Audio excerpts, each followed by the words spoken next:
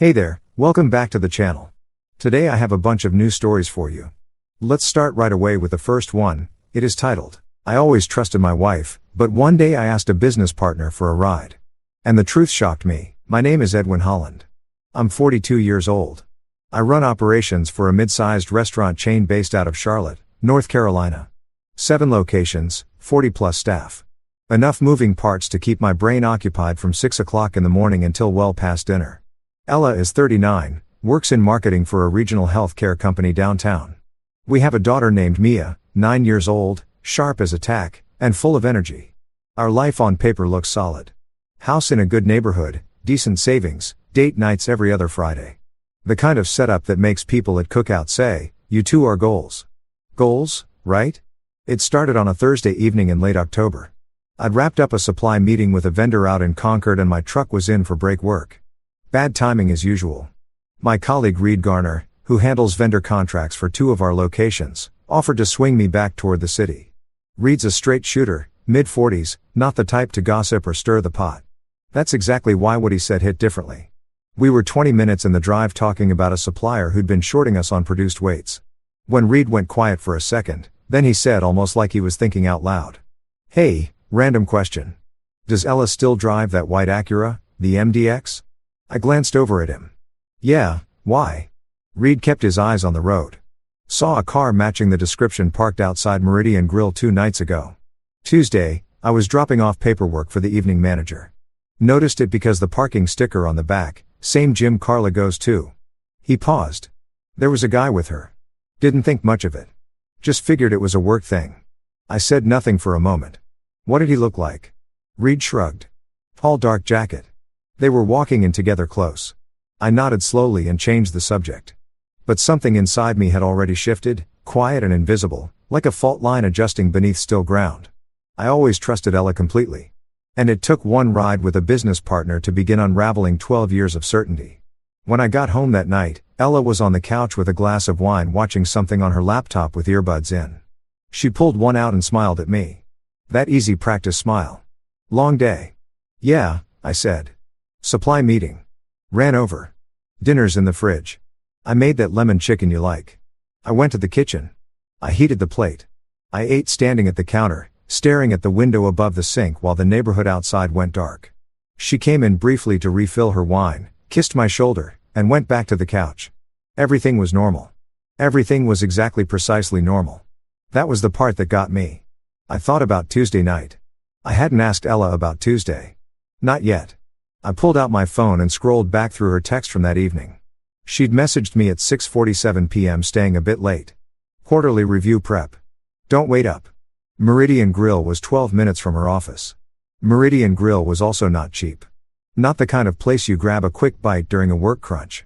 It was the kind of place you went when you wanted the evening to feel like something. I didn't confront her. Not that night. I wasn't ready. I needed more than Reed's offhand observation. I needed to know if my gut was reacting to something real or if I was about to blow up my marriage over a parking lot coincidence. So, I did what any man in my position does when he's not ready to face the answer. I made a mental note, said good night to my wife and lay in the dark next to her, listening to her breathe. Sleep didn't come easy, but decision did. I was going to find out what was really going on quietly, carefully, and without showing a single card until I had the whole hand. The next 3 days, I said nothing. I smiled at breakfast. I asked about her meetings. I helped Mia with her homework while Ella sat on the couch scrolling her phone. Normal routine, exactly what she expected from me. But I was listening now. Really listening. Not the hey present nod and move on kind of listening I've been doing for years. I mean, the kind where you catch the half-second pause before an answer.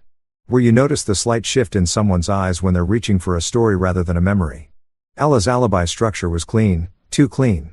Every evening she was away, she had a reason, always reasonable, always just vague enough to not invite follow-up.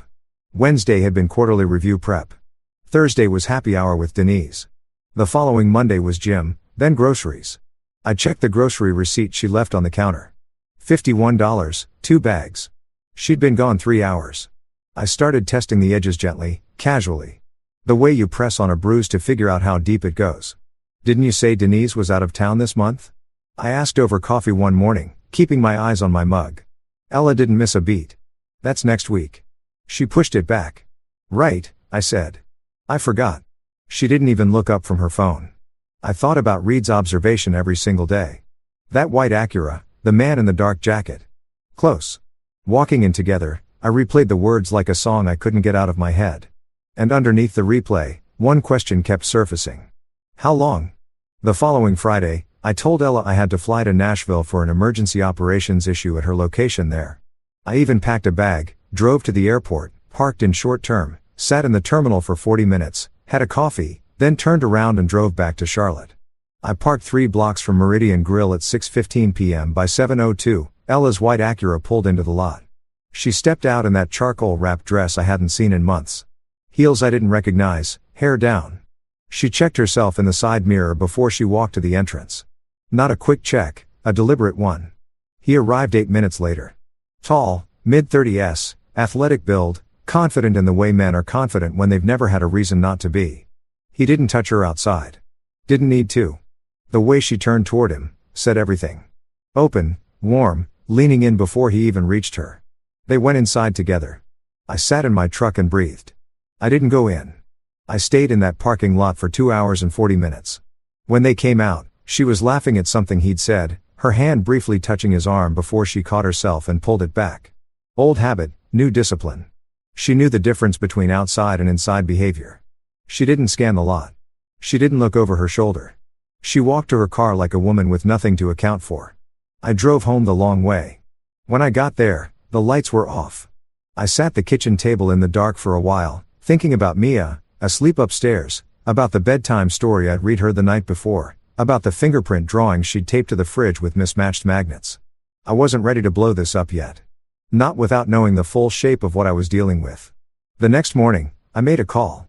A private investigator named Tom Shee, referred by a former colleague who'd been through something similar 3 years ago. We met at a diner near my office. He was quiet, professional, asked the right questions, and none of the wrong ones. I gave him dates, the name of the restaurant, the description of the man. He said he'd have preliminary information within 10 days. One more thing I told him before we parted. I need to know about a company event about 10 years ago. My wife worked at Renfield Health Group. There was a Christmas party or something similar. I need to know who was at that event with her, specifically who her direct supervisor was at the time. Tom looked at me steadily. You think it goes back that far? I think I said carefully that there are questions I should have asked a long time ago. He nodded and wrote it down. I paid for both coffees, walked back to my car, and sat behind the wheel for a long moment before starting the engine. I was no longer a husband trying to figure out if his wife was lying. I was a man building a case, and I intended to build it right. Tom Shea called me 9 days later, not with a report, with a request to meet in person. That told me something before he said a single word. We sat in the same diner near my office. He ordered black coffee. I ordered nothing. He slid a manila folder across the table and let me open it myself. The man's name was Owen Marsh, 38 years old, sales consultant for a commercial real estate firm downtown. Married. His wife's name was Nain. No children. The folder had a printed photo. Timestamp surveillance. Owen and Ella walking into Meridian Grill. Another shot from a different evening outside a wine bar on South End. A third one, the one that made my jaw tighten. Taken through a restaurant window.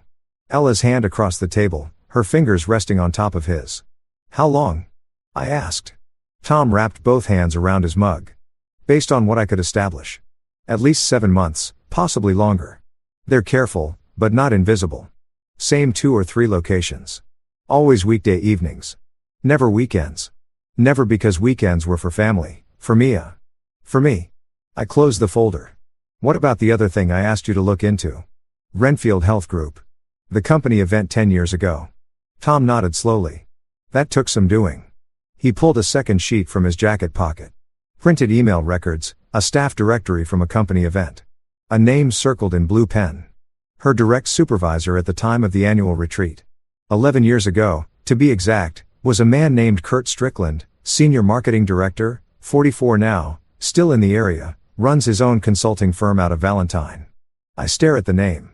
Was there any indication they were close outside of work, close enough that 2 former colleagues I spoke to, off the record, remember them being inseparable at that retreat? One described it as, Tom glanced at his notes, the kind of close that makes people uncomfortable at work. The following Monday, I sat back in the booth. Ella had come home from that retreat on a Sunday night. I remembered it clearly because I'd pick her up from the airport. She'd looked tired and quiet in a way I'd chalked up to a long weekend. We'd stopped for food on the way home. She'd barely eaten. She told me she was just exhausted. Mia was born 8 months and 3 weeks later. I thanked Tom. I paid for coffee. I walked to my truck and sat behind the wheel without starting the engine for a long time. The math was already running in my head. The kind of math you don't want to do, but can't stop once it starts. That night, I ordered a home DNA kit online. 2-day shipping. I used a separate email account and a prepaid card I'd picked up at a pharmacy on the way home. When Ella asked what I was doing on my laptop, I told her I was reviewing vendor invoices. She nodded and went back to her show. I watched her from the corner of my eye and felt something quietly close inside me, like a door shutting in a part of my chest I hadn't known was still open. Whatever came next, I was going to face it with both eyes open and every fact in hand. The kit arrived on a Wednesday while Ella was at work and Mia was at school. I signed for it at the door, went straight to the kitchen, and read the instructions twice before I did anything else. The process was straightforward. I use a swab for my own cheek. For me, a sample, a second swab taken from her toothbrush in the bathroom she used every morning. The instructions said that was acceptable. I sealed both samples in the labeled pouches, registered the kit number online using the separate email and drove to the post office during my lunch break. Then I waited. 12 days felt like 12 months. I kept my routine intact. Every morning I made coffee for 2. Every evening I asked Ella about her day and listened to answers that were smooth and unremarkable. I watched her interact with Mia. The way she helped her with her backpack, braided her hair on Thursday mornings, called her bug in that easy, affectionate tone. Ella was a good mother. I had never doubted that. But a good mother and an honest wife were not always the same person. I also scheduled something else during those 12 days. Something I've been avoiding for reasons I couldn't fully explain even to myself. I called a men's health clinic on the east side of Charlotte and booked a complete fertility evaluation. When I arrived, the doctor, a quiet, methodical man in his early 50s, asked me a standard set of questions about our history. How long had we been trying before our daughter? What results, if any, we'd sought from medical professionals at the time. I told him we hadn't seen anyone, that we just kept trying, and eventually it worked. He asked if I'd like to proceed with a full panel. I said yes. The results came back 4 days later. I sat in the examination room and listened to the doctor explain in measured clinical language that my sperm count was severely below normal in the lowest 2% of men tested at this clinic. He used words like motility and morphology and subfertility. He said that natural conception in my case was not impossible but that the statistical probability was in his professional opinion extremely low, less than 2%. He said perhaps significantly less depending on additional factors. I asked him plainly, could a man with these results have fathered a child naturally without medical intervention? He was quiet for a moment. It's not something I can rule out entirely. He said carefully. But I'll be doing you a disservice if I called it likely. I thanked him. I got in my truck. I drove to a park near my office and sat on a bench by the pond for 40 minutes without moving, less than 2%. Mia was 9 years old. I had coached her t-ball team. I had held her hand during every thunderstorm. I had read her the same 3 picture books so many times I could recite them from memory. I had been her father in every way I knew how to be. And now a clinical report was telling me that her existence, the way it happened, the timing, the story I'd been handed didn't add up. The DNA kit results arrived 2 days later. I opened the envelope alone at my kitchen table. The house empty, the afternoon light coming flat and gray through the blinds. I read the result once, then I set the paper down flat on the table and pressed both palms against the surface, breathing steadily. Probability of paternity 0%. I stood up, walked to the garage, picked up a ceramic planter that had been sitting on the workbench since last spring. The one Ella had bought and never used, and hurled it against the concrete wall. It shattered into a dozen pieces. I stood there looking at the fragments on the floor, chest heaving, fists clenched. Then I bent down, picked up every piece, dropped in the trash, and went back inside. I sat at the kitchen table again. I looked at Mia's drawing on the fridge, her name written in purple crayon in the bottom right corner, letters still a little uneven. I picked up my phone and called Daniel Mercer. I need to meet, I said when he answered. Soon I have everything. I didn't tell anyone what I'd found. Not yet. The DNA results sat in my jacket's interior pocket for 3 days like a coal burning through the lining. And I went about my life as if nothing had changed. I reviewed staffing reports. I handled a vendor dispute at our uptown location. I made pancakes on Saturday morning and cut Mia's in a triangles the way she liked. Normal, steady, The face of a man who had not just watched his entire understanding of the last 9 years come apart at the seams. It was a Tuesday afternoon pickup at Mia's school that undid me. I arrived early, unusual for me, but I left work late that day. I waited near the main entrance with a handful of other parents, hands in my pockets, half watching the doors. When they opened and the kids came streaming out, I spotted Mia immediately. Purple backpack, one pigtail already half loose, the way it always was by end of day. She was walking beside another girl, taller, dark-haired, same age. They were laughing about something, heads together. As they got closer, I caught the girl's profile and felt something go rigid in my chest. The cheekbones, the set of the eyes, the way her brow tilted slightly when she laughed. I'd seen that face before in a folder Tom Shaw had put on the diner table. Mia stopped in front of me and grabbed my hand. "Dad, this is Sophie. We're in the same reading group." Sophie looked up at me and smiled politely. Hi, Sophie," I said. My voice came out level. I don't know how. On the drive home, Mia told me Sophie's dad was some kind of business consultant and that he sometimes picked Sophie up on Tuesdays. I nodded and asked follow-up questions I barely heard the answers to. My hand stayed steady on the wheel. Inside, I was already doing the arithmetic that no father should have to do. Sophie Strickland, same school, same reading group, same face.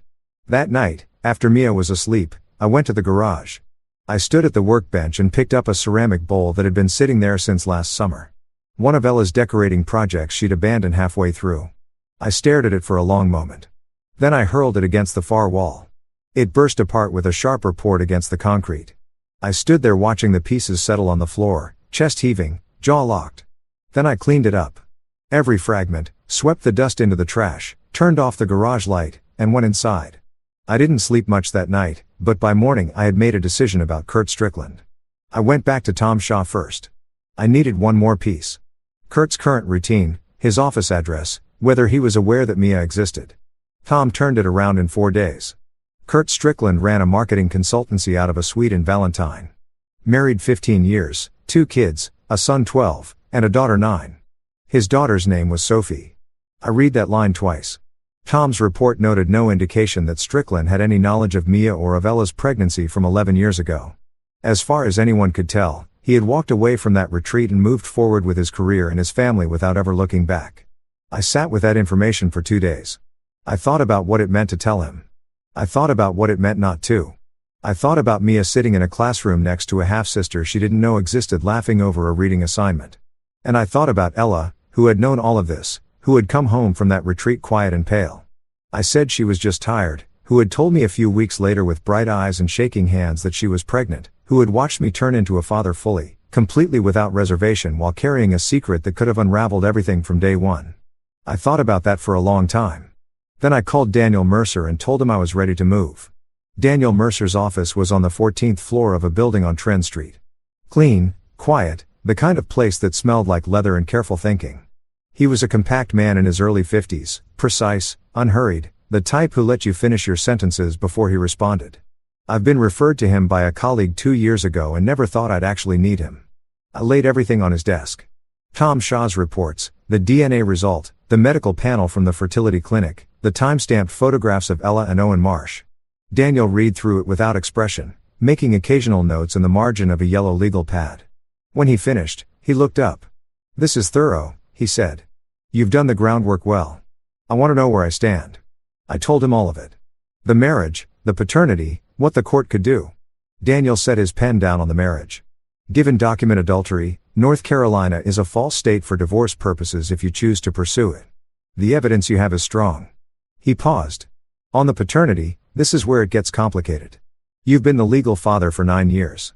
Even with a DNA result of 0, the court may not automatically sever that status.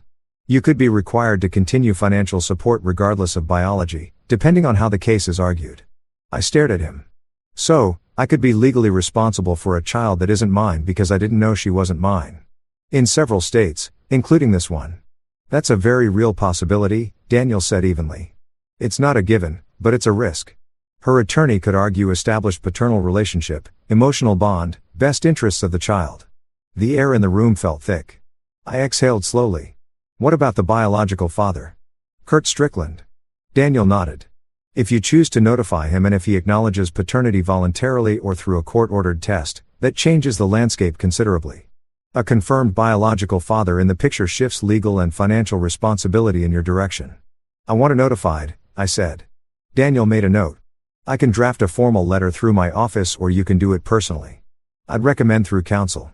Keeps it clean. Through you? I said, keep it clean. He nodded.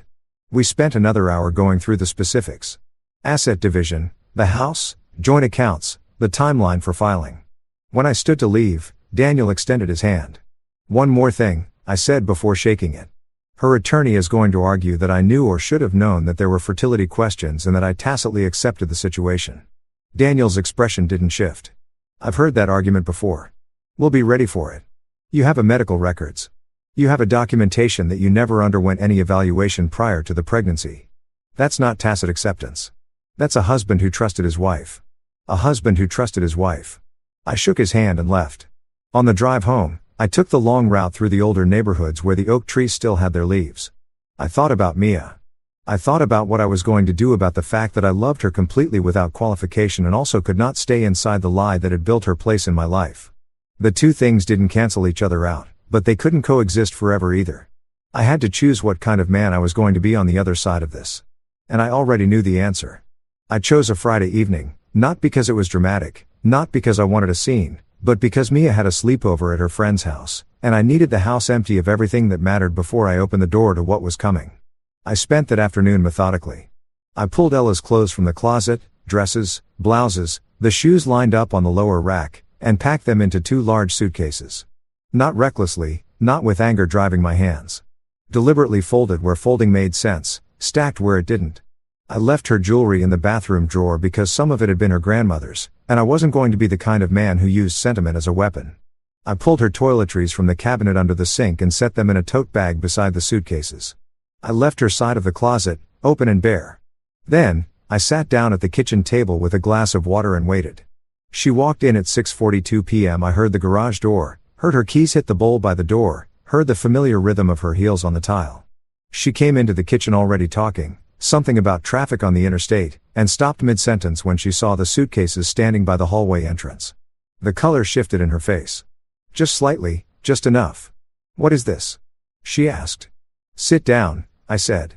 She didn't sit. She stayed where she was, one hand still holding her bag strap, eyes moving between me and the luggage. Edwin, what is going on? I set 3 items on the table in front of me. Tom Shaw's photo report, the DNA result, the medical panel from the clinic. I placed them in a row, evenly spaced, and looked up at her. Oh, Marsh, I said. 7 months that I know of, probably longer. She opened her mouth. I held up one hand. The DNA result, I continued, keeping my voice level and steady. Mia is not my biological daughter. Probability of paternity, 0. Something moved through her expression. Not guilt, not grief. Something more complicated and harder to name. She set her bag down slowly on the counter. In the medical report, I finished my fertility numbers. Less than 2% probability of natural conception, which means you knew or should have known that there was a serious question about Mia's parentage. And you said nothing for 9 years. The silence between us had weight to it. She stood very still. Then she said quietly, you stopped being present. You were always at work, always managing someone else's problem. I was invisible in this marriage long before Owen. That's not a confession, I said. That's a deflection. Try again. Her jaw tightened.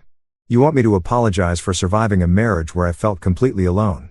I want you to acknowledge, I said evenly, that you came home from a corporate retreat 11 years ago knowing you might be pregnant by your supervisor. And you let me raise that child for 9 years without ever telling me the truth. That's not loneliness, Ella. That's a choice. A deliberate, sustained choice. She looked away. A muscle in her jaw moved. And while you were processing your loneliness, I added, you were apparently finding time to see Owen Marsh on Tuesday evenings. Meridian Grill, the wine bar on South End. Any of that ring a bell? She looked back at me. Then her eyes were dry. That told me something. You had me followed. I had the truth followed. I said, it led me to you. She pulled out the chair across from me and sat. She folded her hands on the table. When she spoke again, her voice was controlled, measured in a way that told me she'd thought about this conversation, at least in some version before tonight. So what now? You throw me out and play the victim. I'm not playing anything, I replied. I'm in a marriage that was built on a foundation you hollowed out before it was even finished. You're leaving tonight. The suitcases are packed. I left your grandmother's jewelry. It's in the bathroom drawer. You can't just. I already spoke with Daniel Mercer. I said, papers are being prepared. Fault-based adultery documented. You'll hear from his office early next week. I paused. I also want you to know that Kurt Strickland has been notified through my attorney. He'll be receiving a formal letter and a copy of a DNA result. That landed. She went very still for the first time since she'd walked in. The controlled composure she'd been maintaining shifted, not into tears, but into something colder. Something that looked like calculation interrupted. You had no right, she said low and tight. He has a daughter in Mia's class, I replied. He has the right to know. And frankly, so does his wife. She stood up. She grabbed her bag from the counter. She looked at the suitcases, then back at me. And for a moment, I thought she might say something real, something that acknowledged the actual shape of what she'd done. But she didn't. She picked up one suitcase handle, left the second one, and walked toward the door. She paused with her hand on the frame. Without turning around, she said, "You were never going to be enough, Edwin." I looked at her back. "Maybe not," I said. "But I was always honest. There's a difference." The door closed behind her. I sat at the kitchen table for a long time after that. The house was quiet in a way it hadn't been in years. Not the quiet of a family winding down for the night, but the quiet of a space that had finally stopped pretending. I picked up my phone and texted Mia. "Sleep well, bug. See you tomorrow." Her response came back in under a minute. A string of emojis and a hand-drawn heart photographed with her friend's tablet. I set the phone down. I breathed in for the first time in weeks. The air in the room felt like it belonged to me. The weekend passed quietly. I picked Mia up from her sleepover Saturday morning, made her favorite breakfast, scrambled eggs and toast with the crust cut off, and spent the afternoon at the park throwing a frisbee until my arm itched. She didn't ask where Mother was. Kids carry more awareness than we give them credit for, and Mia had always been perceptive beyond her years. She'd ask when she was ready. I'd answer honestly in the way a 9-year-old needed to hear it when that moment came. Sunday evening, I was reviewing the draft separation agreement. Daniel had emailed when my phone rang. Unknown number, local area code. I almost let go to voicemail. Something made me answer. "Is this Edwin Hollins?" The voice was a woman, steady but with something underneath it that sounded like a person holding themselves together through force of will. "It is," I said, a short pause. "My name is Nain Marsh. I think you know why I'm calling." I set down the laptop. "Yes, I do." Another pause. Longer this time. "I found a letter from your attorney's office this morning." Owen left on the kitchen counter. I don't know if he forgot it was there or if he wanted me to see it. I read it twice before I called him at work. Her voice remained controlled but barely. He didn't deny it. "I'm sorry," I said. And I meant it not as a formality, but as one person to another who understood exactly the specific weight of that kind of morning. "How long did you know?" she asked. "About 3 weeks with certainty." I told her I had suspicions before that. A colleague saw them together. That's what started it. She was quiet for a moment. 7 months, he told me. He said it was 7 months. She let out a short humorless breath. I believed him when he said it was nothing last spring. He told me I was imagining things. That phrase hit somewhere familiar. "They're good at that." I said, "Yes," a pause. "I wanted to call you because I don't know exactly, because I thought you deserved to know it wasn't just your marriage falling apart, and because I wanted to hear from someone who'd already been through the worst part of finding out." She stopped. "Does it get easier knowing?" I thought about that honestly before I answered. "Knowing is actually the easier part." I said, "It's the not knowing that grinds you down. Once you know, you can move.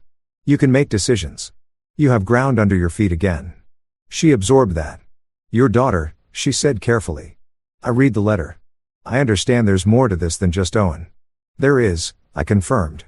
"But I'm handling it." "Is she okay?" Nain asked. "Your daughter?" The question surprised me. Not its content, but its kindness. "She's good." I said. "She's resilient. She's 9 and she throws a frisbee better than I do. So, I think she's going to be fine." A small genuine sound on the line. Almost a laugh. "Almost not." "I hope so," Nain said quietly. "I hope you both are." We said goodbye shortly after. No exchange of information, no plans to speak again. Just two people who'd been living adjacent to the same deception, briefly sharing the weight of it before each going back to carry their own. I sat for a while after the call. Then I opened Daniel's email again and read the draft agreement carefully, making notes in the margins where I had questions. 3 days later, Daniel called to tell me that Kurt Strickland had contacted his office. He wasn't contesting the DNA result. He was, however, requesting time to consult with his own attorney before responding formally. He's not running, Daniel told me. In my experience, that means he's going to engage. Good, I said. That same week, Ella's attorney sent a preliminary response to our filing. It included, as Daniel had anticipated, the argument that I had tacitly accepted an uncertain paternity situation by never seeking medical evaluation during our years of trying to conceive. It was worded carefully and argued with precision. Daniel called me after he read it. They're going to push this angle hard, he said. But your medical records are clean. You went to that clinic on your own initiative with no prior testing on record. That's not a man who accepted uncertainty. That's a man who trusted his wife. So, we push back, I said. We push back, Daniel confirmed. And we win. I trusted him. I had learned recently in the most expensive way possible. The difference between trust that was earned and trust that was simply assumed. Daniel Mercer had earned his. The divorce proceedings moved the way Daniel had promised, methodically, without shortcuts, and with every document in its proper place. Ella's attorney pushed the tacit acceptance argument for 3 weeks before Daniel dismantled it in a written response that was, in his words, surgical. My medical records showed no prior fertility evaluation at any point during our marriage. No counseling, no clinical referral, no record of any kind that I had ever been informed or invited to question me as parentage. A man who had simply trusted his wife and been given no reason to do otherwise. The fault-based adultery filing stood. The photographs from Tom Shaw's surveillance combined with the time-stamped evidence left Ella's side with very little room to maneuver on that front. What consumed more of my thinking, more than the asset division, more than the house, more than the joint accounts we were methodically separating was the question of Mia. I sat across from Daniel one afternoon in late November and laid it out plainly. I told him what I decided. He listened without interrupting, which was one of the things I respected most about him. I'm not going to contest custody. I said, I'm not going to fight for legal paternity. Mia is not my biological daughter. That is a fact. And the relationship I have with her. Everything it was built on was constructed on a lie I never consented to. I can love her. I do love her. But I cannot build the rest of my life on a foundation that was laid without my knowledge or my consent. Daniel was quiet for a moment. That's not the decision most men in your position make, he said carefully. You understand that it means walking away from the legal parental relationship entirely. I understand. I said, I'm not walking away from me, the person. I'm stepping back from a legal status that was assigned to me through deception. Those are different things. He made a note. What about ongoing contact? That's between me and Mia when she's old enough to understand the full picture. I said, right now, she needs stability. She needs her mother, whatever that looks like. She doesn't need a custody battle layered on top of everything else.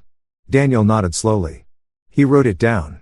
And you're aware that relinquishing legal paternity under these circumstances also removes your financial obligation. I'm aware, I said. Kurt Strickland has been notified. He'll carry that responsibility. It belongs to him. We sat with that for a moment. Then Daniel moved on to the next item on the list, and I was grateful for that. He understood the difference between a decision that needed to be examined and one that had already been made. The house sold faster than I expected, a fair market listing, split down the middle, per the agreement.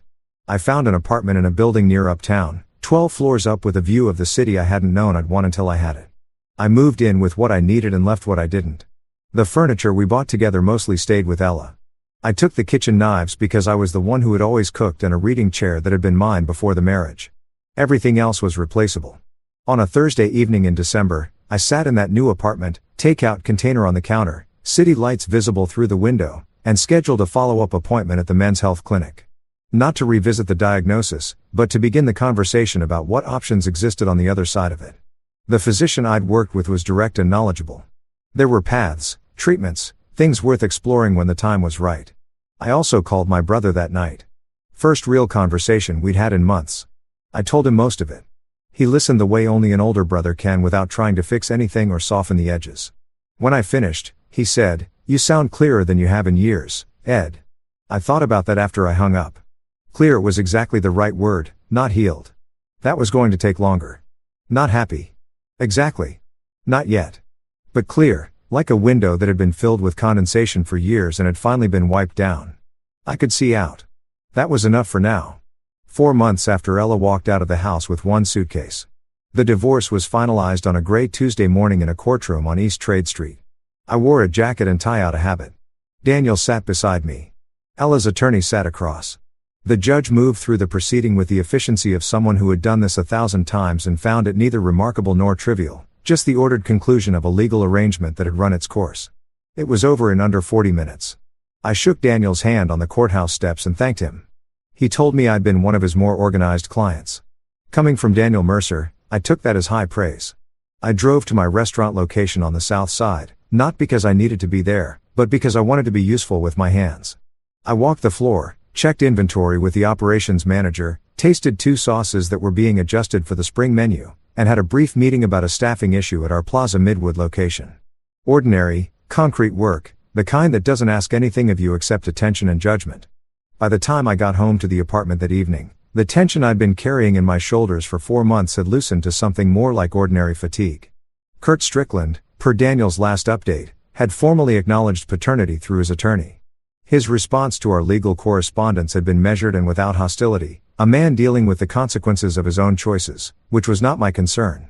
His daughter Sophie and Mia were still in the same class. I didn't know how that was being navigated and I didn't need to. It was no longer my household to manage.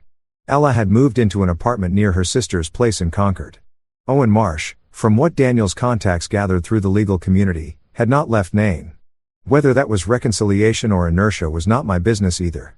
What was my business, what I had started to think about with something closer to anticipation than dread was what came next for me. I went back to the men's health clinic in January. The specialist walked me through a range of treatment options, hormone supplementation, assisted reproductive protocols, a step-by-step approach that wasn't guaranteed, but wasn't without real possibility either. He was honest about the timeline and the probabilities. I respected that. I told him I wanted to explore the option seriously, and we set up a 3-month plan. I also spent a long evening in February writing out, not for anyone else, just for myself, the terms I intended to bring into any future relationship. Not as a list of demands, but as the architecture of a life I was building with my eyes fully open this time. At the top of that list, honesty early and without exception.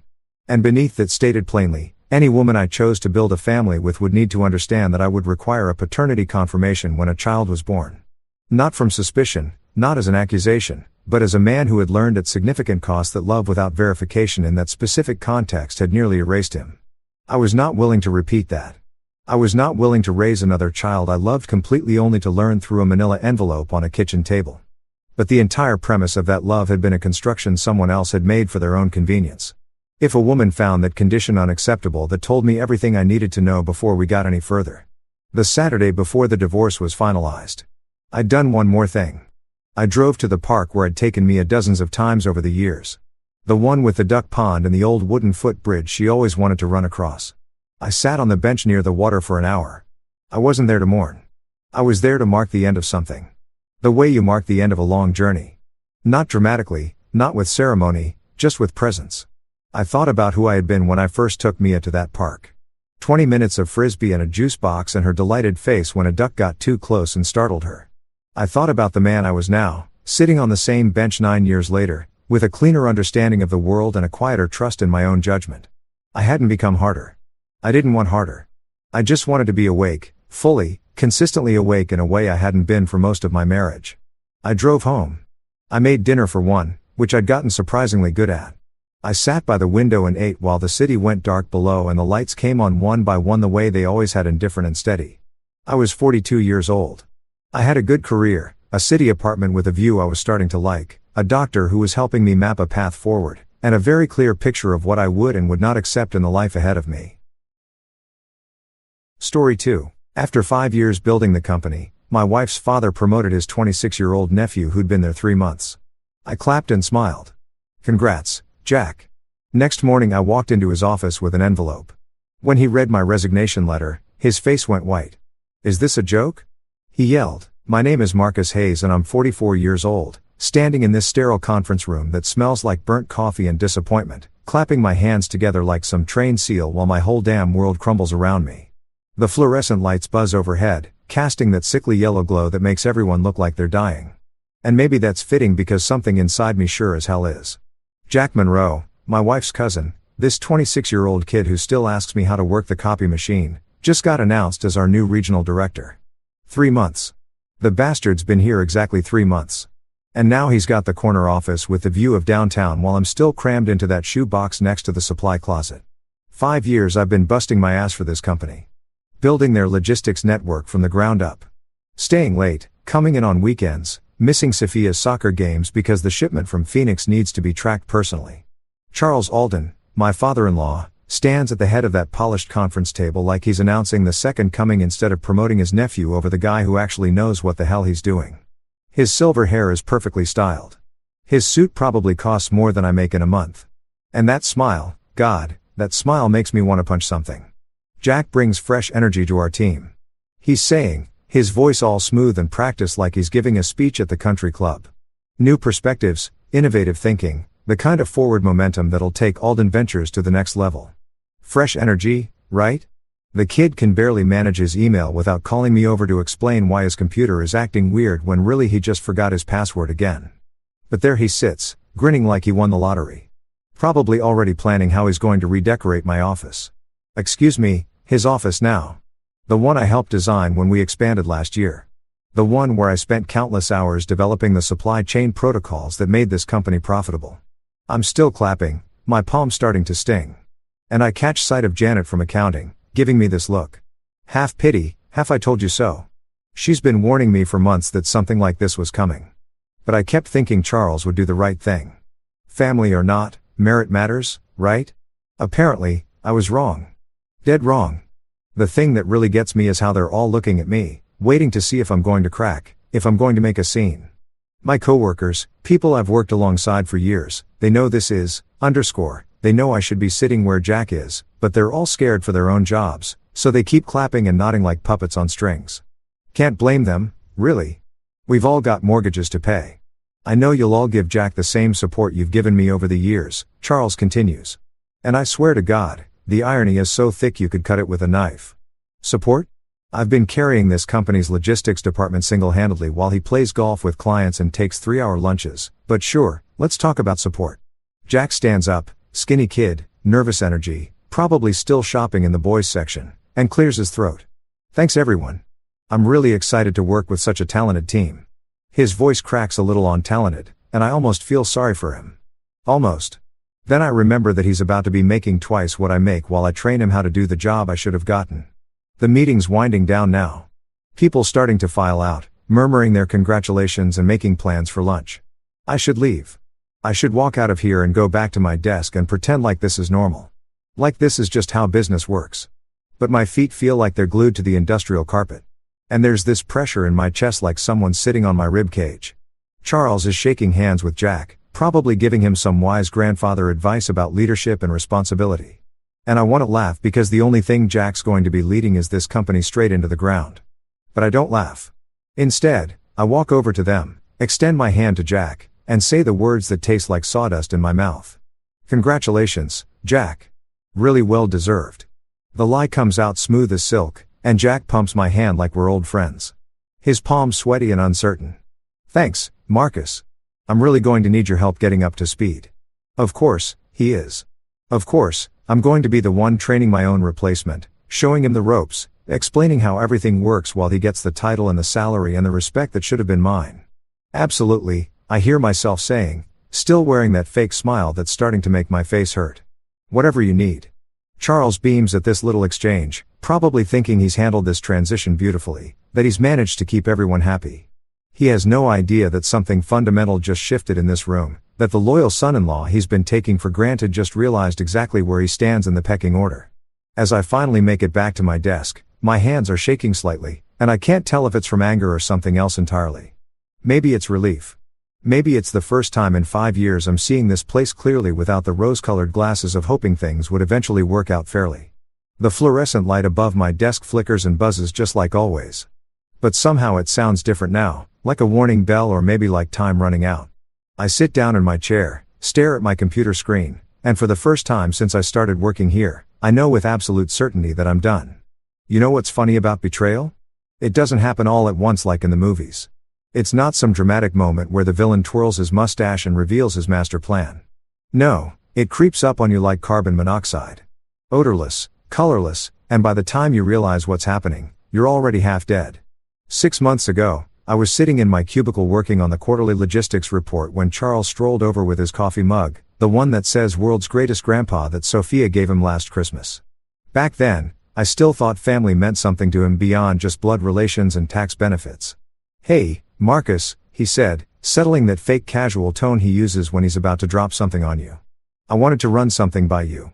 My nephew Jack, Belle's cousin. You remember him from the wedding? He's finishing up his MBA at Wharton. Bright kid, really sharp. I'm thinking about bringing him in for a summer internship. Maybe let him see how the business world works." An internship. That's what he called it. I should have known right then that Charles Alden doesn't do anything small, doesn't make casual decisions about family members. But I was focused on the Morrison account that was going sideways, trying to figure out why our shipping costs had spiked 30% in 2 weeks. So I just nodded and said something like, "Sure, sounds good. Always happy to help out family." Family Christ, I actually used that word with a straight face. 3 weeks later, Jack Monroe walked through our front doors wearing a suit that probably cost more than my car payment, carrying a leather briefcase that still had the price tag tucked inside the handle.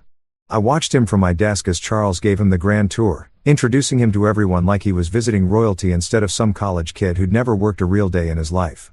But here's the thing that should have set off every alarm bell in my head. Charles didn't just stick Jack in some corner with a stack of filing or make him fetch coffee like every other intern in the history of corporate America. No, Jack got an office. Not a big one, but an office with a door and a window and his name on a little placard that read Jack Monroe. Management trainee. Management trainee. Not intern. Not summer help. Management_trainee. And where was this office located? Right next to Charles's corner suite. Close enough that they could chat through their open doors about golf handicaps and stock portfolios while the rest of us worker bees buzzed around trying to keep the company running. I trained him because that's what you do when you're a professional. When you still believe in doing the right thing even when your gut is screaming that something's off. Jack was eager enough. I'll give him that. He asked a million questions, took notes on everything.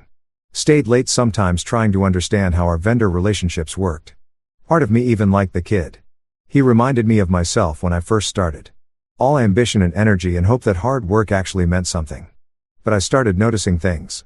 Little things at first, like how Charles would call Jack into closed-door meetings that could have been emails. How Jack suddenly knew details about upcoming contracts that I hadn't been briefed on yet.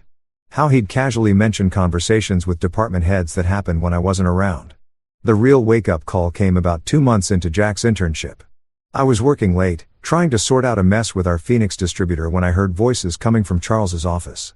The door was cracked open just enough that I could see them sitting across from each other. Charles behind his massive oak desk and Jack in one of those expensive leather chairs that probably cost more than most people make in a week. "Marcus is dependable," Charles was saying, his voice carrying that tone he uses when he's explaining something to a child. "He knows the systems inside and out. Understands our clients. Keeps everything running smooth. But Marcus doesn't have the credentials, doesn't have the vision for where this company needs to go. He's blue-collar smart, not boardroom smart." I felt something cold settle in my stomach, but I kept listening. "You've got the degree, Jack, MBA from Wharton. That opens doors that Marcus' experience never will. And more importantly, your family. This company's been in the Alden name for 3 generations. I need someone I can trust completely. Someone who understands that loyalty goes both ways." Jack's voice was quieter, harder to hear, but I caught enough. "What about Marcus? He's family, too, isn't he? Married to Belle and all." Charles laughed, and it was the kind of laugh that makes your skin crawl. "Marriage is just paperwork, son. Blood is forever. Marcus is useful, don't get me wrong. He'll make an excellent number 2, perfect for handling the day-to-day operations while you focus on strategy and growth. Number 2. After 5 years of building this place from the ground up, after missing family dinners and weekend barbecues and my daughter's school plays, I was going to be the number 2 to a kid who didn't know the difference between a bill of lading and a packing slip. That's when it all clicked into place. Like puzzle pieces falling into a picture I didn't want to see. This wasn't about Jack learning the business or getting some real-world experience before heading off to his daddy's law firm or whatever. This was about Charles grooming his replacement, and I was just the hired help who'd been stupid enough to think that marrying into the family meant I was actually part of it. I crept back to my desk, grabbed my jacket, and drove home in silence while my brain tried to process what I just heard. Belle was already asleep when I got there, and I sat in my kitchen drinking a beer and staring at the photos on our refrigerator. Sophia at her last soccer game. The three of us at Disney World 2 summers ago, Charles and his wife at our wedding, all smiles and promises about family sticking together. I wasn't being overlooked for the promotion I deserved. I was being used, plain and simple, kept around just long enough to train my replacement and make sure the transition went smoothly. And the worst part, I'd been grateful for the opportunity. Belle always had this way of cutting through with surgical precision. Like she could see right through all the excuses and rationalizations I'd built up over the years. We'd been married for 18 years. And in that time, she'd watch me take hits that would have sent most guys straight to HR or out the door looking for a new job. But not me. Never me. You let people walk over you, Marcus. She'd said about 6 months ago, standing in our kitchen with that look she gets when she's trying to decide whether to hug me or shake some sense into me. We'd just gotten back from one of Charles's dinner parties. You know, the kind where he invites all the department heads and their spouses over to his mansion so we can pretend we're all one big happy family while he reminds everyone exactly who signs the paychecks. That particular night, Charles had spent 20 minutes telling everyone about Jack's brilliant insights during his first week, how the kid was already identifying inefficiencies that us old-timers had missed. I'd sat there nodding and smiling like a good little employee while my wife watched me swallow my pride with my overpriced steak. I don't let people walk over me. I told her, loading the dishwasher with more force than necessary. I'm being professional. There's a difference. She'd given me that look. The one that said she loved me but thought I was being an idiot. Professional is one thing, honey. Being a doormat is something else entirely. When was the last time you stood up for yourself at that place? Really stood up, not just complained about it to me later. I couldn't answer her then because she was right and we both knew it. I'd built a career out of keeping my head down, doing the work, believing that eventually someone would notice and reward all that quiet dedication. But quiet dedication doesn't get you promoted when the boss's nephew needs a job, does it? Now, here I am, 3 days after watching Jack get handed my future on a silver platter, lying in bed at 2 o'clock in the morning, staring at the ceiling fan that's been making that weird clicking noise for 6 months. But I keep forgetting to fix. Belle's asleep next to me, breathing soft and steady, and I'm thinking about what she said, about being a doormat, about standing up for myself. The worst part is thinking about Sophia. My daughter's 16 now. All legs and attitude and dreams about becoming a marine biologist because she wants to save the ocean or some equally impossible and beautiful thing that only teenagers can believe in completely. She looks at me like I'm Superman, like I've got all the answers and the world makes sense because Dad's got everything under control. What kind of example am I setting for her? What am I teaching my daughter about self-respect and standing up for what's right when I can't even stand up for myself in my own workplace? She's been asking me about college lately, talking about applications and scholarships. And I keep telling her the same thing I've been saying since she was old enough to understand. Work hard, be honest, treat people right, and good things will happen. But that's a lie, isn't it? I've been working hard for 5 years, been honest to a fault, treated everyone with respect. And what did it get me? A front row seat to watching some kid who doesn't know about logistics get handed the job I've been earning one day at a time. How can I look Sophia in the eye and keep feeding her that line about hard work paying off when I'm living proof that sometimes it doesn't matter how hard you work or how good you are at your job. Sometimes what matters is whose DNA you share and whether you went to the right school with the right people. But here's the thing that's really eating at me. I'm not just angry about the promotion anymore. I'm angry at myself for being surprised, for being naive enough to think that family meant I was safe, that loyalty was a two-way street in the Alden household. I'm angry that I've spent so many years making excuses for Charles's behavior, telling myself he was just a demanding boss when really he was just an with a trust fund. And I'm scared. Scared of what happens next. Scared of walking away from the only job I've had since college. Scared of starting over at 44 with a mortgage and a kid who's counting on me to pay for her education. It's easy to talk tough when you're young and stupid and don't have anything to lose. It's a lot harder when you've got responsibilities and people depending on you. But you know what scares me more than starting over? The idea of staying put, of spending the next 20 years training other people's kids to be my boss, of watching Sophia grow up thinking her dad's okay with being treated like garbage as long as the paycheck clears. Belle shifts next to me, making that little sound she makes when she's dreaming, and I think about waking her up, telling her what I'm thinking about doing, but I already know what she'd say. She'd tell me she's proud of me for finally growing a backbone. She'd probably say she's been waiting years for me to get mad enough to do something about it. The ceiling fan keeps clicking and somewhere in the distance, I can hear a train whistle.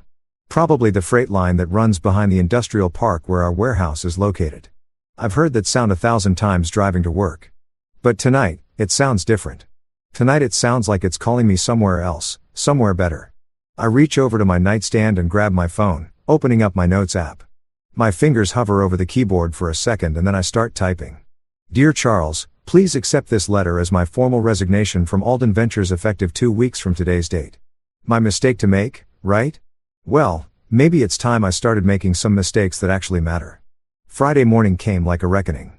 Gray and cold with that kind of drizzle that makes everything look depressing as hell.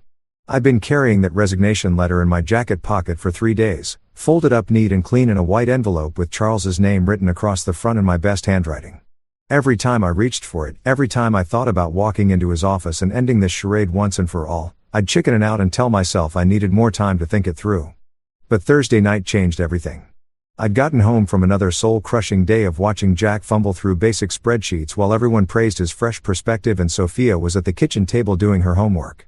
She looked up when I walked in and I swear to God I saw something in her eyes that made my chest tight. Pity. My own daughter was looking at me with pity. Dad, she'd said closing her chemistry textbook. Are you okay? You seem really tired lately. Tired? Jesus. I wasn't tired. I was dying inside, one small humiliation at a time, and my 16-year-old daughter could see it written all over my face. That's when I knew I couldn't wait another day. Couldn't spend another weekend rehearsing speeches in my head or making excuses about why Monday would be better. So, here I am standing outside Charles's office at 9:47 a.m. listening to him talk on the phone about his golf game last weekend while I work up the courage to knock. Through the glass, I can see him leaning back in that leather chair that probably costs more than most people's cars. Feet up on his desk, laughing at something whoever he's talking to just said. This is the man who's been playing puppet master with my life, treating me like some kind of employee. He can move around the board however he sees fit. I knock 3 times, sharp and professional, and he waves me in without even looking up from his conversation. Hold on, Jim. He says into the phone, then covers the mouthpiece with his hand. What's up, Marcus? Make it quick. I've got the mayor on the line. The mayor? Of course he does. Charles Alden doesn't just run a logistics company. He runs half the city council and probably has the fire chief's direct number saved in his contacts. That's the world I've been trying to belong to for 5 years. The world where connections matter more than competence and family names open doors that merit can't even find. I need to give you something, I say, pulling the envelope from my jacket pocket. It feels heavier than paper should, weighted down with all the words I've been too scared to say out loud. What's this? He asks, still holding the phone. And I can hear Jim, whoever he is, asking if everything's all right on the other end. Charles sets the phone down without hanging up and takes the envelope, turning it over in his hands like he's never seen one before. When he opens it and starts reading, I watch his face go through this whole transformation. Confusion first, then disbelief, then something that looks almost like panic before settling into anger. Is this a joke? He shouts loud enough that I'm pretty sure half the office can hear him through the glass walls. The phone is still off the hook and I can hear Jim's tiny voice asking what's going on, but Charles ignores him completely. You're quitting because Jack got promoted. There it is. The question that reduces 5 years of dedication and expertise down to petty jealousy. Like I'm some kind of spoiled child throwing a tantrum because someone else got the toy I wanted. But I'm not going to let him frame this his way. Not this time. I've made my decision, Charles. I say, keeping my voice level and professional, even though my heart's hammering against my ribs. 2 weeks notice, effective immediately. He stands up so fast his chair spins backward and hits the credenza behind his desk, sending his golf trophies rattling. 2 weeks. Are you out of your goddamn mind? Do you have any idea what this will do to operations? We've got the Morrison contract renewal next month, the Phoenix expansion project, the quarterly review with corporate. I'm sure Jack can handle it. I interrupt and the look on his face is almost worth the 5 years of frustration I've been swallowing. After all, he's got that MBA from Wharton. Fresh perspective, innovative thinking, all that. Charles's face is getting redder by the second, and I can see that vein in his forehead starting to bulge the way it does when suppliers are late with deliveries. What about Belle? What about Sophia? You're walking away from your family. And there it is. The guilt trip I've been expecting. The emotional manipulation disguised as concern. He's going to make this about family loyalty, about responsibility, about everything except the fact that he chose his nephew over his son-in-law and expected me to smile and take it. No, Charles, I say. And for the first time in 5 years, I'm smiling at him without having to force it. I'm walking away from you. The words hang in the air between us like smoke. And I can see him processing what I just said, trying to figure out his next move. Behind him, Jim's voice is still coming through the phone, asking if he should call back later, but Charles doesn't seem to hear him anymore. This is it. The moment I've been building towards since that night. I overheard him talking about blood being thicker than marriage licenses. This is me finally standing up. Finally saying, enough is enough. Finally choosing my own dignity over a paycheck. I turn to walk out, but Charles isn't done yet. You'll never get a reference from me. He calls after me, his voice cracking slightly like he's not used to people walking away from him mid-con conversation. I stop at his door and look back at him. This man who married off his daughter to secure a loyal employee who spent 5 years taking credit for my work while keeping me just grateful enough to stick around. I won't need one, I tell him. And this time when I walk away, I don't look back. Charles thought he was calling my bluff, sitting there behind his overpriced desk with that smug look he gets when he thinks he's got all the cards. You'll never get a reference from me, he'd said like that was supposed to send me crawling back with my tail between my legs, begging for forgiveness and promising to be a good little employee who knows his place. What Charles doesn't understand, what he's never understood, is that this industry isn't as big as people think. Logistics and supply chain management might sound fancy and corporate, but at the end of the day, it's still a small world where everybody knows everybody, where your reputation travels faster than gossip at a church potluck. I'd been smart about this, smarter than Charles gave me credit for. While he was busy grooming his golden boy nephew and planning my professional funeral, I'd been quietly updating my resume, reaching out to old contacts, testing the waters to see what was out there for a guy like me. Not because I was planning to leave. Hell, 2 weeks ago, I was still hoping things might work out, but because Belle had drilled it into my head that I needed to have options. Never put all your eggs in one basket, she'd said after another one of those dinner parties where I came home feeling like I'd been kicked in the teeth. Especially when the basket belongs to someone who doesn't respect you. The first person I reached out to was Olive Brooks at Horizon Tech. Olive and I had worked together about 7 years ago when she was still climbing the corporate ladder at Morrison Industries back before she jumped ship to become managing director at one of the fastest growing logistics companies in the Southwest. She's tough as nails, smart as hell, and doesn't give a damn about your pedigree if you can get the job done. I'd sent her a casual email 3 weeks ago. Nothing formal, just a hey, how are things going? Would love to catch up over coffee sometime kind of message. She'd responded the same day, which should have told me something right there. Marcus, great to hear from you. I've been following your work at Alden Ventures through the industry reports. Impressive stuff with the Phoenix distribution network. Let's definitely grab lunch soon. Then there was Rudy Marlowe at Westline Logistics. Rudy's one of those guys who's been in the business since before computers. Started loading trucks when he was 18 and worked his way up to regional operations manager through pure grit and determination. He'd been trying to poach me for 2 years, sending me Christmas cards with little notes like doors always open if you get tired of working for amateurs. The thing about this industry is that results speak louder than diplomas. And my results have been speaking pretty damn loudly for the past 5 years. The Phoenix distribution network that Olive mentioned, that was my baby. A logistical nightmare that everyone said couldn't be done until I figured out how to cut shipping times by 30% and reduce costs by almost 20%. The Morrison contract that Charles was so worried about losing. I've been the point person on that account for 3 years, built a relationship with their procurement team that went way beyond just vendor-client, people talk in this business. They know who's really doing the work and who's just taking credit for it. They know that Charles Alden inherited his company from his daddy and has been coasting on family money and political connections ever since. They know that the real brains behind Alden Ventures' recent success has been the guy who married the boss's daughter and never got the recognition he deserved. So, when I walked out of Charles's office with my dignity intact and my resignation letter delivered, I wasn't walking into the unknown. I was walking toward opportunity that had been waiting for me to grow a spine and reach for it. My phone buzzed before it even made it back to my desk. Text message from Olive. Heard through the grapevine that you might be exploring new opportunities. Coffee this afternoon? I've got something that might interest you. The grapevine. Jesus. News travels fast in this business. I hadn't even cleaned out my desk yet, and already people were talking. But that's the thing about having a reputation. When you've spent years doing good work, people notice when you become available. I texted her back. Coffee sounds great. 3 p.m. at Brewers. Perfect. And Marcus, bring your resume. While I was typing my response, my work phone rang. Rudy Marlowe's name popped up on the caller ID and I almost laughed out loud. Marcus. His grilly voice boomed through the receiver. Tell me it's true. Tell me you finally told that pompous-ass father-in-law of yours to shove it. News travels fast, I said, glancing around the office to see if anyone was listening. Jack was in Charles's office now, probably getting an emergency briefing on damage control, while the rest of the team pretended to work while obviously trying to figure out what all the shouting had been about. Faster than bad checks, my friend. So, what's your plan? Please tell me you're not going to waste time with one of those corporate headhunter, who will promise you the moon and deliver a pay cut.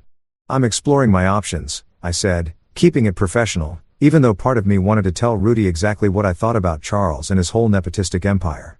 Well, explore this. Westeen's opening a new Southwest division.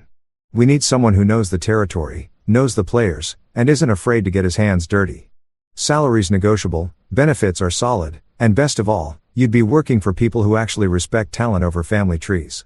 I could hear Jack's voice through Charles's office door, high-pitched and nervous, probably asking what he was supposed to do about the Morrison renewal without me there to hold his hand. Part of me felt bad for the kid. He hadn't asked to be thrown into this mess. Hadn't asked to be the weapon Charles used to cut me down to size. But that was Charles's problem now, not mine. Send me the details, Rudy. I said, I'll take a look. Already in your inbox along with the contact info for our HR director, Marcus. I'm not going to blow smoke up your ass. This industry needs guys like you. Guys who actually know what they're doing instead of just talking a good game. Charles Alden just made the biggest mistake of his professional life, and his loss is going to be somebody else's gain. After I hung up, I sat at my desk for a minute, looking around at the office that had been my second home for 5 years. The motivational poster on the wall that said, "Teamwork makes the dream work." The coffee-stained carpet that maintenance never quite managed to clean properly. The view of the parking lot where I'd spent countless lunch breaks eating sandwiches in my car while working through vendor problems on my phone. I wasn't going to miss this place. But more importantly, I was starting to realize that this place was going to miss me a hell of a lot more than I was going to miss it. You know what they say about watching a train wreck? You can't look away even when you know it's going to be ugly as hell. That's what my last 2 weeks at Alden Ventures felt like. Except I wasn't just watching the wreck happen. I was living in the middle of it while trying to maintain some shred of professional dignity. I could have been petty about it. God knows I had every reason to be. I could have walked out that Friday afternoon and left Jack to figure out 5 years' worth of systems and relationships on his own. Could have let Charles deal with the fallout of promoting an inexperienced kid over the guy who actually knew how to run the operation. Part of me wanted to do exactly that. Wanted to watch the whole thing burn down from a safe distance while sipping a beer and saying, "I told you so." But here's the thing about being a professional. It's not something you can turn on and off like a light switch. It's either who you are or it isn't. And I've never been the kind of guy who can walk away from people who are counting on me, even when their boss is a backstabbing, who thinks family means blood and nothing else. The team I trained over the years, Janet from accounting, Mike from shipping, Sarah who handled client communications. They didn't deserve to get caught in the crossfire of Charles's nepotism experiment. These were good people who'd busted their asses alongside me, who'd stayed late when deadlines got tight and came in on weekends when emergencies popped up. They trusted me to have their backs, and I wasn't about to screw them over just because their boss had screwed me. And then there were the clients, companies like Morrison Industries and Westfield Manufacturing, who'd built relationships with me personally over the years, who called my direct line when they had problems because they knew I'd get things sorted out fast and right the first time. These weren't just account numbers on a spreadsheet. They were real businesses with real people depending on our services to keep their operations running smooth. So, I stayed and I worked my ass off for 2 weeks while watching Jack Monroe slowly realize that managing logistics operations isn't something you learn from textbooks and case studies. The kid tried. I'll give him that. He asked questions, took notes, even stayed late a couple nights trying to understand the vendor database I'd spent 3 years building from scratch.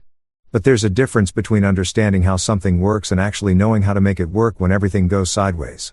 Which brings me to the Portstone manufacturing disaster. Portstone had been one of our biggest accounts for 4 years. A reliable client who shipped heavy machinery parts across the Southwest and trusted us to coordinate everything from customs paperwork to final delivery. Their logistics manager, Tom Brennan, was old school, the kind of guy who valued relationships over contracts and expected you to answer your phone when he called, even if it was 6 p.m. on a Friday. Jack's first week flying solo. Tom calls with an emergency. 3 containers of critical parts sitting in Long Beach. Customs hold because of some paperwork snafu and Portstone assembly line scheduled to shut down Monday morning if those parts don't make it to Phoenix by Sunday night. This is the kind of crisis that happens maybe twice a year. The kind that separates the professionals from the pretenders. I'm at my desk, supposedly training Jack on quarterly reporting procedures when his phone rings. I watch him answer, see his face go pale as Tom explains the situation, watch him fumble through our customs broker contact list like he's never seen it before. Mr. Brennan, Jack says, his voice getting higher with each word. Let me check on that and get back to you. He hangs up and looks at me with pure panic in his eyes. Marcus, I need help. There's some problem with customs in Long Beach and this guy's talking about shutting down production lines and I don't even know who we use for customs clearance. I could have told him to figure it out himself. Could have reminded him that he's the director now.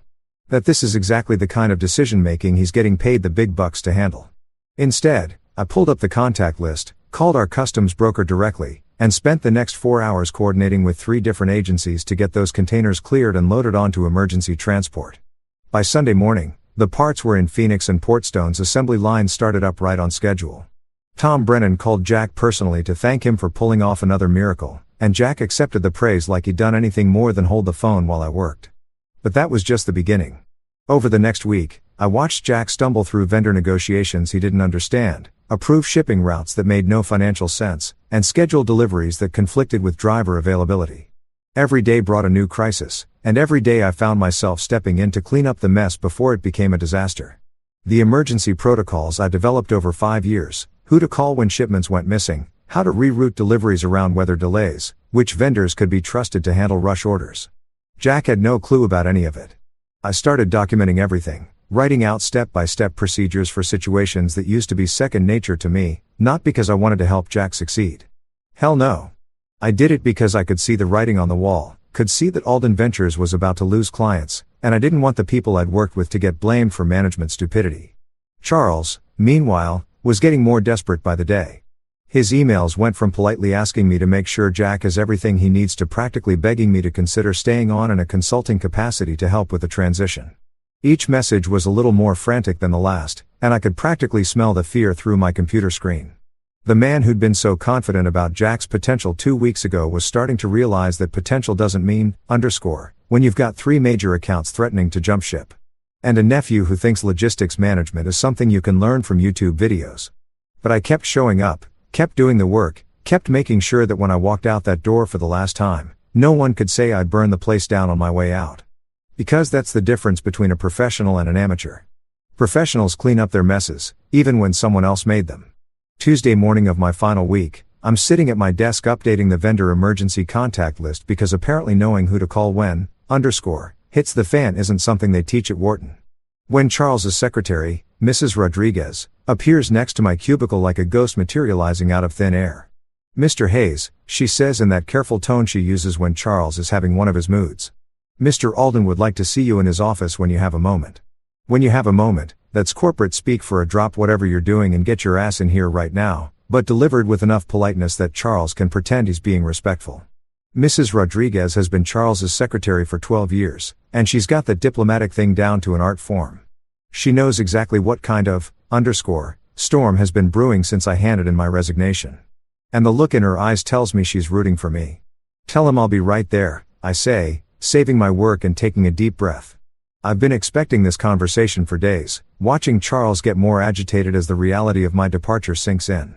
Yesterday, I caught him standing outside Jack's office just listening to the poor kid struggle through a phone call with one of our freight brokers, and the expression on Charles's face was pure panic, barely held in check. Charles's office looks different somehow when I walk in. Smaller, maybe, or just less impressive than it used to be. He's not behind his desk this time. Instead, he's sitting in one of the leather chairs he usually reserves for important clients, trying to look casual and friendly, like we're just 2 guys having a chat instead of employer and soon-to-be former employee. Marcus, he says, gesturing to the chair across from him with a smile that doesn't reach his eyes. Sit down, please. I think we need to talk. I sit, but I don't relax. I can smell desperation on him, like cheap cologne. And I know whatever's coming next is going to be some combination of manipulation, bribery, and emotional blackmail disguised as a business conversation. I've been thinking, he starts leaning forward with his hands clasped together like he's about to share some profound wisdom about your resignation, about the transition, about what's best for the company moving forward. And I think maybe we were a little hasty in how we handled the promotion situation. Hasty, like promoting your nephew over your son-in-law was some kind of innocent oversight instead of a calculated power play that he'd been planning for months. I'm listening, I say, keeping my voice neutral, even though part of me wants to laugh at whatever, he's about to try to sell me. What if we created a new position? He continues, warming up to his pitch like a used car salesman who thinks he's found the perfect sucker. Associate Director of Operations. You'd work alongside Jack, help him learn the ropes, but you'd have your own title, your own authority. Jack would be the director in name, but you'd both report directly to me. Think of it as co-management. Co-management. Jesus Christ. He actually said that with a straight face. Like, I'm supposed to be grateful for the opportunity to babysit his nephew while pretending we're equals. Like, slapping a fancy title on sandwich is going to make it taste better. And the salary? I ask. Because I might as well hear the whole ridiculous offer before I turn it down. 15% increase, he says quickly, like he's been expecting that question. Plus performance bonuses tied to departmental efficiency metrics. And of course, when Jack's ready to move up to regional management, which could be sooner than you think, the director position would naturally be yours. Naturally, right? Because Charles Alden has such a stellar track record of promoting based on merit instead of bloodlines. I let the silence stretch out between us, watching him squirm in his expensive chair while he waits for my response. He's trying to read my face, trying to figure out if his little bribe is working, if he's found the right combination of money and promises to make me forget about 5 years of being overlooked and undervalued. Let me make sure I understand this correctly, I finally say, leaning back in my chair. You want me to stay here and train your nephew to do the job I should have gotten in the first place while pretending that we're somehow equal partners in this arrangement? It's not about pretending, Marcus. It's about building a stronger management team, creating opportunities for growth. Charles, I interrupt, and something in my voice makes him stop talking. I'm not going to babysit your nephew while he figures out how to do my job. I'm not going to smile and nod while you call it co-management and pretend like this is some kind of promotion instead of what it really is. You panicking because you realize Jack can't handle what you've given him. His face starts to rein, that familiar flush creeping up from his collar. This is a generous offer, Marcus. Damn generous considering the position you're putting us in by leaving during such a critical period. Critical period. Like my leaving is the problem instead of his decision to promote an unqualified kid over someone who's been carrying the department for 5 years. What about Belle? He tries again, switching tactics like a politician who's lost the crowd. What about Sophia? This affects them, too. You know, your family's security, your daughter's college fund. And there it is. The guilt trip I've been waiting for. The emotional manipulation disguised as concern for my family's welfare. He's going to make this about my responsibilities as a husband and father, like staying in a job where I'm treated like garbage is somehow the noble thing to do. You're right, I say. Standing up from my chair. This does affect my family. It affects what kind of example I set for my daughter about self-respect and standing up for yourself. It affects whether my wife continues to watch me come home every day a little more beaten down than the day before. Charles stands too, probably thinking he can physically intimidate me into changing my mind. You'll hurt your family with this decision. Marcus, you'll hurt people who care about you. I look at him. Really look at him. This man who married off his daughter to secure a loyal employee who spent 5 years taking credit for my work while keeping me grateful for scraps from his table. This man who thinks loyalty is a one-way street that only flows uphill. No, Charles, I say, walking toward his door. You did that the day you chose nepotism over merit. You hurt my family when you decided that Jack's last name was more important than my 5 years of dedication. And you know what the really sad part is? You still don't get it. I pause at his doorway and look back at him one last time. I'm not leaving because I'm angry about the promotion. I'm leaving because I finally realized what you really think of me and I'm not willing to accept that anymore. As I walk back to my desk, I can hear him calling my name, but I don't turn around. Some bridges are meant to be burned, and this one's been overdue for a long time. The Horizon Tech building sits in the heart of downtown, like a gleaming monument to what happens when a company actually invests in its future instead of coasting on daddy's money and political connections. 43 floors of steel and glass reaching toward the sky with those massive silver doors at the entrance that reflect the morning sun like mirrors. Standing on the sidewalk outside, adjusting my tie for the 3rd time in 2 minutes, I can't help but think about the contrast with Alden Venture's tired old office building with its stained carpet and flickering fluorescent lights. My interview with Carmen is scheduled for 10 a.m. and I'm here 20 minutes early because that's what professionals do. They show up prepared, on time, and ready to prove their worth. Not like Jack Monroe, who probably still needs GPS to find the bathroom in his own office building. The lobby is all polished marble and modern art with a security desk manned by guys who look like they actually know what they're doing instead of just collecting paychecks. I give my name to the receptionist, a sharp-looking woman who greets me with a genuine smile instead of the barely concealed boredom I've gotten used to at Charles's place. "Mr. Hayes," she says, checking her computer screen. "Ms. Ease is ready for you. Take the express elevator to the 38th floor. Her assistant will meet you there." The elevator moves so smoothly, I barely feel it climbing. And when the doors open on 38, I'm looking at a workspace that actually looks like it belongs in the 21st century. Open floor plans that encourage collaboration. Natural light streaming through floor-to-ceiling windows. People who look like they enjoy coming to work instead of counting down the hours until 5 o'clock. Carmen E's office overlooks the river. And she's standing at the window when her assistant shows me in. She turns around with a smile that reaches her eyes, extending her hand for a firm handshake that tells me everything I need to know about how she does business. "Marcus," she says, gesturing toward a conference table by the window instead of making me sit across from her desk like some kind of supplicant. "Great to finally meet in person. I've been following your work at Alden Ventures for years. Following my work, not Charles's work, not the company's work, but mine specifically. It's been so long since someone recognized my individual contributions that I almost don't know how to respond. The Phoenix distribution network was particularly impressive," she continues, settling into her chair with a coffee mug that says, "World's okay, boss." The kind of self-deprecating humor that Charles would never understand. Cutting shipping times by 30% while reducing costs. That's the kind of innovative thinking we need here at Horizon Tech. We talk for an hour about logistics challenges, about the changing landscape of supply chain management, about the difference between companies that embrace change and companies that resist it until they're forced to adapt or die. Carmen doesn't just ask about my experience. She asks about my vision, my ideas for improving efficiency, my thoughts on where the industry is heading. "Here's the thing, Marcus," she says, leaning forward with the kind of intensity that tells me she's about to get serious. "We're expanding our Southwest operations, new facility in Phoenix, direct partnerships with manufacturers in Mexico, the whole 9 yards. We need someone who understands the territory, who has the relationships and the expertise to make it work from day one." "What kind of position are we talking about?" I ask, trying to keep the excitement out of my voice. "Lead Director of Southwest Operations," she says without hesitation. "Your own team, your own budget, full authority to structure things however you think works best. No co-management, no training your replacement. Just you running the show the way you know it should be run." The salary she mentions makes my head spin. 40% higher than what Charles was paying me. Plus performance bonuses that could push it even higher.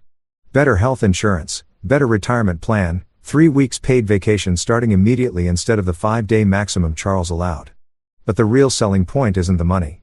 Though God knows that doesn't hurt. It's the respect.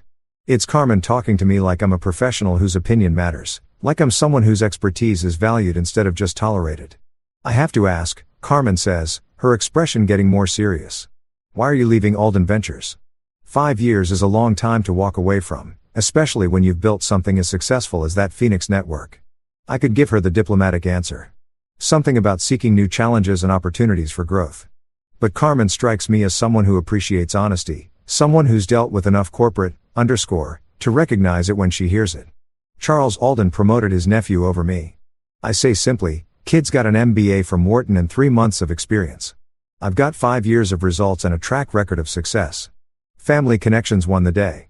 Carmen nods like she's heard this story before, like she knows exactly how the Old Boys network operates and why companies like Alden Ventures keep losing talent to places like Horizon Tech. "Their loss," she says, standing up and extending her hand again. "Welcome to Horizon Tech, Marcus. When can you start?" 2 weeks later, I'm cleaning out my desk at Alden Ventures for the last time, packing up 5 years of memories and frustrations into a cardboard box that doesn't seem nearly big enough to hold everything I'm leaving behind. Jack avoids eye contact when he walks past, probably still trying to figure out how to handle the Morrison account renewal without me there to hold his hand. Charles hasn't spoken to me since our last conversation in his office, which suits me just fine. I leave my security badge on Charles's desk along with a folder containing detailed instructions for every major account, emergency contact numbers, and step-by-step procedures for handling the kind of crisis that Jack will inevitably face. Not because I owe Charles anything, but because the people who work here, the ones who didn't choose their boss, deserve better than to watch everything fall apart because of one man's pride and stupidity. Walking out through those glass doors for the last time, carrying my box of personal items and my head held high. I don't look back. Tomorrow morning, I start fresh at Horizon Tech, working for people who value competence over connections, results over relationships. For the first time in 5 years, I'm actually excited about going to work. 6 months into my new life at Horizon Tech, I'm sitting in my corner office, my actual corner office with windows that look out over the mountains instead of a parking lot. When Carmen walks in carrying a magazine with a grin that tells me she's got news. "Take a look at this," she says, dropping the latest issue of Southwest Business Journal on my desk like it's Christmas morning. The cover story hits me like a punch to the gut, except instead of pain, it's pure satisfaction flowing through my veins. There's Charles Alden's face looking about 10 years older than when I left under a headline that reads, "Alden Ventures loses 60% of major clients. Following management shakeup and nepotism allegations." I flip through the article and it's even better than the headline promised. Portstone Manufacturing terminated their contract after what the article diplomatically calls service delivery failures. But what I know was probably Jack screwing up another emergency shipment. Lancaster Group followed suit 3 weeks later, citing concerns about operational competency. Delmeyer Heavy Industries, the account I'd personally nursed back to health after their previous logistics provider screwed them over, jumped ship to our biggest competitor with a statement about seeking more experienced management. The article quotes an unnamed industry source saying, "When you promote family over talent, this is what happens." Marcus Hayes was the operational backbone of that company, and losing him exposed just how thin their actual expertise really was. "Gets better," Carmen says, settling into the chair across from my desk. Keep reading. The financial details are brutal.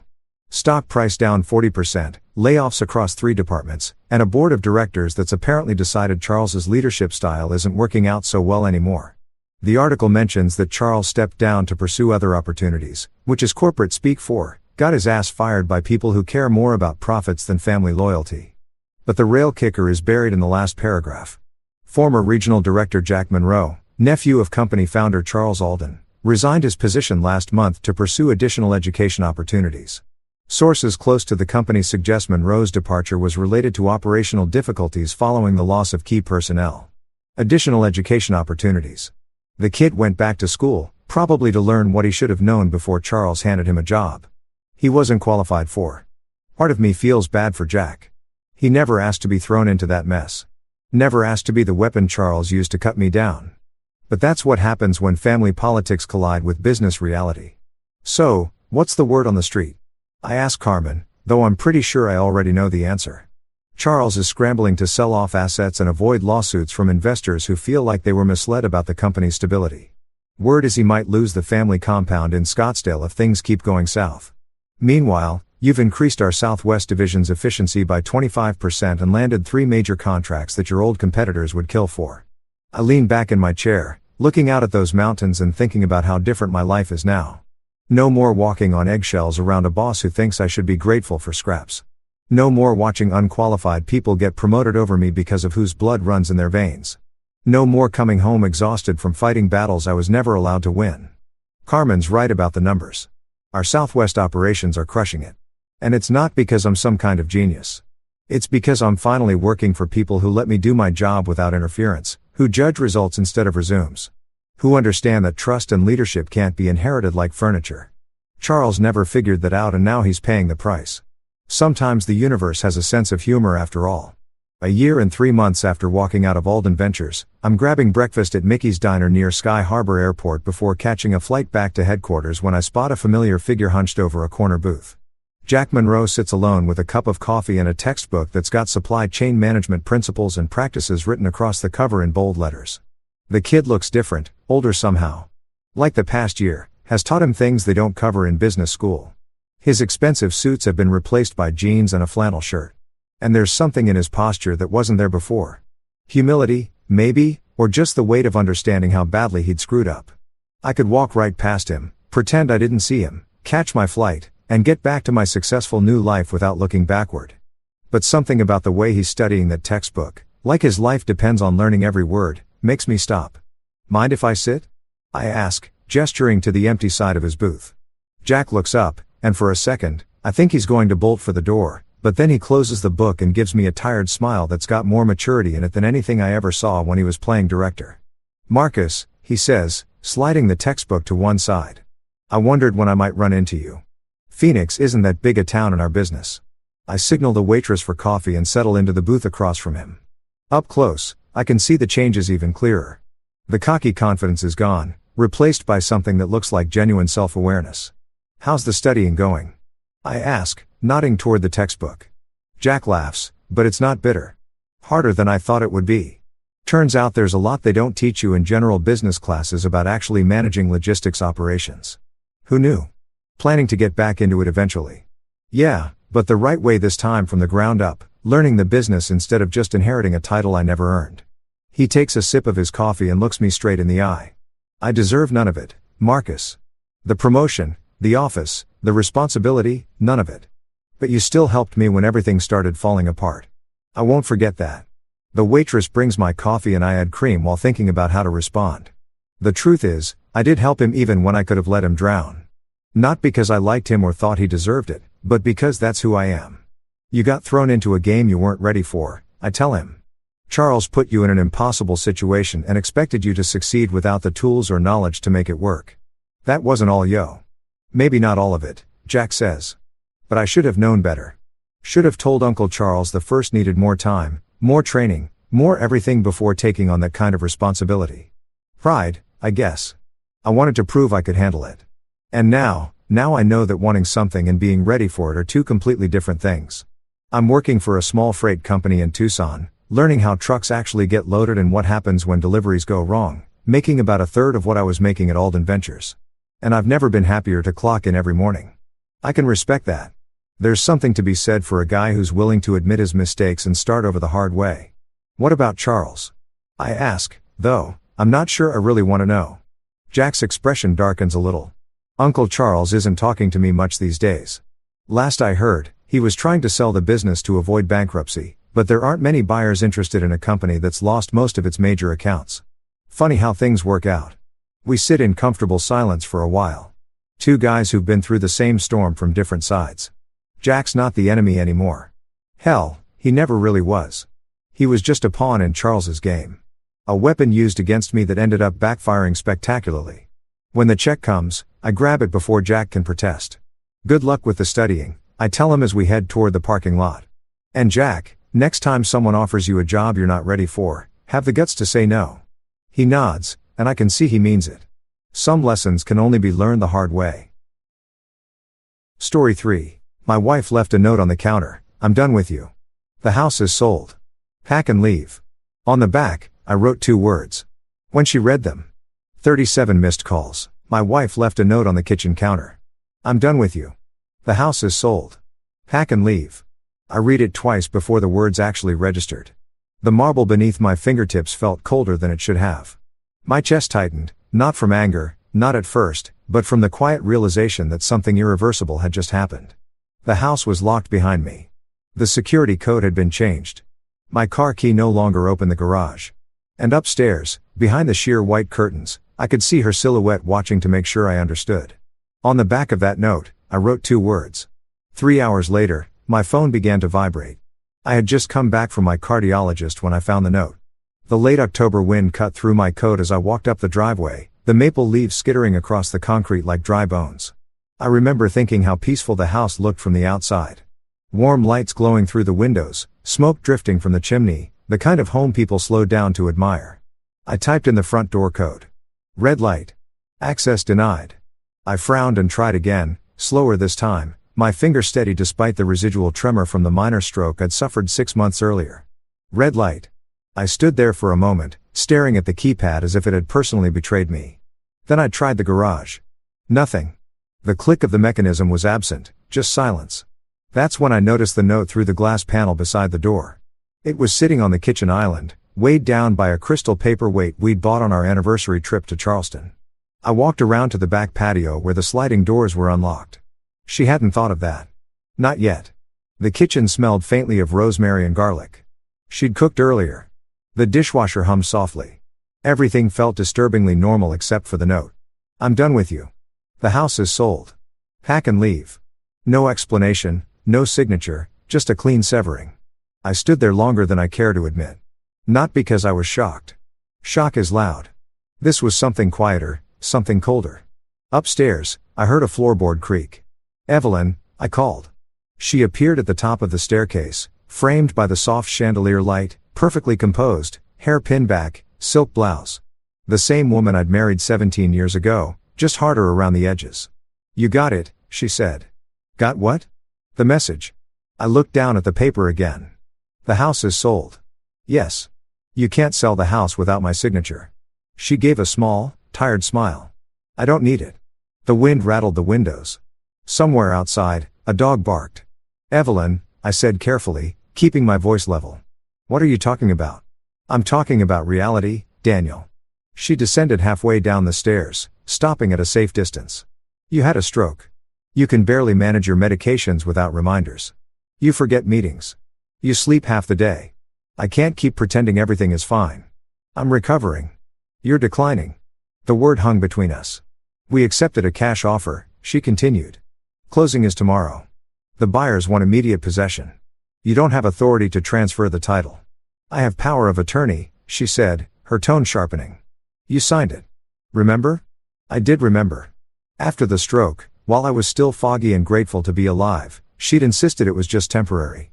In case something happened, she'd said, in case you can't speak for yourself, I had signed. But I also knew exactly what that document allowed and what it didn't. You think I'm a burden? I said quietly. Her jaw tightened. I think I deserve stability. There it was. Not grief, not fear. Calculation. Who's the buyer? I asked. That's not your concern. And where am I supposed to go?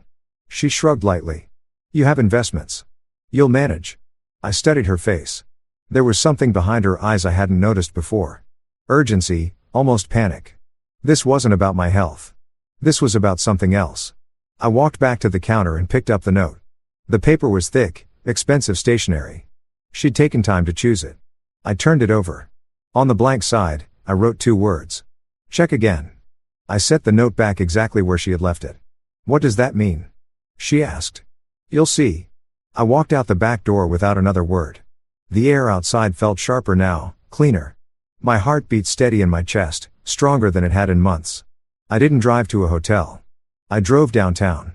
By the time I reached my attorney's office, I already knew what I would find. At 5:42 p.m., my phone buzzed for the first time. Evelyn. I let it ring. At 5:47 p.m., it buzzed again, then again, and again.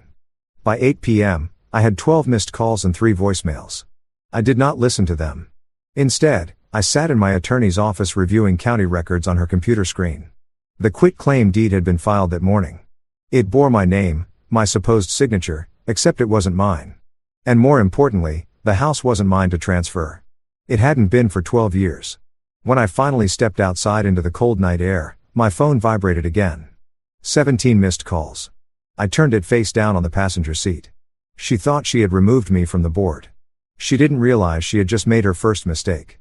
And tomorrow at closing, she was about to make her last. By 6:30 the next morning, my phone showed 23 missed calls.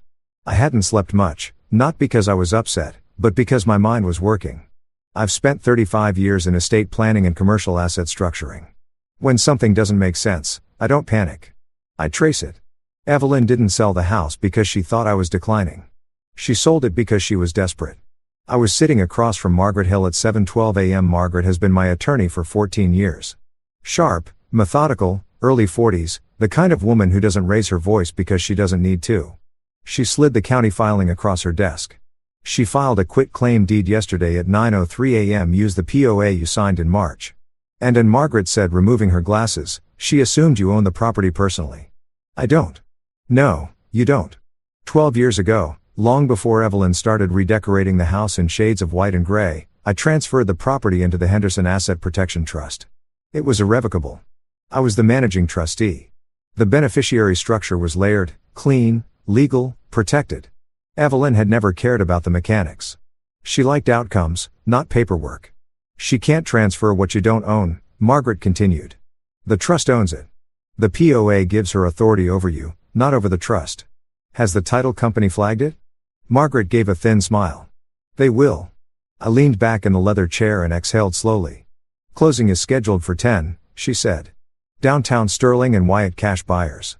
Yes, a young physician and his wife. They wired earnest money last week. That explained the urgency. Who's representing her? I asked.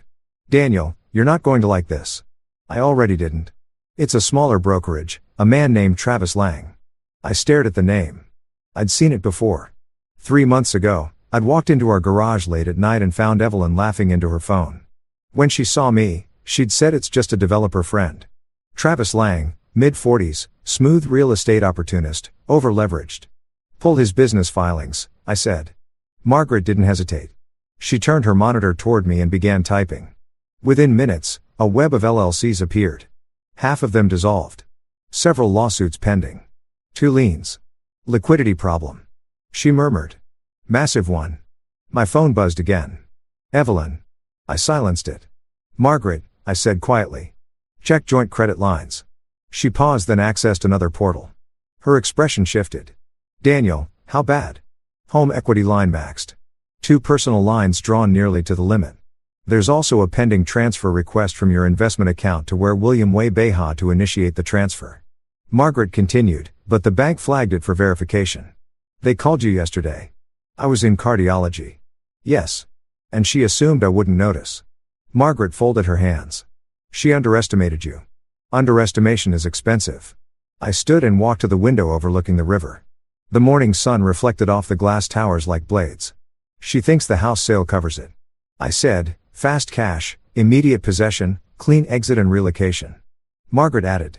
There's a forwarding address filed with USPS. Where? Miami. Of course. Sunday, new beginning. No cold Chicago winters. She's leaving. Margaret said she thinks she is. At 8:41 a.m., my phone vibrated again. 31 missed calls. I finally listened to one voicemail. Daniel. Evelyn's voice trembled, not with sorrow, but strain.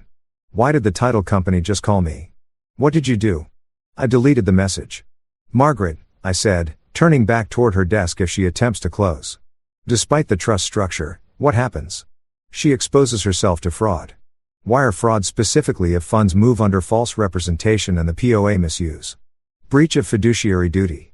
Potential financial exploitation. Criminal. If pursued, I nodded once. Notify the title company formally. Send certified copies of the trust. File a notice of dispute with the county recorder. And draft a petition for temporary protective order. Margaret's eyes sharpened. You're not stopping at the closing. No. What are you planning? I didn't answer immediately. Instead, I reached into my jacket and pulled out a thin envelope. Inside was a dead instrument. I'd hired a forensic accountant 3 weeks ago quietly. Something about Evelyn's spending didn't align. Travis Lang had taken out a private bridge loan 6 months earlier. $500,000 high-interest short-term collateral, non-personal guarantee. He was underwater. And yesterday morning through an intermediary, I purchased that debt. She doesn't know, Margaret asked softly. No. Does he? Not yet. Margaret leaned back slowly. So at 10 o'clock, she believes she's closing on a house she doesn't legally own to pay off a debt that now belongs to you. Yes. She studied me carefully. This isn't revenge, is it? No, I said. It's correction. At 9:15 a.m., we left for Sterling and Wyatt. My phone buzzed again. 37 missed calls. I turned it face down. Let her feel the silence. By the time we entered the lobby at 9:58 a.m., I wasn't angry. I wasn't hurt. I was clear. Evelyn had written her note in bold letters, but she hadn't read the fine print. And at 10 o'clock sharp, she was about to. At 9:59 a.m., the elevator doors opened onto the 42nd floor. Sterling and Wyatt believed in intimidation by architecture. Floor-to-ceiling glass, polished walnut, a reception desk carved from a single slab of marble. The kind of place where people signed documents that changed their lives and tried not to look nervous doing it. Margaret walked beside me, her heels striking the floor with quiet precision. 2 men followed at a measured distance, plain clothes, neutral expressions. Detectives Miller and Caruso. They looked like corporate executives. They were not. Through the glass walls of Conference Room B, I saw Evelyn. She was seated upright at the far end of a long table dressed in navy silk posture. Perfect. To her right sat Travis Lang, immaculate in a tailored gray suit, leaning back with artificial ease. Across from them, a young couple, early 30s. The husband had a doctor's posture, straight spine, careful eyes. His wife held a leather portfolio in both hands like something sacred. Between them on the table lay a cashier's check. Milunya Habendala.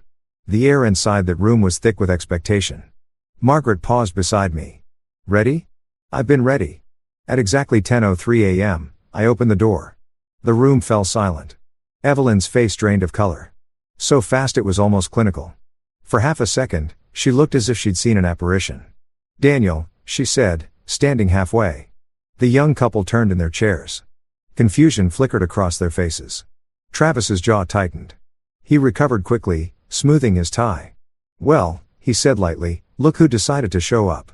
I walked past him without acknowledging the remark and took the empty chair at the head of the table.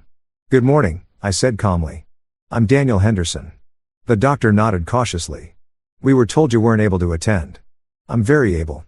The title officer, a thin man named Peters, cleared his throat. Mr. Henderson, we were just preparing to finalize signatures. I'm aware. Evelyn's voice sharpened. Daniel, what is this? You had no reason to be here. I own the property. A tremor ran through the room. Evelyn's fingers tightened around her pen. You don't. I have power of attorney. Margaret stepped forward and placed a thick folder on the table with a deliberate resonant thud. Power of attorney, she said evenly, does not grant authority over assets held in an irrevocable trust. Peters blinked. Excuse me. Margaret opened the folder and slid a certified copy of the Henderson Asset Protection Trust across the table. The property at 14 Briar Glen Drive was transferred into this trust 12 years ago. Mr. Henderson is the managing trustee. The trust is the legal owner. Peters looked from the document to Evelyn. Mrs. Henderson. Evelyn's composure fractured. That's not possible. The deed, the quicklime deed filed yesterday, Margaret interrupted gently, was executed under an assumption of individual ownership. That assumption was incorrect. Travis leaned forward, his voice smooth but strained. Let's not overcomplicate this. The POA authorizes her to act on his behalf. On his behalf, Margaret repeated. Not on behalf of the trust. Silence. The doctor across the table slowly withdrew his hand from the check. What exactly are you saying? He asked. I'm saying, I replied quietly, meeting his eyes, this house is not for sale. Evelyn turned toward me as if I'd struck her. You can't do this. I already did. Her breathing quickened. Daniel, this is humiliating. It would have been far worse if it had gone through. Peter stood abruptly. We need to pause this closing immediately. I'm not proceeding until ownership is verified. The doctor's wife leaned toward her husband, whispering something urgent. He nodded and carefully slid the cashier's check back into his portfolio. Travis's confidence dissolved. A bead of sweat appeared at his temple. Daniel, he said under his breath. We had an understanding. No, I replied. You had an assumption. Margaret handed Peters another document. Notice of dispute filed with the Cook County Recorder at 8:17 a.m. today. The transfer is legally contested. Peter scanned the page, his expression shifting from confusion to alarm. Evelyn's voice dropped into something close to pleading. Daniel, please. We can discuss this privately. We are discussing it. Her eyes flicked toward the young couple. Their optimism had evaporated, replaced by visible unease. This is a misunderstanding, Evelyn insisted. Daniel's been unwell. He doesn't always. Careful, Margaret said softly. Evelyn stopped. The weight of those words settled heavily in the air. Travis pushed back his chair, standing abruptly. This is ridiculous. We've invested time and resources into this transaction. And you nearly invested wire fraud, Margaret replied evenly. The word hung there. Fraud? Travis went pale. The doctor stood his jaw tight. We're leaving. I'm very sorry, I said sincerely. You deserve better than this. They exited without another word. The door closed. For a moment, only the hum of the air conditioning filled the room. Evelyn turned toward me, eyes blazing. What did you do? She whispered. I told you to check again. Her composure collapsed. You set this up? No, I said calmly. You did. Travis grabbed his briefcase. We should go. He moved toward the door, but Detective Miller stepped forward just enough to block the path. Not yet, Miller said quietly. Travis froze. Margaret placed one final document on the table. A formal notice of breach of fiduciary duty, she announced. And pending petition for financial exploitation. Evelyn stared at the paper like it was written in a foreign language. You're filing charges, she asked. That depends, I replied, standing slowly. On how honest you're prepared to be? Her eyes filled not with sorrow, but fear. For the first time that morning, she realized something crucial. This wasn't about the house, and I wasn't the one cornered. As we exited the conference room, my phone buzzed again. 37 missed calls. I didn't look at it. I didn't need to. The note on the counter had been bold, but the fine print belonged to me. By noon, the rumor had already begun to spread. Real estate closings in Chicago's upper tier are like quiet theaters. People pretend discretion, but everyone watches the exits. Travis Lang, leaving Sterling and Wyatt, flanked by 2 plainclothes officers, was not subtle. Evelyn, walking 10 paces behind him, face pale sunglasses, hiding what composure she had left less subtle. I didn't follow them. I went back to Margaret's office. The river outside moved with steady indifference. Barges pushed forward. Wind pressed against the glass. The city did not care about private implosions. Margaret closed the door behind us. "She'll call again," she said. "She already has. She'll try to frame this as confusion. It isn't." Margaret leaned against her desk. "Daniel, we need to decide whether this becomes a negotiation or an investigation." I removed my jacket slowly and sat down. "I want clarity first." She nodded. "Then let's finish mapping the damage." An hour later, the picture was complete. 6 months ago, Travis Lang launched a condo redevelopment project in River North. Overestimated demand, underestimated carrying costs. When pre-sales slowed, he secured a private bridge loan at an unforgiving interest rate, 12% short-term balloon payment. He missed the balloon. That's when Evelyn's spending increased.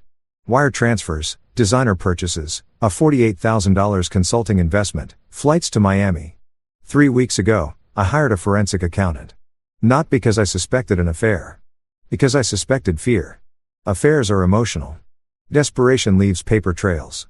The accountant delivered his report yesterday morning. The same morning Evelyn filed the quitclaim deed. Travis owed $527,000 plus penalties. The lender was impatient, and through a holding company structured cleanly and legally, I acquired that debt at a discount, which meant as of yesterday afternoon, Travis Lang owed me. Margaret studied the acquisition paperwork again. "You purchased his liability before she filed the deed." "Yes." "So, she thought the house sale would save him." "Yes." "And now the sale is dead." "Yes." Margaret exhaled slowly. "This is layered." It had to be. My phone vibrated on the desk. "Evelyn." I let it ring. Margaret folded her arms. "Are you going to speak to her?" "Not yet. She'll show up here." "I know." And she did. At 1:37 p.m., the receptionist called upstairs. "She's here," Margaret said, glancing at her phone. "Very insistent." "Send her in." Evelyn entered like someone who hadn't slept. Her silk blouse was wrinkled. Her lipstick slightly smeared. She closed the door behind her with more force than necessary. "What are you doing?" she demanded. Margaret remained seated. "I suggest you lower your voice," Margaret said evenly. Evelyn ignored her. "You humiliated me," she said, turning to me. "In front of buyers, in front of Travis. You humiliated yourself." Her hands trembled, not with weakness, but fury. "This was a misunderstanding," she insisted. "The trust I didn't know. You didn't ask. You've been distant for months."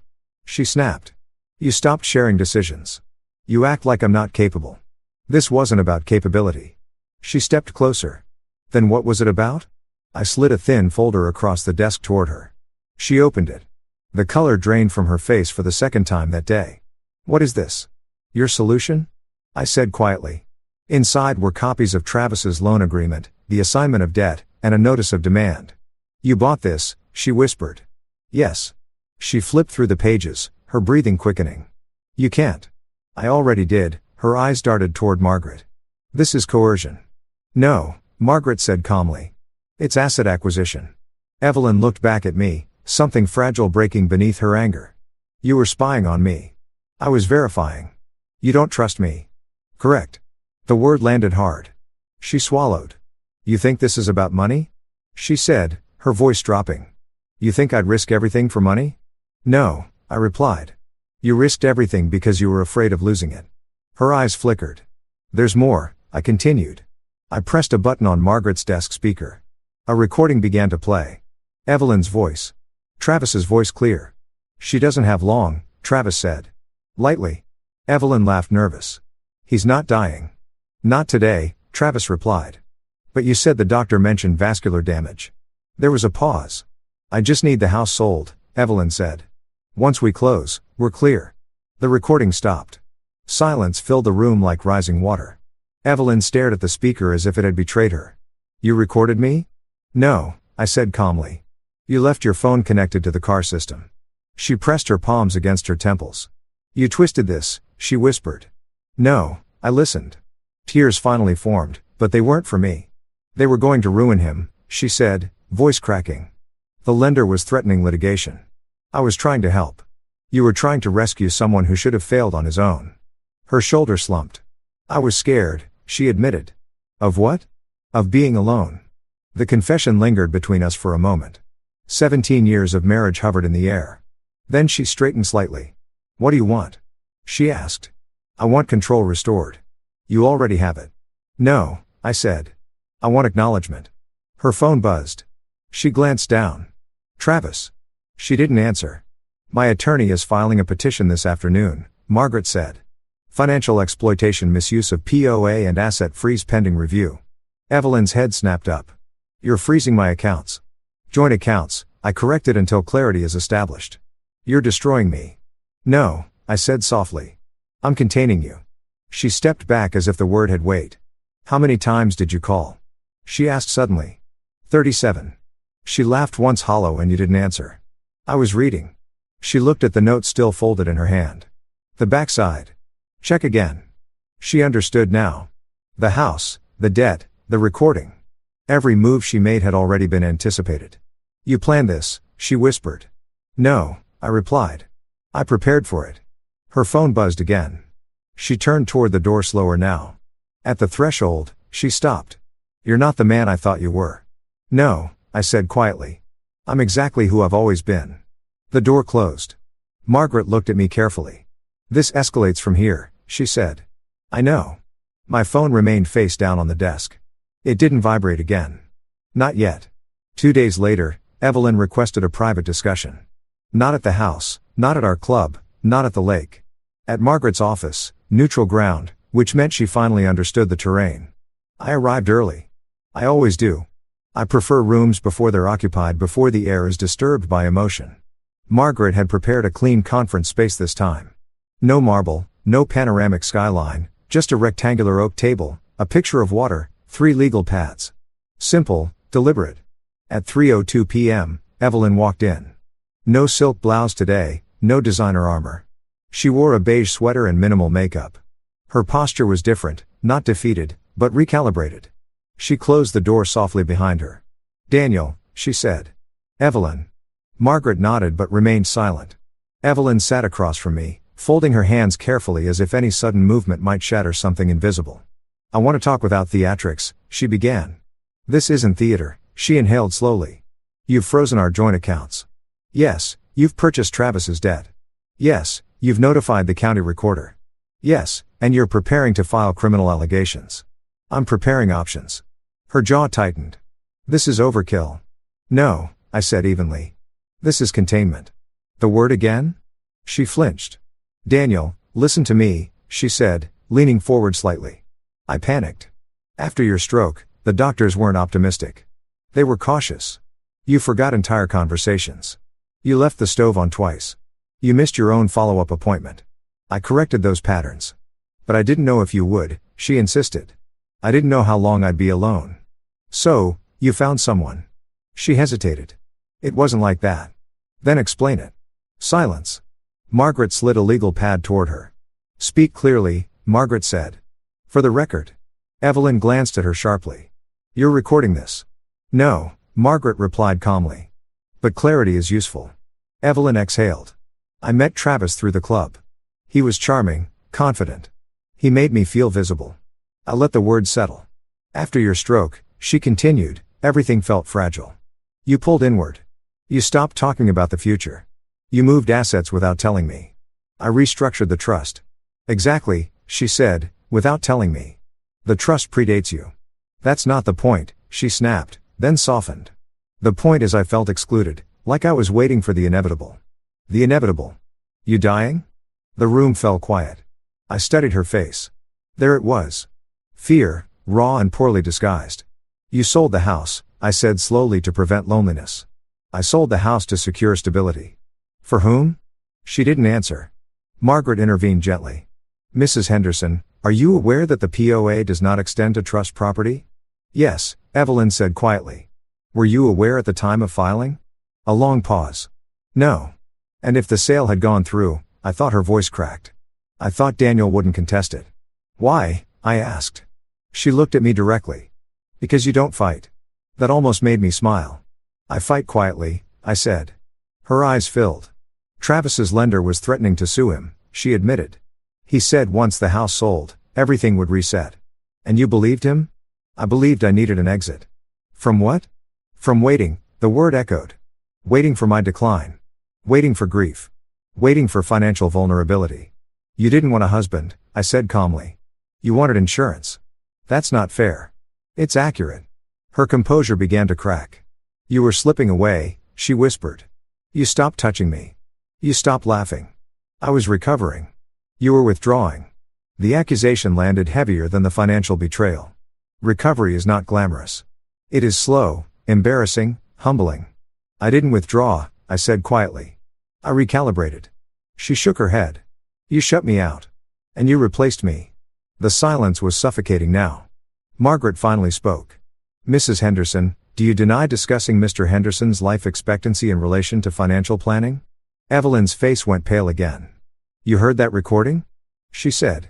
Yes. She closed her eyes briefly. I was venting. You were strategizing. I corrected. Her voice rose slightly. You can't hold one conversation over my head and dismantle my life. This isn't one conversation. I slid another folder toward her.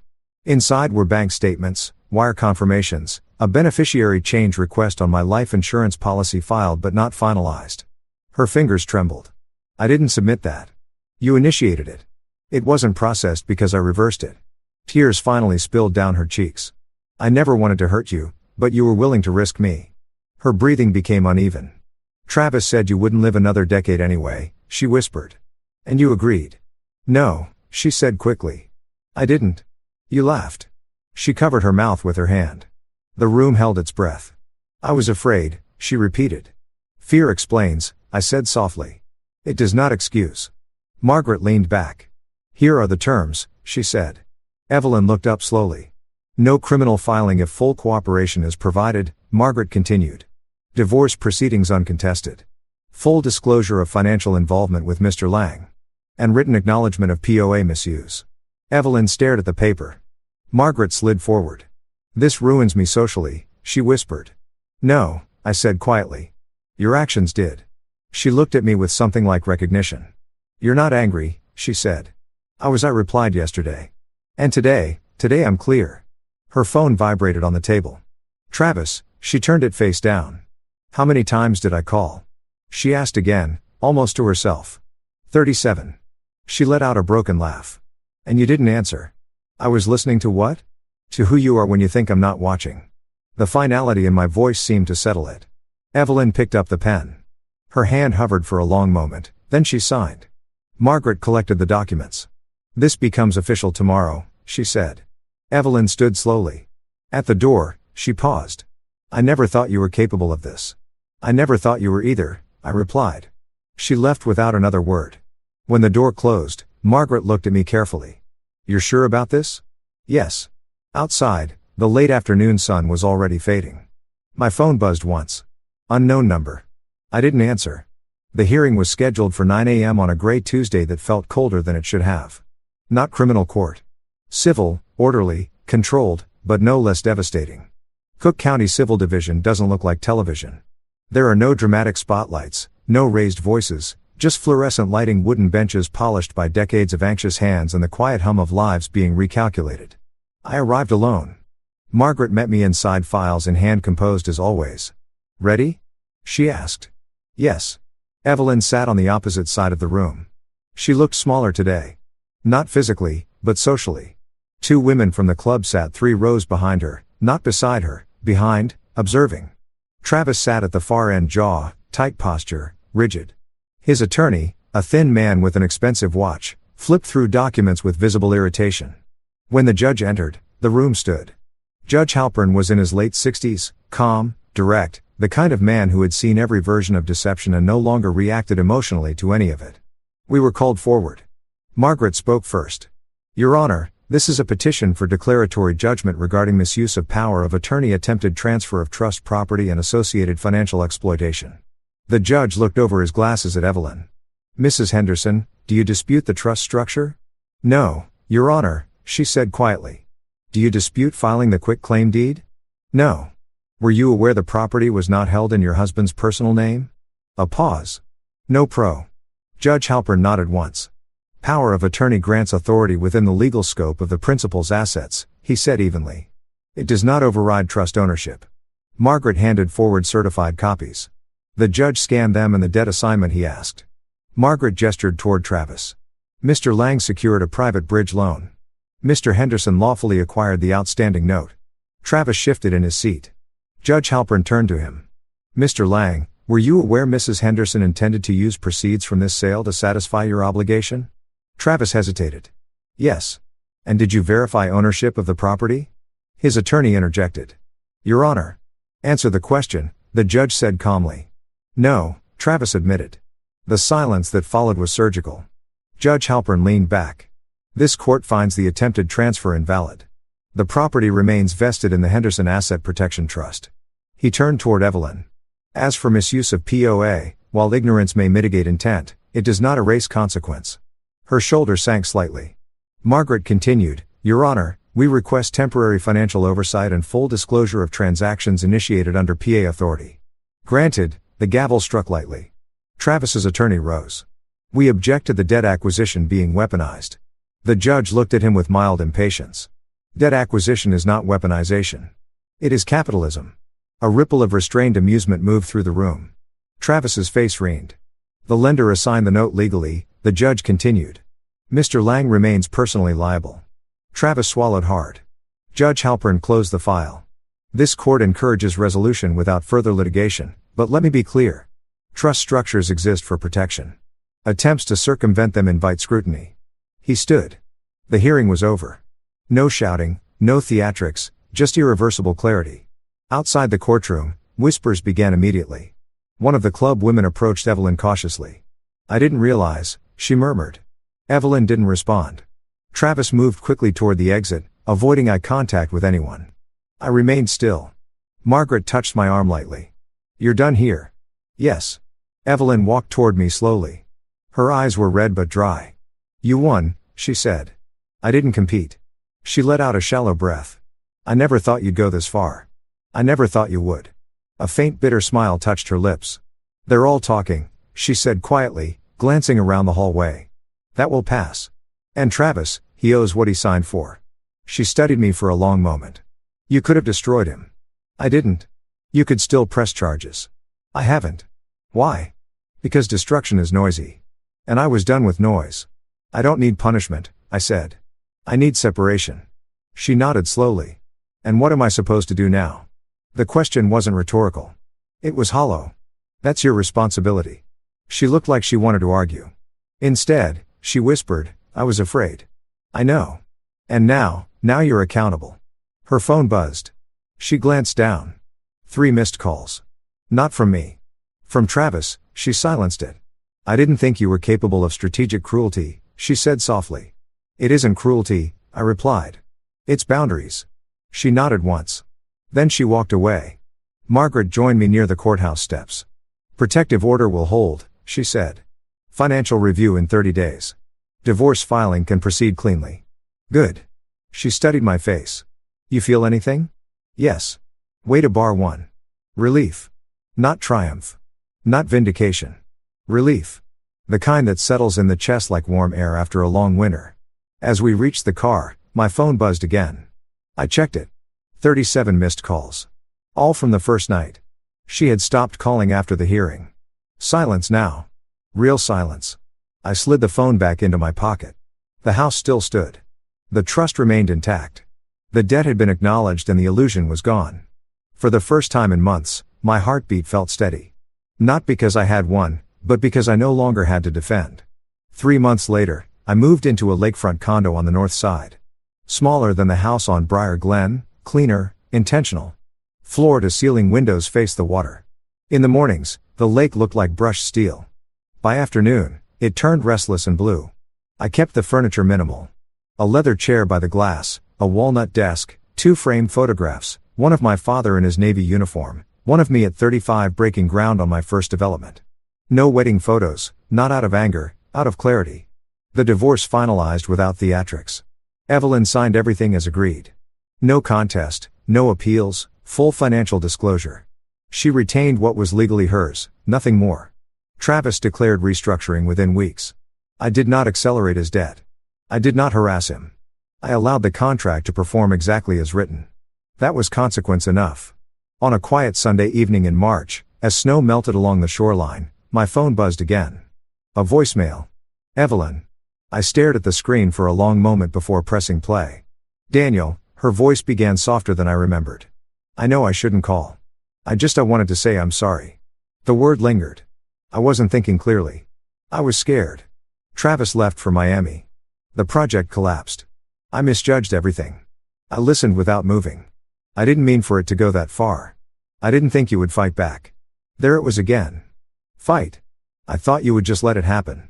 Silence on her end, breathing. I didn't realize you were protecting yourself, she continued. I thought you were withdrawing. I paused the message. The room was quiet except for the faint rhythm of waves hitting the breakwater. I walked to the desk and opened the top drawer. Inside, folded neatly, was the original note. The paper had softened at the creases, but the ink was still bold. I'm done with you. The house is sold. Pack and leave. I turned it over.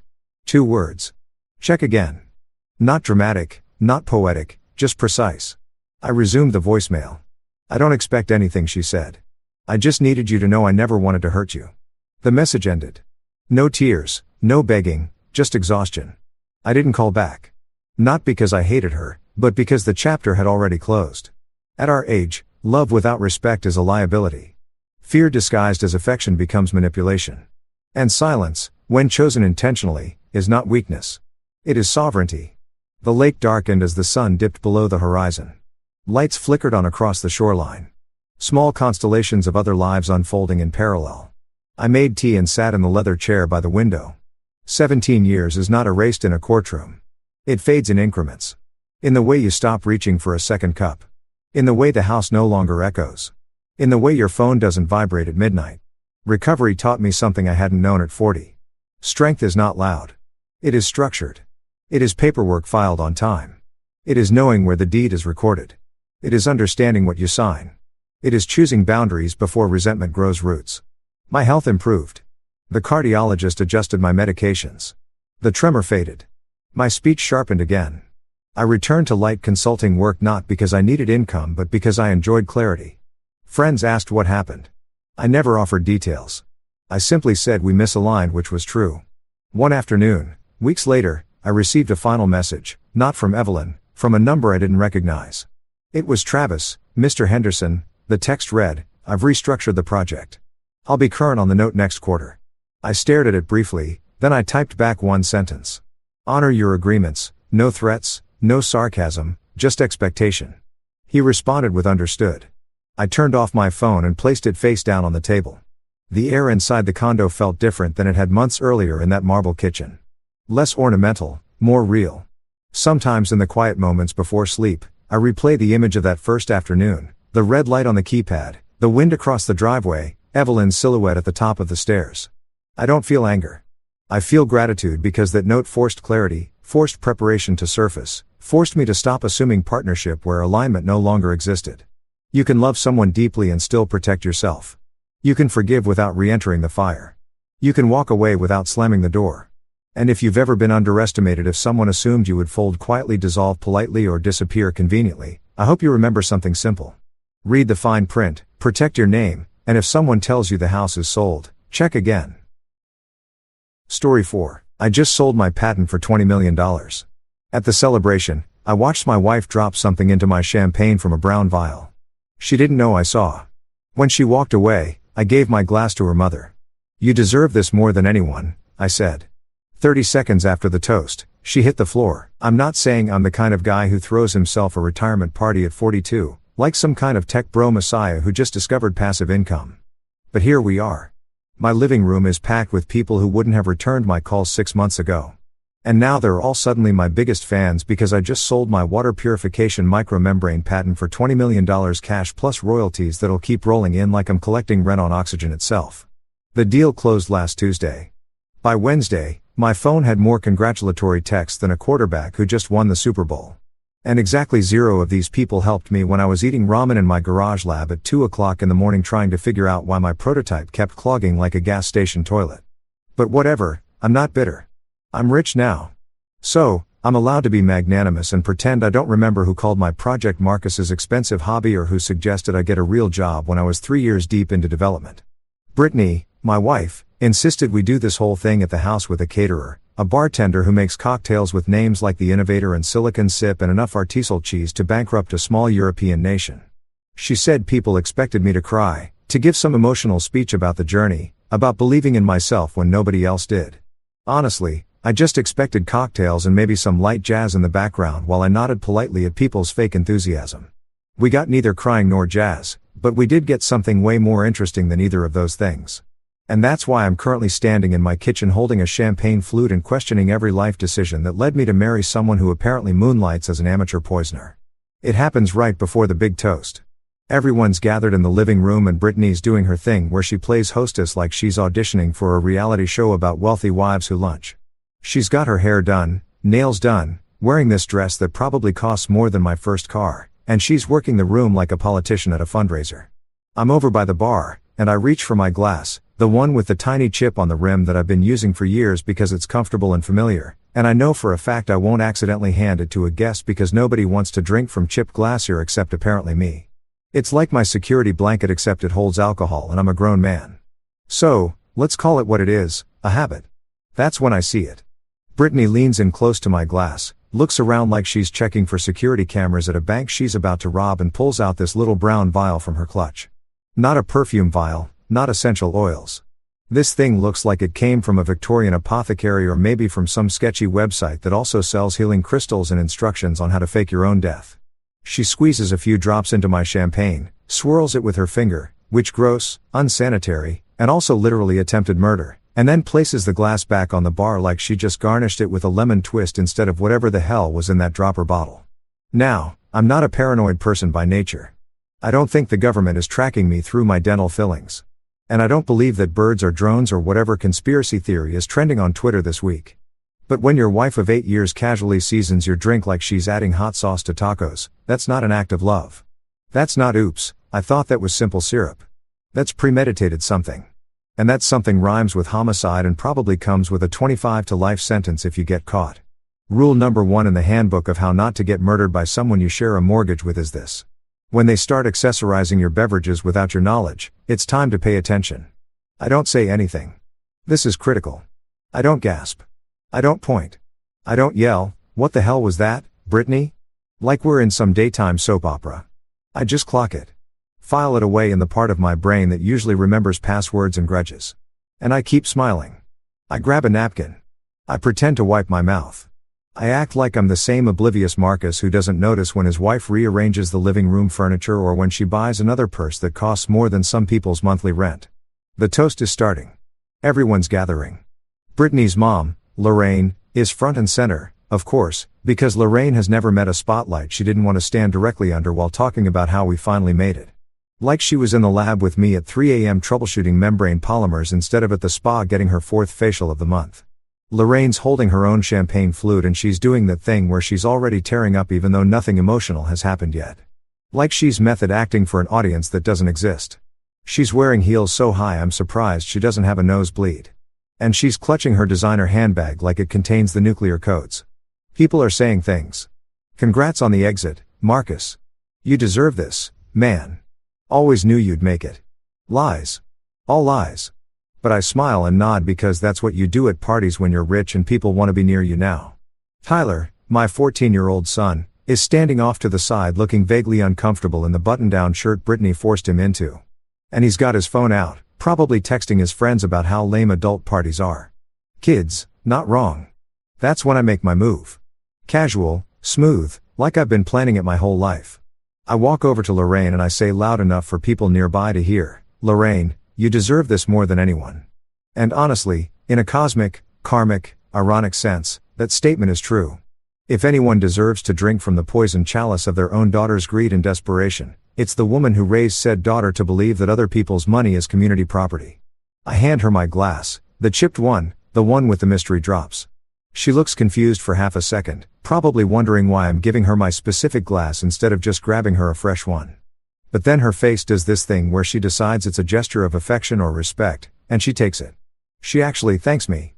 "Oh, Marcus, you're so sweet," she says, like I just gave her flowers instead of swapping out what is very likely a lethal dose of something that doesn't belong in champagne. We all raise our glasses. Someone, I think it's Brittany's cousin, Derek, starts a speech about innovation and the American dream and other buzzwords that sound like they came from a LinkedIn motivational post. Everyone's smiling. Brittany's smiling. I'm smiling. Lorraine's smiling. We all drink. Well, most of us drink.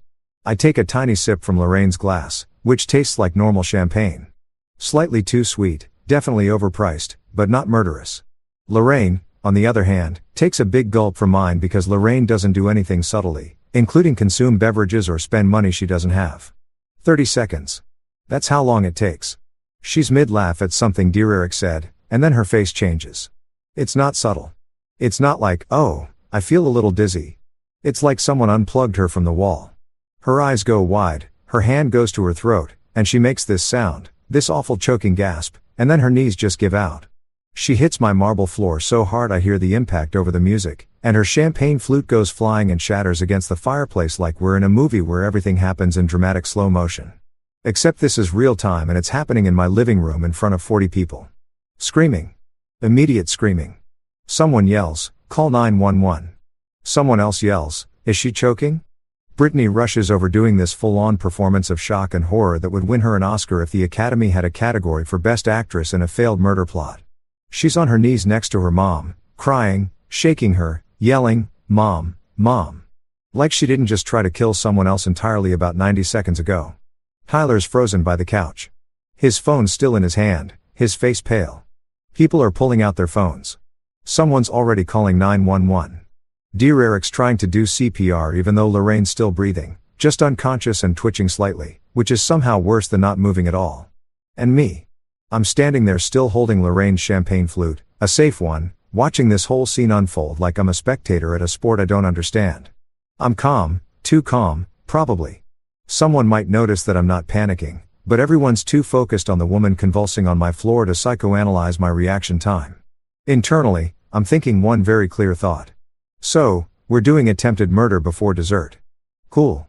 This is where we're at. This is the timeline we're in. My wife just tried to poison me at my own retirement party and her mom drank it instead. And now there are paramedics on the way and probably police and definitely a lot of questions that I'm going to have to answer while pretending I have no idea what just happened. The paramedics show up fast. We're in a good neighborhood, which means emergency response times are excellent because property values demand it. They load Lorraine onto a stretcher while Brittany rides with her in the ambulance. Still doing the devastated daughter routine. People are whispering, "Did she have a stroke? Was it the shrimp? I heard she has a heart condition." Nobody's saying poison champagne because nobody saw what I saw. And I'm not about to announce it in front of 40 witnesses while I'm still processing the fact that my wife is apparently trying to cash in on my death before I've even had time to update my will. I offer to drive to the hospital.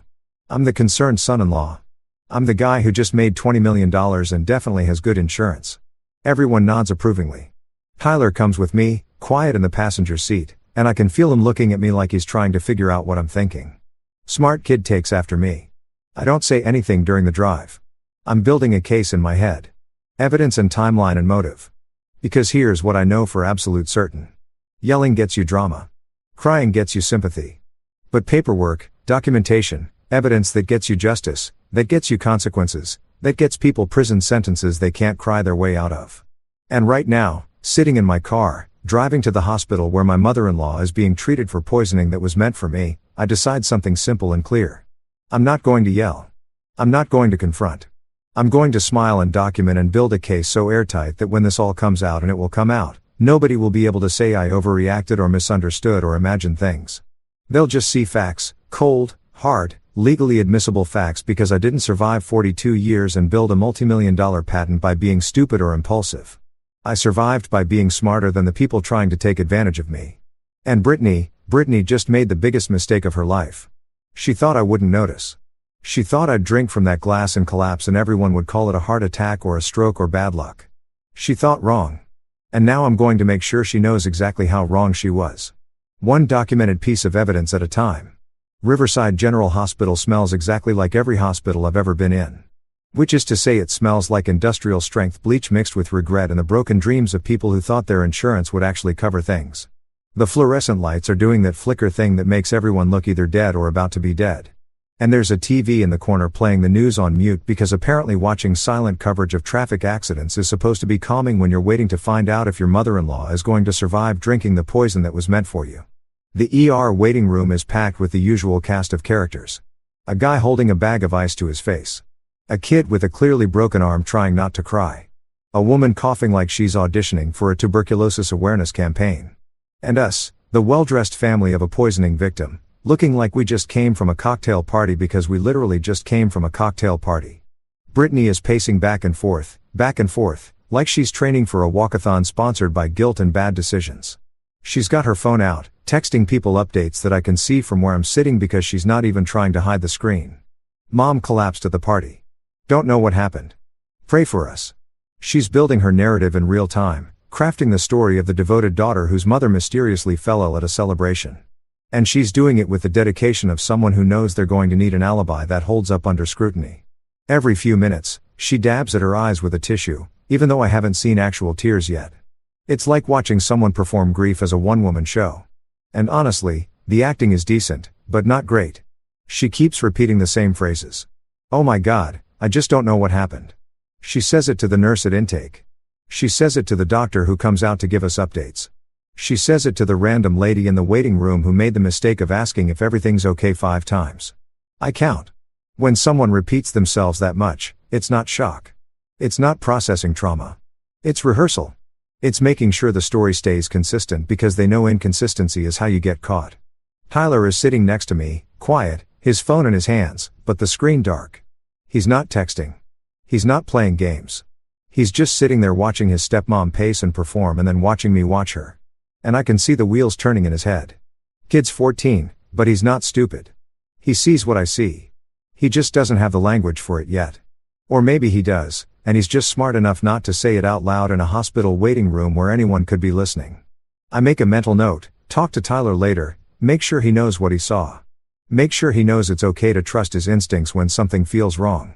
File that under important parenting moments that shouldn't have to happen because your spouse shouldn't be trying to murder you. A doctor comes out after about 40 minutes. She's young, maybe early 30s, wearing scrubs that have seen better days and an expression that says she's already done 12 hours of a 14-hour shift and would very much like to go home and drink wine in the bathtub. She looks at her clipboard, then at us. Family of Lorraine Hale. Brittany rushes over like she's been shot out of a cannon. Yes, that's my mother. Is she okay? What happened? The doctor does that thing doctors do where they choose their words carefully because they know anything they say might end up in a lawsuit. Your mother is stable. We've started treatment and she's responding. We're still running tests, but preliminary results suggest possible toxic opioid ingestion. She pauses, watching our faces. I keep my neutral. Interested, but not surprised. Concerned. Son-in-law mode activated.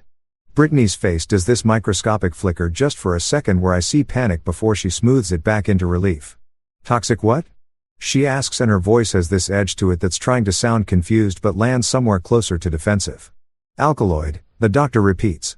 It's a type of compound found in certain plants. Definitely not food poisoning, which was our first thought given the party setting. This was something more specific. We're running a full toxicology panel to identify exactly what we're dealing with, but the reaction time and symptoms are consistent with something like aconite or a similar neurotoxin. She looks at all of us. Did your mother consume anything unusual? Any herbal supplements, teas, something from a non-commercial source? Brittany shakes her head vigorously. No, nothing. She just had champagne. That's it. She's talking too fast. People who are innocent don't talk that fast when answering simple questions. People who are innocent take a second to think, to consider, to make sure they're being accurate. People who are guilty already have their answer ready because they've been rehearsing it since the moment things went wrong. I step in, voice calm, measured, like I'm simply trying to be helpful. She only took 1 sip of the champagne. Doctor, maybe 2. Super fast reaction, right? Like less than a minute. The doctor nods slowly. Yes, that's consistent with acute poisoning from a concentrated source. If it was ingested, It would have been in whatever she drank most recently. I let that sit there. I don't add anything. I just nod like I'm processing information. Brittany freezes for half a beat. Just half a second where her entire body goes rigid and her eyes lock onto me like she's trying to read my mind through my skull. Then she recovers. Champagne? You think it was the champagne? That's crazy. Everyone was drinking champagne. Nobody else got sick. Her voice has gone up half an octave. Defensive. Yeah, I say and I smile at her. Just a small smile. Friendly, supportive husband smile. Crazy. The doctor says Lorraine is being moved to a room and will be staying overnight for observation. They want to monitor her cardiac function and neurological responses. Make sure there's no lasting damage. Complete the full toxicology report. Standard procedure for poisoning cases, she says. And I don't miss the way she says poisoning cases like this is now officially a category of incident and not just a random medical emergency. Brittany does her dramatic relief performance, hand to chest, exhale, thank God, the whole production, and asks if she can see her mother. The doctor says yes, but only for a few minutes because Lorraine needs rest. Brittany rushes off down the hallway following a nurse and I'm left standing there with Tyler and the young doctor who looks at me with an expression I can't quite read. You're her son-in-law? She asks. I nod. And you were at the party? Another nod. Did you notice anything unusual? Anyone who might have had access to the drinks? It's a careful question. She's fishing. I can tell this doctor has seen enough weird stuff in the ER to know that accidents at family parties sometimes aren't accidents. Nothing I can think of, I say, but I'll definitely give it some thought. If I remember anything, who should I talk to? She hands me a card. Not her card. A card for hospital security and a number for the police non-emergency line just in case, she says. With this type of poisoning, we're required to file a report. Someone from the police department might want to ask some follow-up questions. I take the card. I thank her. I act like this is all routine and expected and not at all the beginning of a criminal investigation into my wife's attempt to widow herself before she hits 40. Tyler and I sit back down in the waiting room. He's staring at his shoes. I'm staring at the muted TV where a weatherman is pointing at a map of rain clouds. Finally, Tyler speaks quiet enough that only I can hear. Dad, that was weird, right? The thing she said about the champagne. I look at him. Really look at him. My kid, smart, observant, probably going to need therapy after this whole thing is over, but at least he's paying attention. Yeah, buddy. That was weird.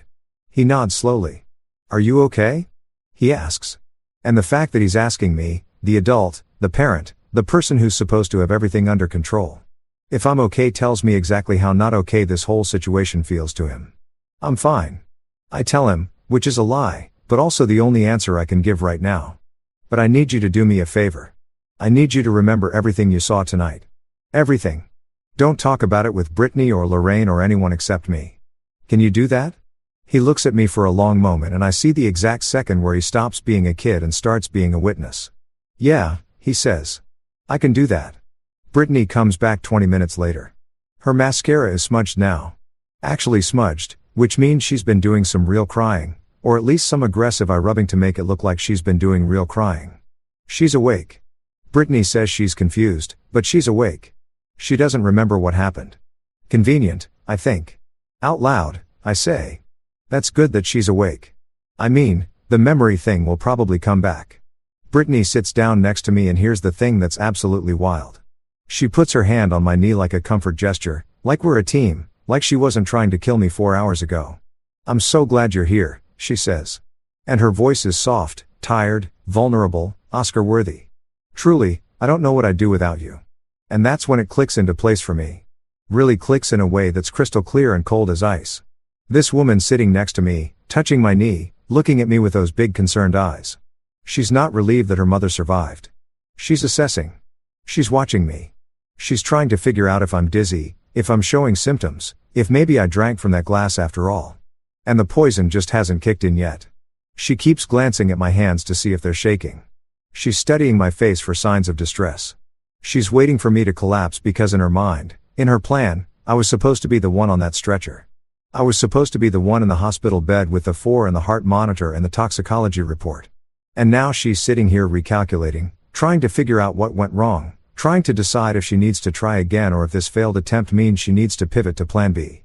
I squeeze her hand. Supportive husband. We'll get through this. I tell her together. She smiles at me, relieved, and in that smile, I see everything I need to know. She thinks she's safe. She thinks I don't know. She thinks she still has time to fix this, to try again, to find another way to turn my $20 million into her $20 million. What she doesn't know, what she can't know yet, is that the temperature in my chest has changed. It's gone from shock to surgical. From reactive to strategic, from I can't believe this is happening to I'm going to document every single move you make from now until the day they read your charges in court. We drive home an hour later. Tyler falls asleep in the back seat. Brittany's quiet in the passenger seat, staring out the window.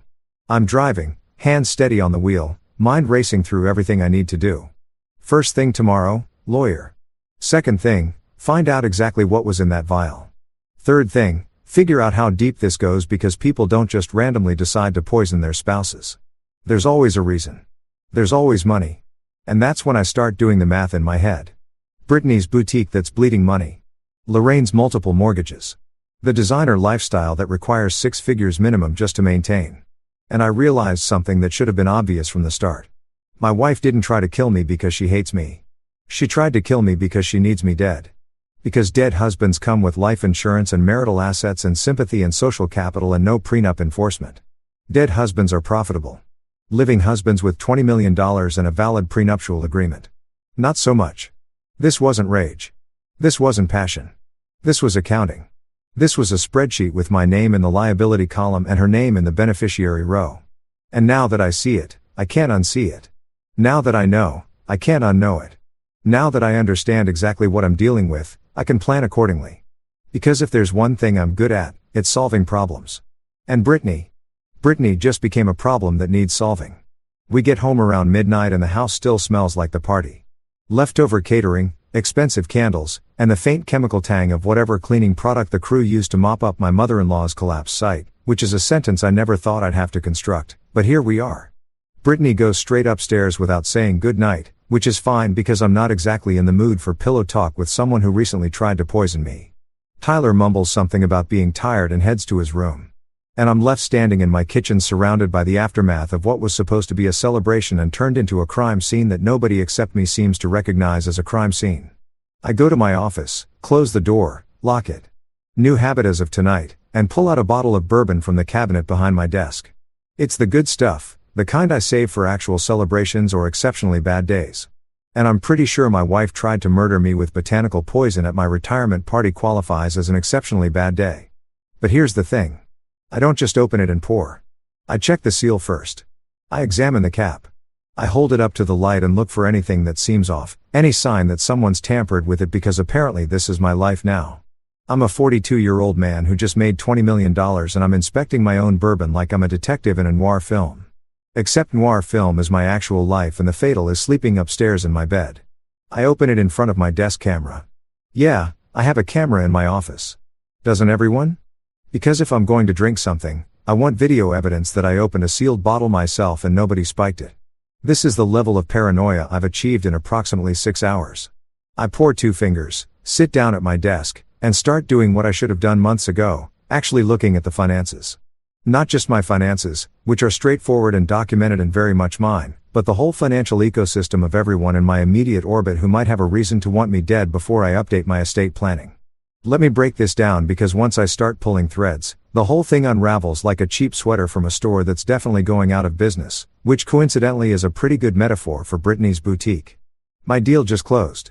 $20 million in escrow. The money hit my account last Tuesday.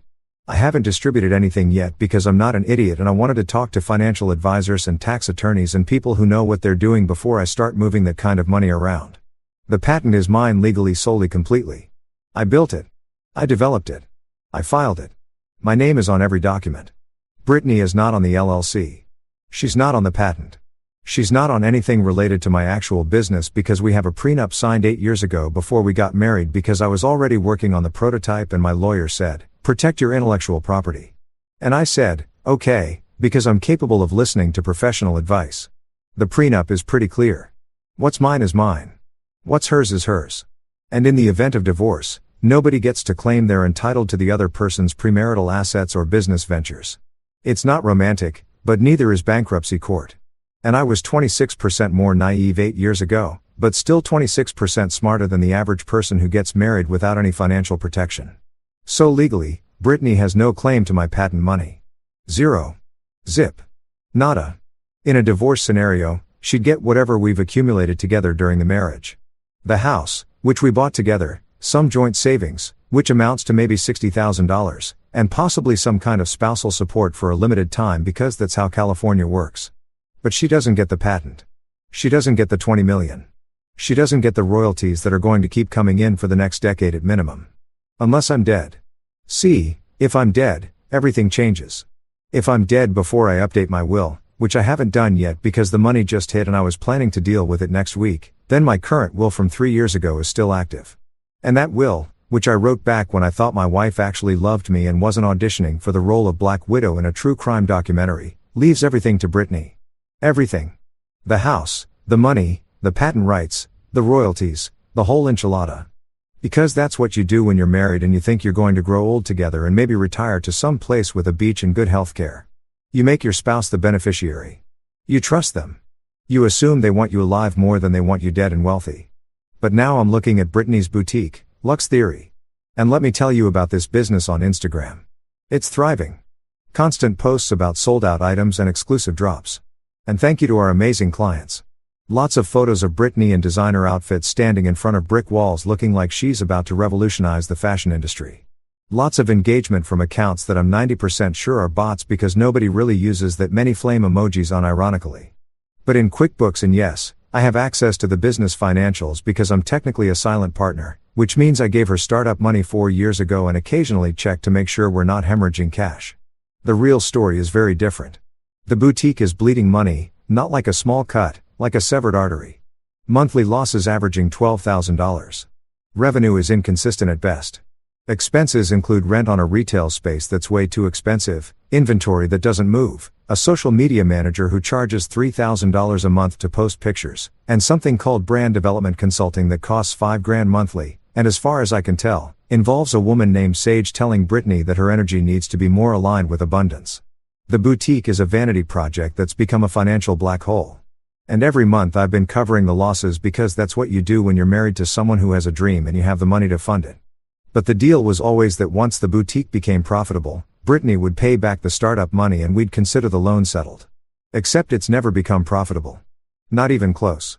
And now I'm looking at 4 years of losses that total somewhere north of $300,000, which is a lot of money to spend on what is essentially an expensive hobby that requires a storefront. Then there's Lorraine. Oh, Lorraine. I pull up what I can find about her financial situation, which isn't everything because she's not my wife and I don't have direct access to her accounts, but I know enough from conversations and things Brittany has mentioned. And that one time Lorraine got drunk at Thanksgiving and started complaining about interest rates. Lorraine has a condo. Sounds nice, right? Except she has 2 mortgages on it. Not a mortgage and a home equity line of credit. 2 full mortgages, which means at some point she refinanced, pulled out cash, spent that cash, and then took out another loan using the same property. The condo is underwater. She owes more than it's worth, and she's making payments on both loans barely, from what I understand. She also has a Mercedes, the S-Class, fully loaded, gorgeous car. Costs about $900 a month for the payment plus insurance plus premium gas because Lorraine doesn't do regular unleaded. And then there are the credit cards, multiple credit cards. I don't know the exact balances, but Brittany mentioned once that her mom was consolidating debt, which is code for transferring balances between cards and hoping nobody notices that the problem is getting worse, not better. And here's my favorite part, spa financing. I didn't even know this was a thing. Apparently, you can finance cosmetic procedures and spa treatments and facials and whatever else wealthy women do to avoid looking like they're aging naturally. Lorraine has a payment plan for her face, for her actual face. This is money borrowed to maintain an appearance that suggests she has money, which she doesn't, which is why she needs to borrow money, which creates this beautiful circular logic that ends with her daughter trying to poison me. And then there's Andre. Andre is Brittany's cousin, sort of second cousin, maybe. The family tree is unclear, and I stopped trying to map it out after the third explanation that involved people I'd never met. Andre describes himself as an entrepreneur and a business consultant. But what Andre actually is, based on my observations and some very careful questions I've asked over the years, is a loan shark with business cards and a LinkedIn profile. He loans money to people in the family when they can't get traditional loans because their credit is destroyed or they're already maxed out everywhere else. He charges interest rates that would make a payday loan company blush. And according to a conversation I overheard 6 months ago when Brittany thought I was in the garage, Andre is currently helping the family with some temporary bridge capital, which is fancy language for loaning money that needs to be paid back with substantial interest or else. So, let me paint you the full picture here because once I see it all laid out in front of me, it's so obvious.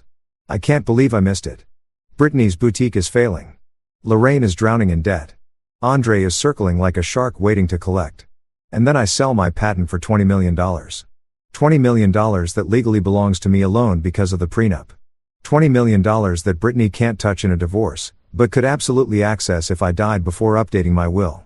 And suddenly, from their perspective, I'm not Marcus the husband or Marcus the son-in-law. I'm Marcus the solution. I'm Marcus the walking ATM machine that just needs to stop walking so they can make a withdrawal. If I die tragically, heart attack, accidental poisoning, stroke, whatever story they want to sell, Brittany becomes the grieving widow. She inherits everything. The house, the cash, the patent rights, the royalty stream. She pays off her boutique debt, her mother's mortgages, Andre's loans. She's suddenly solvent and sympathetic. She gets sympathy casseroles and GoFundMe donations and people saying she's so strong and at least he left her well taken care of. She gets to play the role of the woman who lost her husband right when their life together was about to get good. And people eat that story up. Nobody suspects the widow. Nobody investigates the wife who cries at the funeral and talks about how much she loved him and how unfair life is. This wasn't rage. This wasn't a crime of passion. This wasn't even personal really. This was accounting. This was a spreadsheet analysis that determined I was worth more dead than alive. I was an asset that needed to be liquidated. And the fact that I'm sitting here in my office alive drinking bourbon from a bottle I had to safety check like I'm the president's food taster means that their accounting was wrong. They miscalculated. They didn't factor in the possibility that I'd notice that I'd see that I'd swap the glasses and save my own life while accidentally saving Lorraine's in the process. Which is ironic because I'm pretty sure Lorraine was in on this plan given how fast she's accumulated debt and how convenient my death would be for her financial situation, too. I finish my bourbon.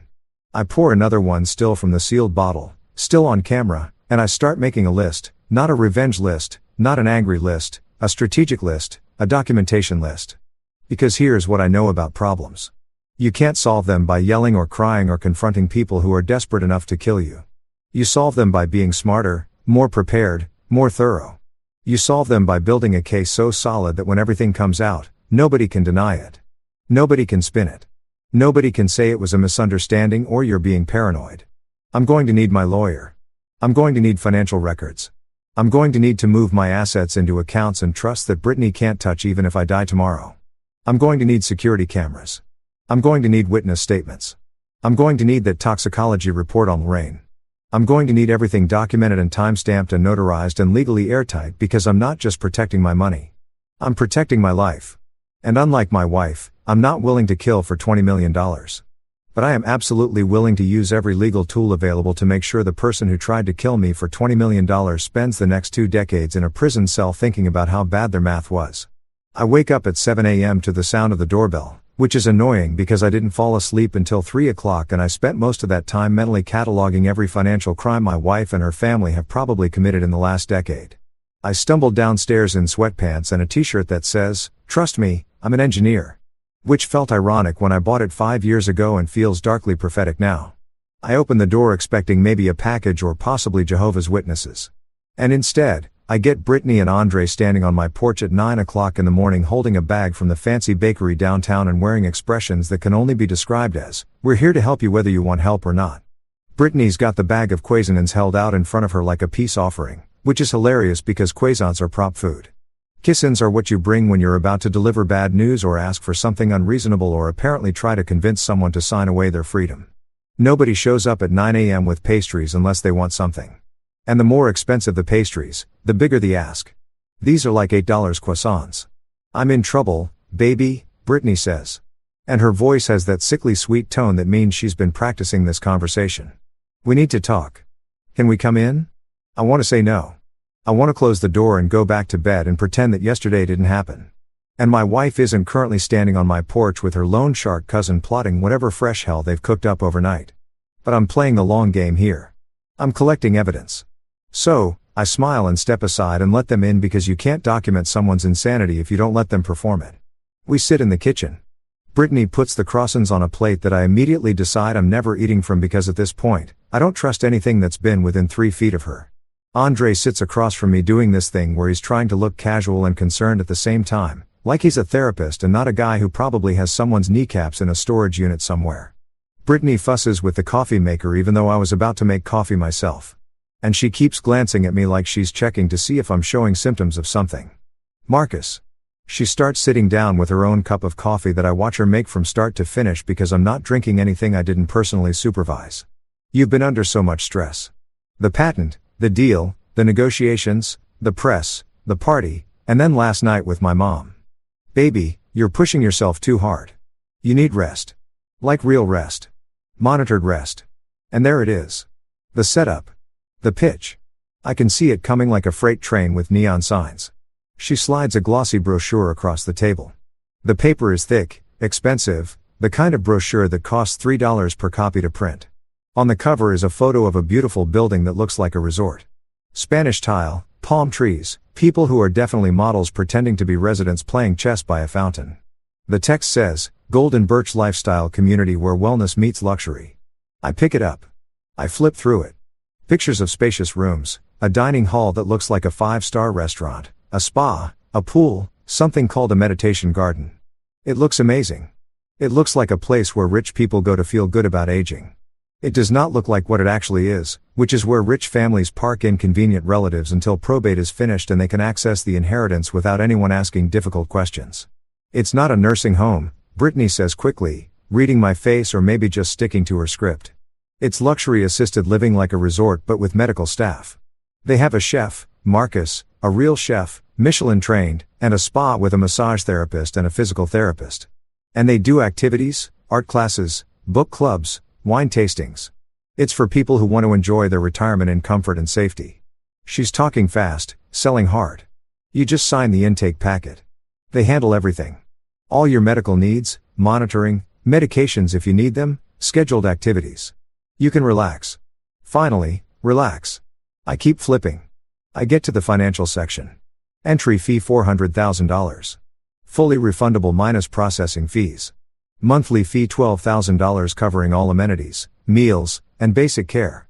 And then buried in the fine print in Section 7, Subsection C power of attorney recommended for seamless care, coordination, and financial management during residency. I stop. I read that line again. Power of attorney recommended, which means required if you want to actually get admitted because we need to make sure someone can sign things and move money even if the resident suddenly decides they don't want to be here anymore. I look up. Brittany's watching me with this hopeful expression. Andre's nodding like this is the most reasonable suggestion anyone's ever made. And I realize what I'm looking at. This isn't a care facility. This is a cage. This is a legal mechanism to take control of someone's finances and medical decisions under the guise of helping them. You sign the power of attorney. You sign the intake forms. They take the $400,000 entry fee. And suddenly you're a resident who needs care. And your wife has the legal authority to make all your decisions for you, including whether you're allowed to leave. Power of attorney, I say, keeping my voice mild, curious, not accusatory. So that means whoever I designate can sign for me, move funds for me, speak to doctors for me, make medical decisions for me, admit me against my will for my own safety, and keep me there even if I say I want to leave. That kind of spa. Brittany's smile falters for just a second. Don't make this adversarial, Marcus. This is about your health, your well-being. We're worried about you. Andre jumps in and his voice has this fake soothing quality like he's trying to talk someone off a ledge. Brother, nobody's taking advantage of you here. We just need to get in front of any medical issues before they escalate. You know, be proactive. After last night, with the stress and everything, we just want to make sure you're taken care of, protected, safe. After last night, I repeat slowly, when your future mother-in-law almost died from drinking the glass that was meant for me, the temperature in the room drops about 40 degrees. Brittany's face goes pale. Andre stops mid like someone hit pause on a video. We all just sit there breathing in that sentence, letting it hang in the air like smoke. Brittany recovers first. What are you talking about? That's crazy. That's Marcus. Are you hearing yourself? My mother had some kind of reaction.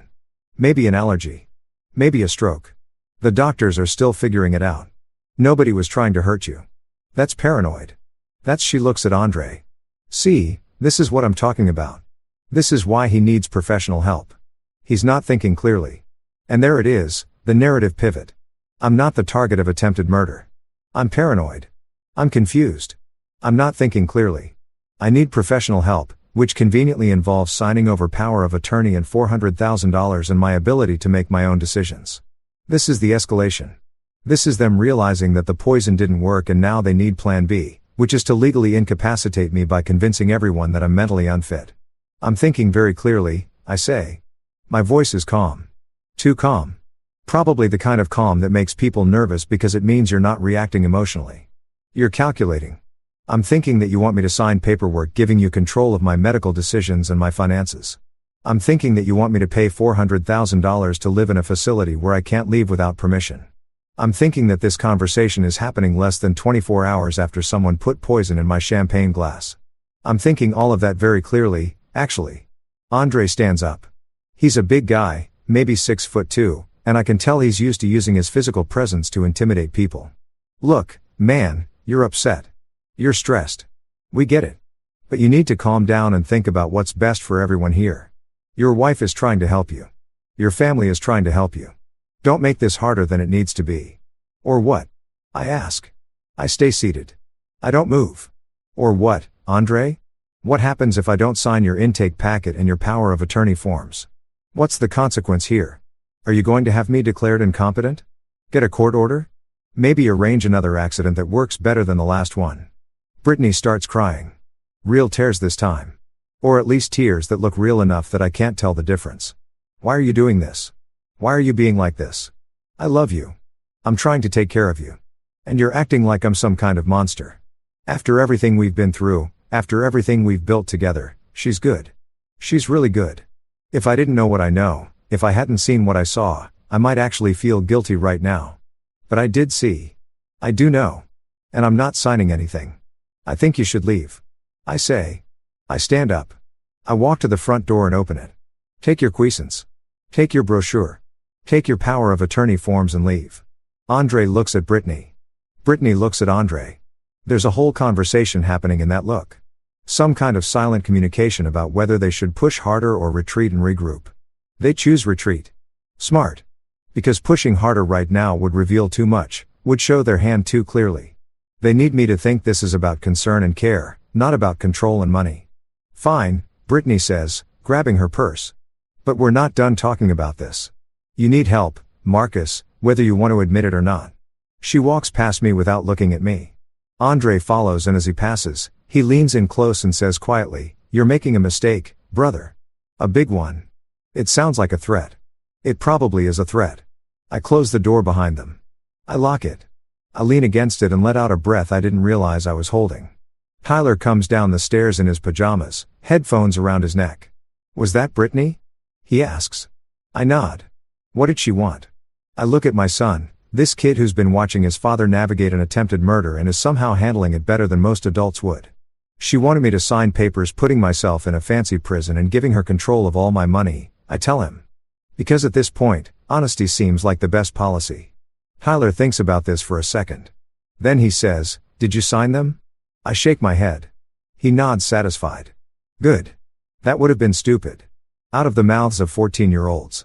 I go back to my office. I pull out my phone. I call Regina Park, my lawyer, because this just went from collect evidence to I need legal protection immediately. She answers on the second ring. I tell her everything.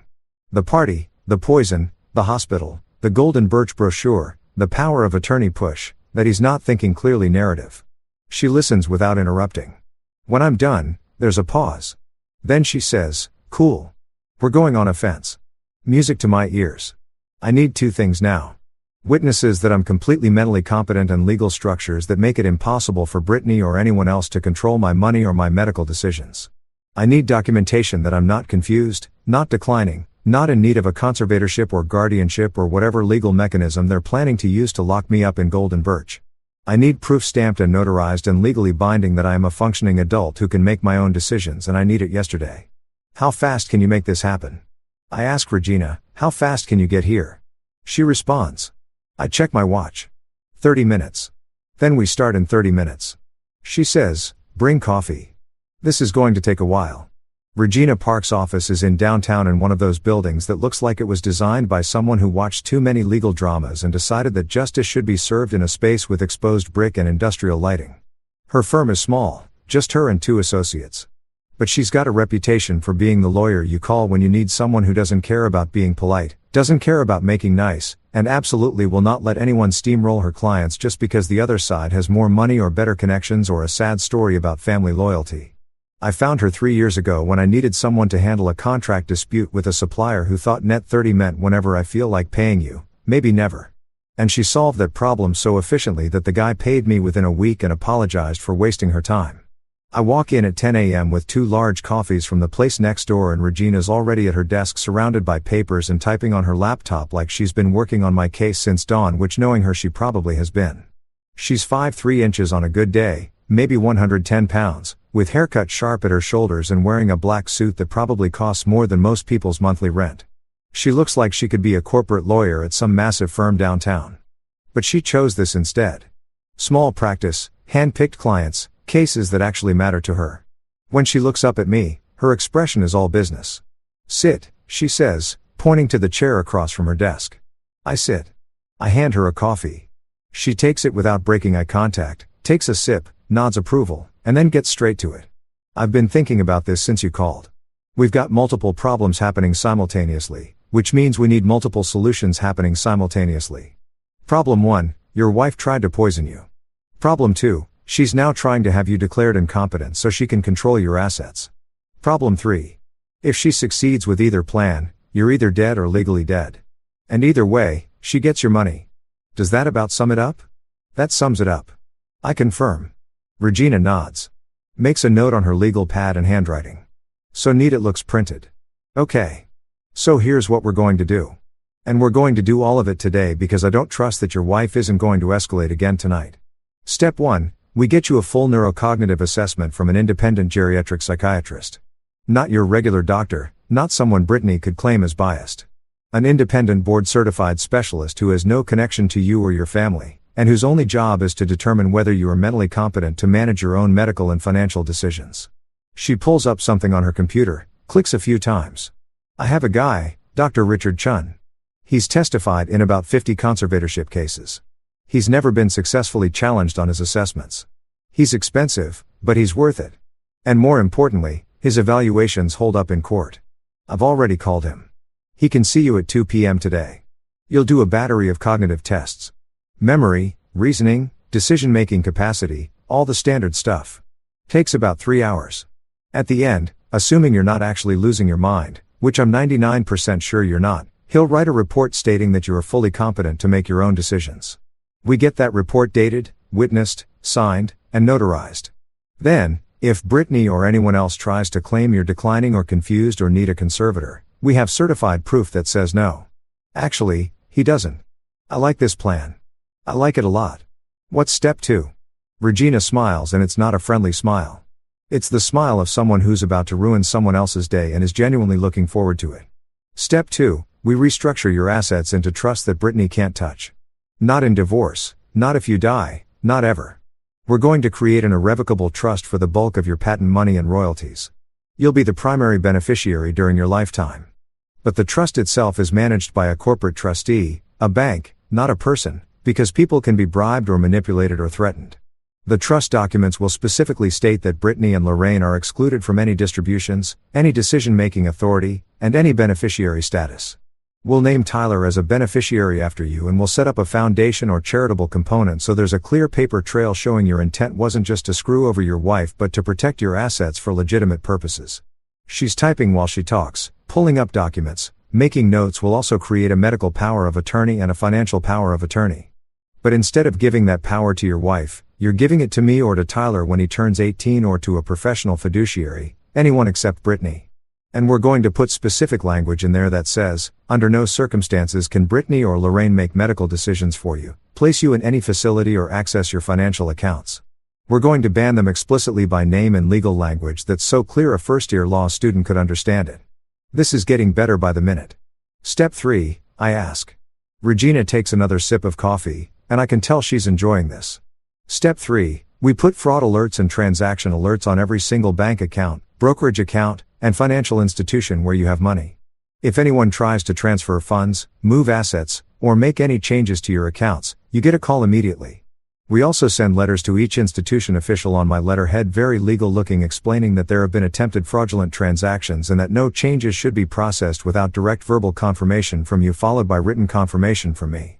We make it so annoying and complicated to access your money that Brittany would need a team of hackers and a small army to get past the security.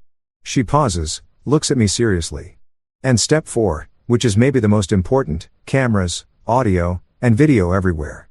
Your house, your office, your car if possible, all legal, all timestamped, all backed up to cloud storage that only you control. Because here's the thing, Marcus.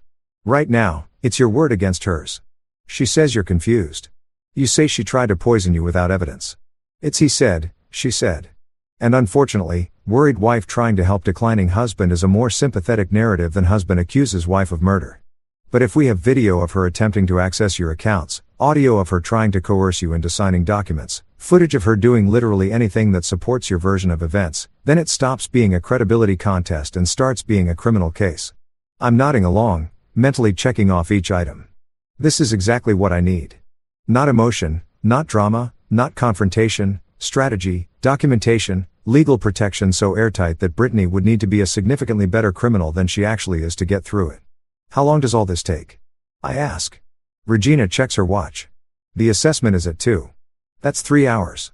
So, you're done by 5. I've already started drafting the trust documents. I'll have them ready for review by tomorrow morning. The power of attorney paperwork I can have done today. The fraud alerts we can place right now as soon as you give me account numbers. The cameras you can order online and have installed by tomorrow if you pay for rush service. So realistically 48 hours and you're protected. 72 hours and you're bulletproof. What about the police? I ask because this is the question that's been bothering me since last night. When do we involve law enforcement? Regina leans back in her chair, fingers steepled like she's a movie villain, explaining her master plan. Except in this case, the master plan is keeping me alive and sending my wife to prison. The hospital already filed a report because of the toxicology results. That means there's going to be a police investigation whether we want one or not. What we need to do is make sure that when the detective assigned to the case calls you, you're prepared. You don't volunteer information, but you don't hide anything either. You answer questions truthfully. You provide evidence when asked. You let them build their case. She pulls out a business card, slides it across the desk to me. This is Detective Camilla Reyes. She works financial crimes and elder abuse. I already called her this morning, told her we might have a situation involving attempted murder and financial coercion of a vulnerable adult. I raise my eyebrows. I'm not a vulnerable adult. I'm 42. Regina gives me a look that says I'm being deliberately obtuse. In legal terms, anyone who's being targeted for their money by family members can be classified as vulnerable, especially if there's an attempt to have them declared incompetent. It's not about your actual age or capability. It's about the fact that someone is trying to exploit you. And elder abuse statutes in California apply to anyone over 40 who's being financially exploited by a caretaker or family member. So yeah, technically you qualify, and that's good for us because elder abuse is taken very seriously by the DA's office. They prosecute those cases aggressively. She stands up, walks over to a file cabinet, pulls out a folder that's already labeled with my name, which means she really was working on this since dawn. Detective Reyes is good. She's smart, she's thorough, and she doesn't let people manipulate her with tears and family drama. When she calls, and she will call probably in the next day or two, you tell her everything. The champagne, the swap, the hospital, the golden birch ambush, all of it. You give her copies of everything we're creating, the cognitive assessment, the trust documents, the power of attorney, the fraud alerts. You make her job as easy as possible. Because the easier you make it for her to build a case, the faster Brittany ends up in handcuffs. I leave Regina's office with a folder full of documents to review. A 2 p.m. appointment with Drive Chun. And for the first time since the party, a sense that I'm not just reacting to attacks, but actually building a defense. No, not a defense. An offense. Because defense is what you do when you're trying not to lose. Offense is what you do when you're planning to win. And I'm planning to win so decisively that Brittany won't just lose access to my money. She'll lose her freedom, her reputation, and any chance of ever trying this with someone else. I get to Dr. Chin's office at 1:45 because I'm the kind of person who shows up early to things, which is probably why I'm successful, and Brittany is trying to murder me for money instead of just earning her own. The office is in a medical building near the hospital. All beige walls and generic landscape paintings and magazines from 6 months ago. Dr. Chun himself is maybe 60. Asian guy with glasses and a calm demeanor that makes you feel like he's seen every kind of cognitive problem imaginable. And yours, whatever it is, doesn't surprise him. The assessment is exhausting in a way I didn't expect. It's not physically hard, but mentally it's like running a marathon while someone asks you to solve math problems. Memory tests where he gives me lists of words and asks me to repeat them back immediately. Then again 5 minutes later. Then again 20 minutes later. Problem-solving exercises where I have to figure out patterns and sequences of numbers or shapes.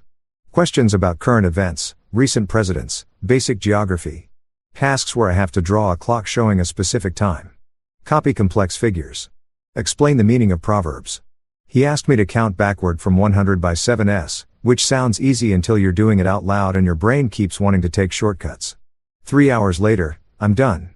Dr. Chun reviews his notes, types something into his computer, and then looks at me over his glasses. Mr. Hale, I'm going to be very direct with you.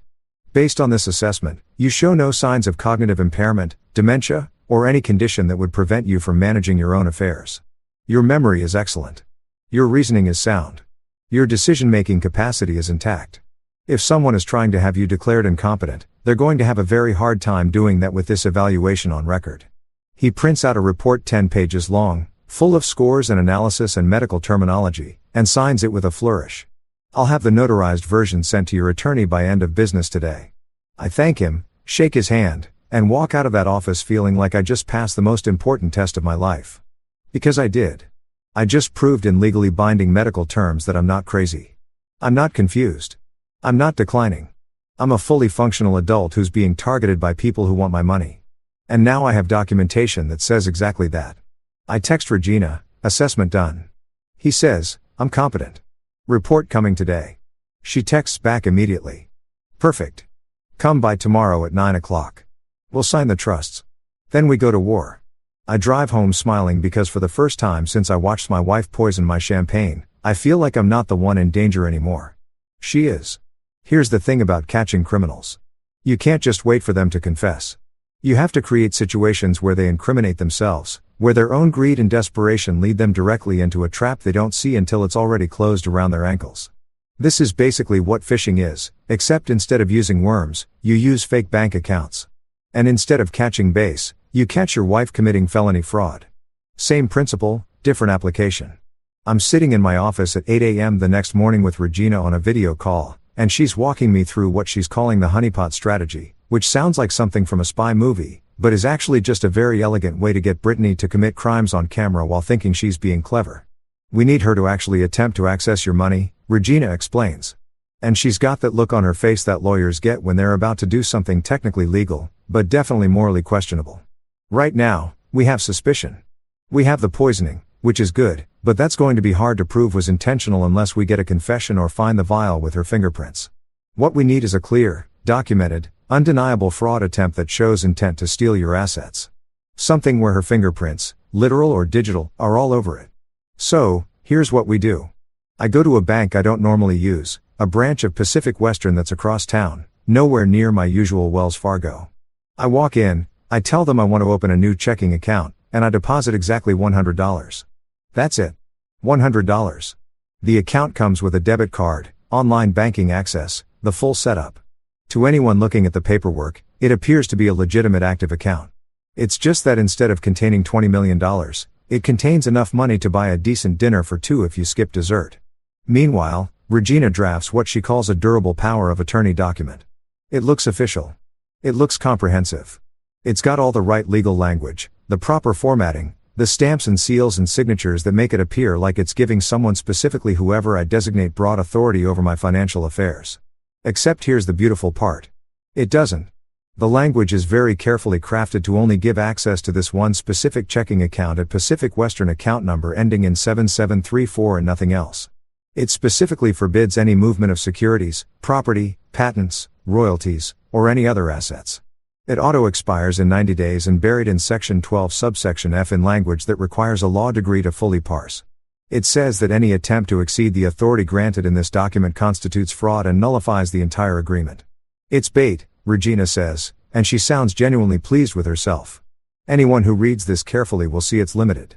But anyone who's desperate and greedy and just looking for access to your accounts, they'll see power of attorney, and think they hit the jackpot.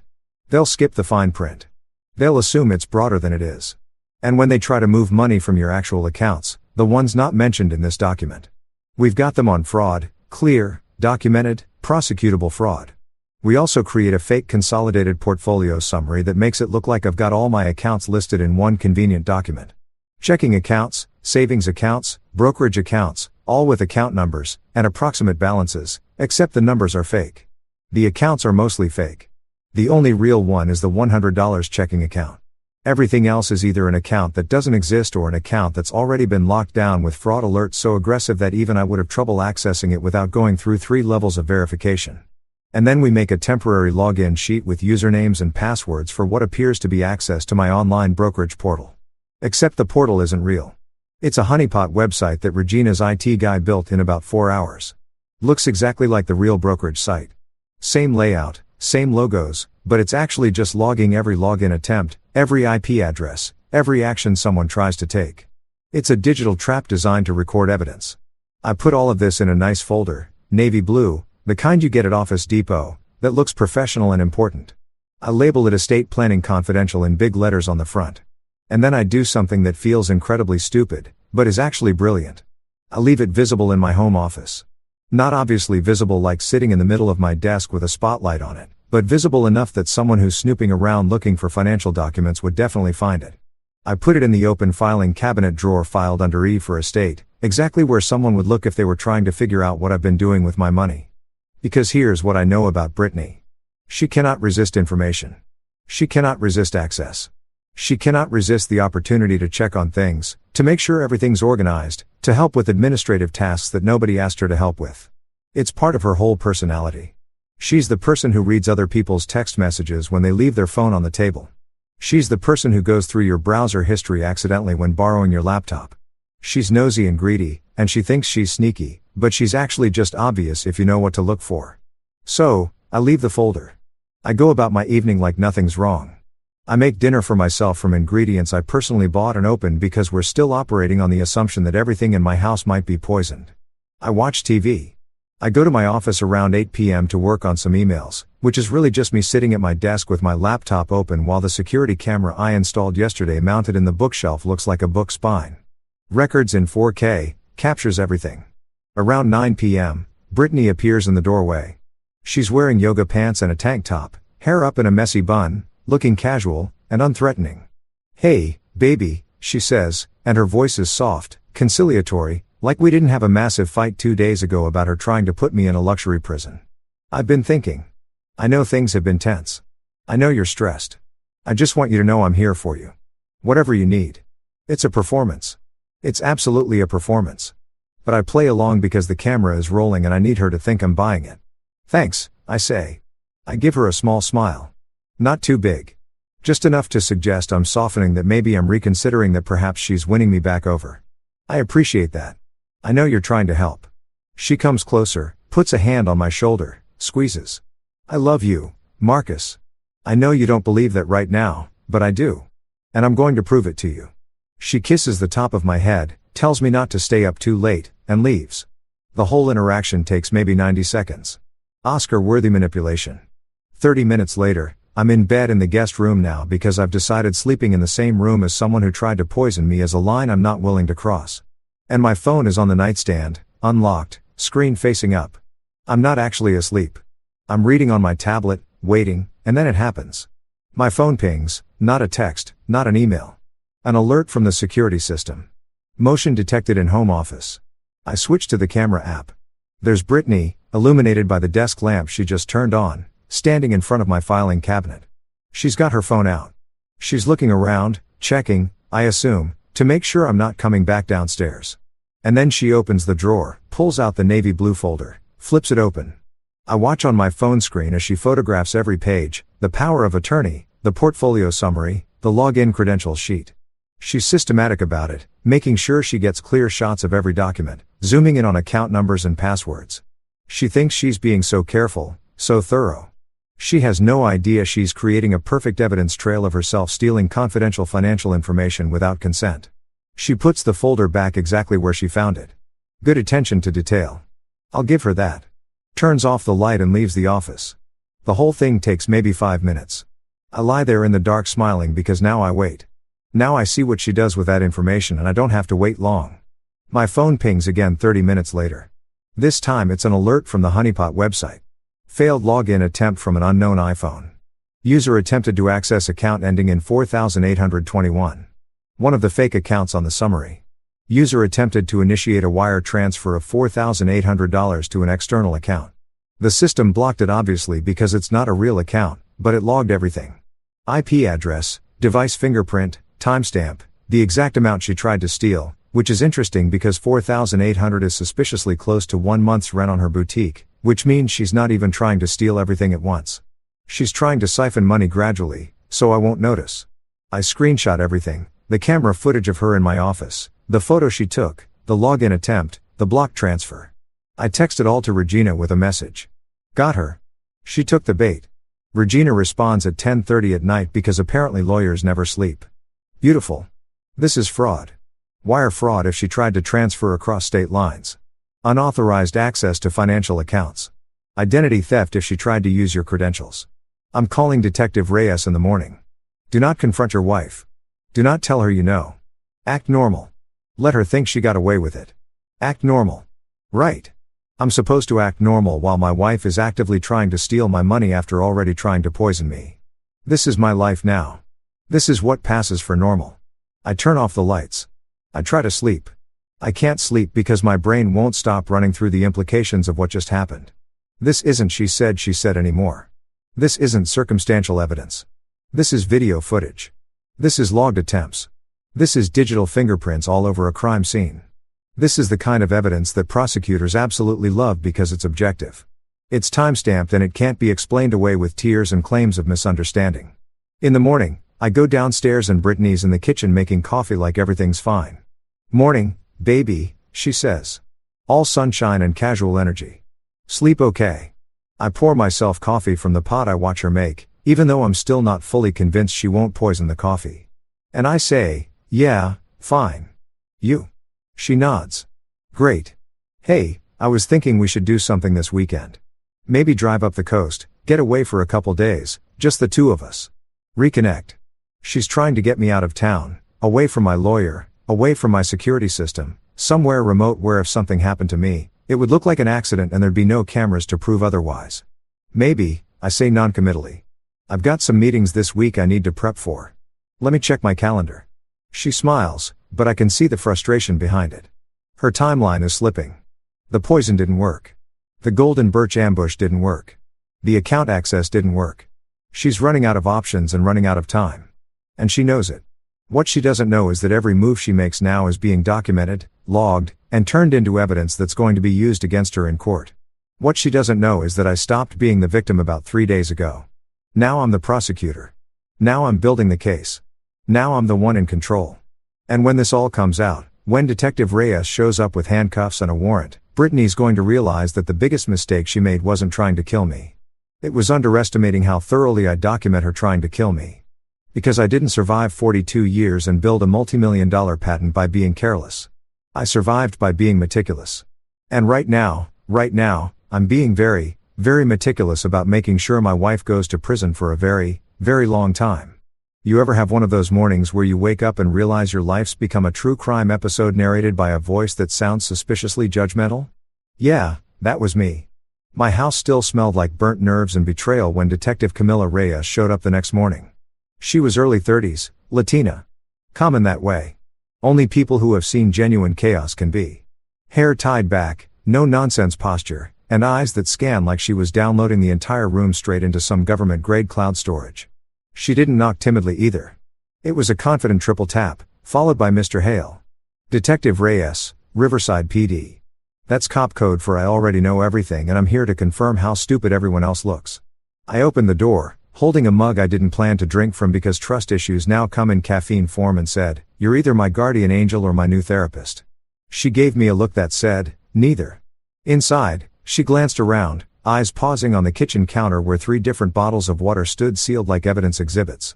"You taking hydration seriously, huh?" she asked dryly. These days, I said. Trusting unsealed liquids is basically a hobby for people who don't want to see next Tuesday. She almost smirked. Almost. We sat in my living room where my entire life now looked like a high-end panic room. Security cameras, motion sensors, files stacked neatly like trophies from the Don't Die Olympics. Reyes pulled out a small notepad. Walk me through it from the start, she said, voice low but precise like a surgeon who cuts with words. So I did. I told her about the party, the glass, the dropper, the fainting act, the ER, the suspicious rest home pitch, the bait count, the midnight phone alerts, everything. She didn't interrupt, didn't gasp, didn't overreact. She just wrote in shorthand like she was already 3 moves ahead. When I mentioned the chipped glass, her pen paused. You still have it? She asked. Yeah, I said, walking her to the kitchen freezer like a man proudly showing off leftovers that could win a case. Inside, next to a frozen lasagna, sat a Ziploc bag with the bottle and the chipped flute sealed inside. You watch too many legal thrillers, she said, eyebrows up. You have no idea, I replied. She pulled out a pair of latex gloves from her pocket because of course she came prepared. Sealed the bag inside an evidence pouch, labeled it, and said, we'll run this. If it's what you think it is, we'll know in 48 hours. The calm in her tone was unsettlingly confident. Then she asked for the rest.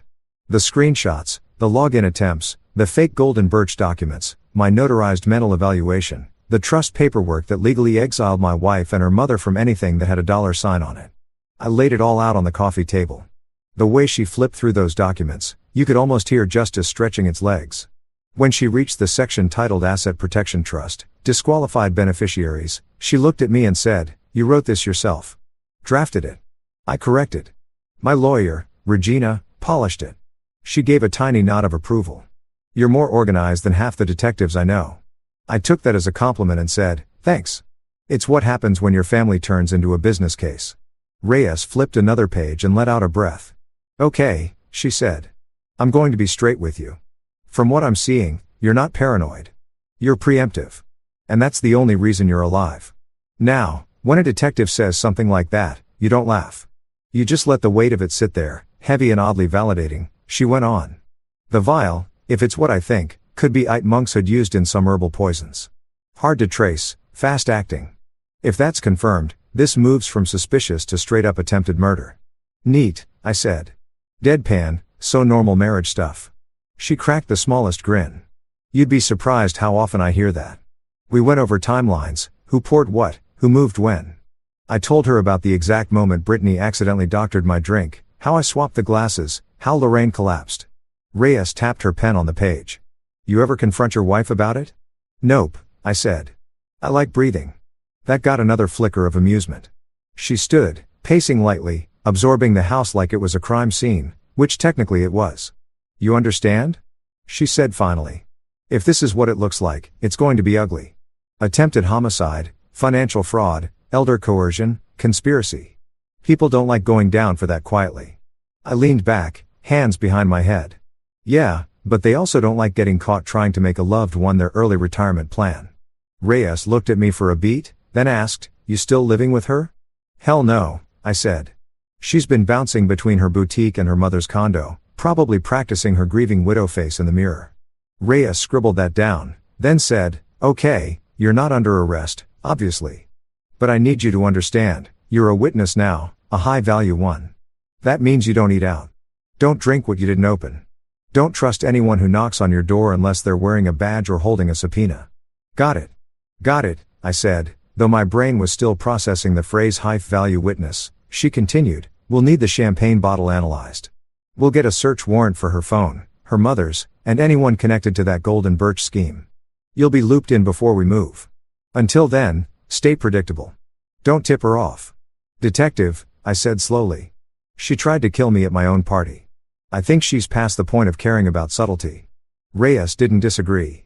She collected the evidence, carefully tucked everything into labeled bags, and before she left, she said something that somehow felt colder than the freezer.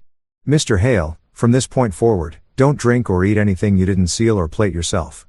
Not from your wife, not from family, not from restaurants, not even a mint at church. I stared. Not even a mint. She raised an eyebrow. You'd be surprised how many people get creative when the inheritance clock starts ticking. I exhaled and nodded. So, I'm basically living like a paranoid monk now. No, she said, heading for the door. You're living. Then she paused at the threshold, turned back, and added, oh, and Marcus, good instincts on swapping that glass. Most people wouldn't have noticed the dropper. I shrugged, yeah, well, most people don't have a wife who treats cocktails like chemistry class. She actually laughed that time.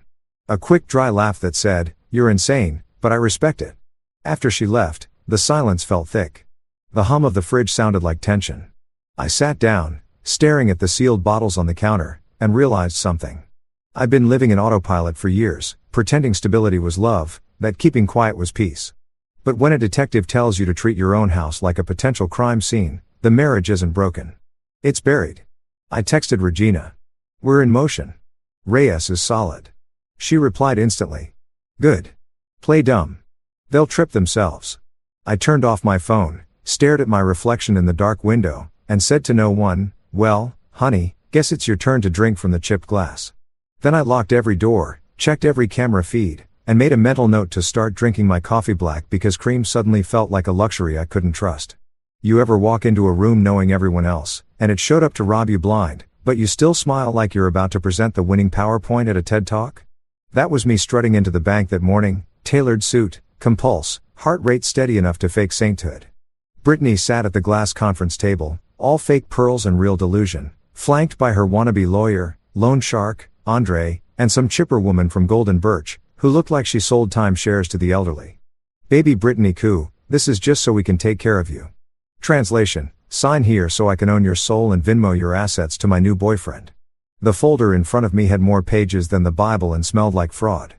But I smiled, nodded, and signed. Regina's decoy poi, the one that only gave her access to a checking account holding $100 sad little dollars. Andre leaned forward like he'd just witnessed destiny. Brittany looked like she could taste victory, and the Golden Birch rep was already mentally redecorating my suite. Then Brittany gave the signal. We'll move $400,000 for the entry fee, she said, all sweet and confident.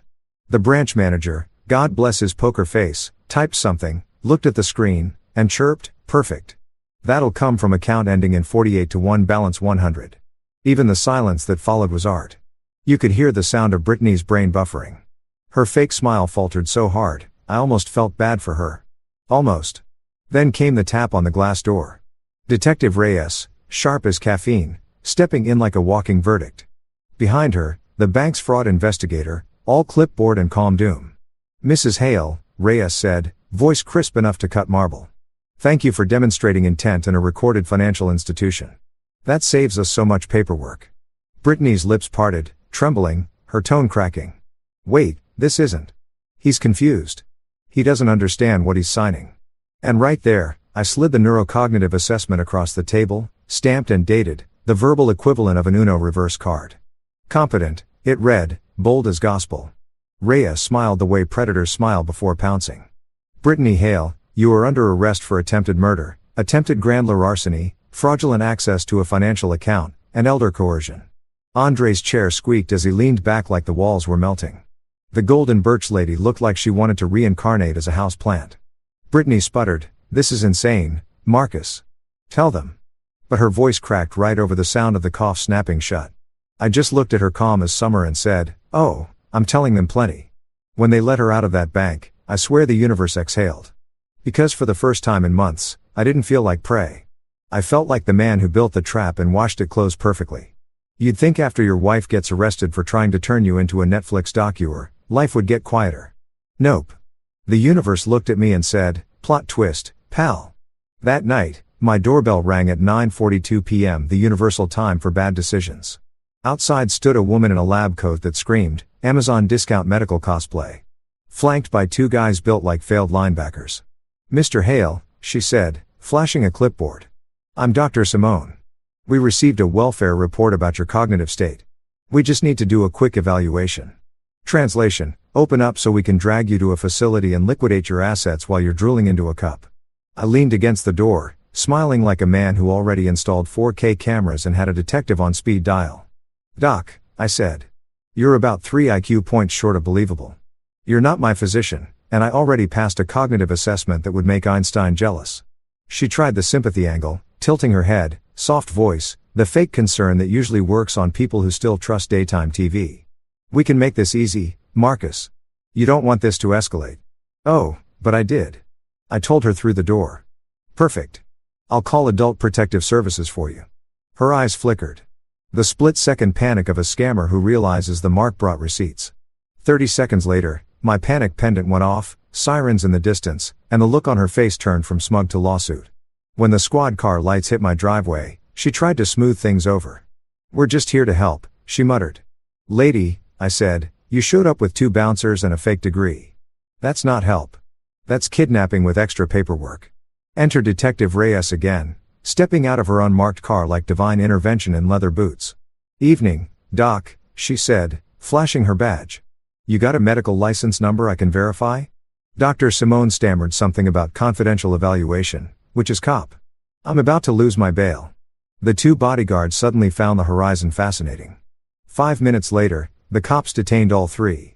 I watched from the doorway, coffee mug in hand, unpoisoned, sealed, sanctified.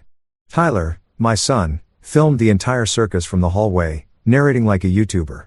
Hi, I'm Tyler Hale, and this is what attempted kidnapping looks like. When Reyes told them APS already had protective orders in my file, including their names, it was poetic. The fake doctor's jaw actually dropped. They got hauled off and Reyes gave me that look again. The one that said, you were right to be paranoid. I told her, at this point, I'm not paranoid. I'm professional, Tyler laughed. Dad, that was savage. I grinned, ruffling his hair. Nah, son. That was documented. That night, as the house quieted, I realized the war wasn't about money anymore. It was about control, and I'd just taken mine back. If justice had a playlist. Mine started with the rhythmic squeak of courtroom chairs and ended with the sound of my ex-wife's freedom getting revoked in high definition. The day Brittany shuffled into court, she was dressed like a sad Pinterest board titled Forgiveness Chic. Soft beige dress, demure pearls, and that tragic face people wear when they're rehearsing sympathy for the camera. Her lawyer did the whole misunderstanding between loving family members routine dripping with insincerity. The prosecutor didn't even blink. They rolled out the receipts like it was Black Friday for karma. Lab results showing Iden champagne. Screenshots of the fake Golden Birch retirement home. The search history that read like a serial killer starter kit. How to disguise poison taste. Aconite lethal dose. Husband's assets after death. The courtroom air turned electric and for once Brittany didn't have a single fake tear left to squeeze out. Then they played the ring cam audio. Her voice clear as a church bell hissing. Sign it now or we'll just have you evaluated and placed anyway. The silence that followed could have powered a small city. When the judge finally looked up, his expression said, I've seen villains, but this one's a first ballot inductee. Her lawyer tried to recover with, Your Honor, my client was under emotional stress, but the judge shut that down like a bouncer at closing time. I stood, buttoned my jacket, and gave my statement. Not dramatic, not tearful, just truth in its cleanest, sharpest form. I'm not confused, I said.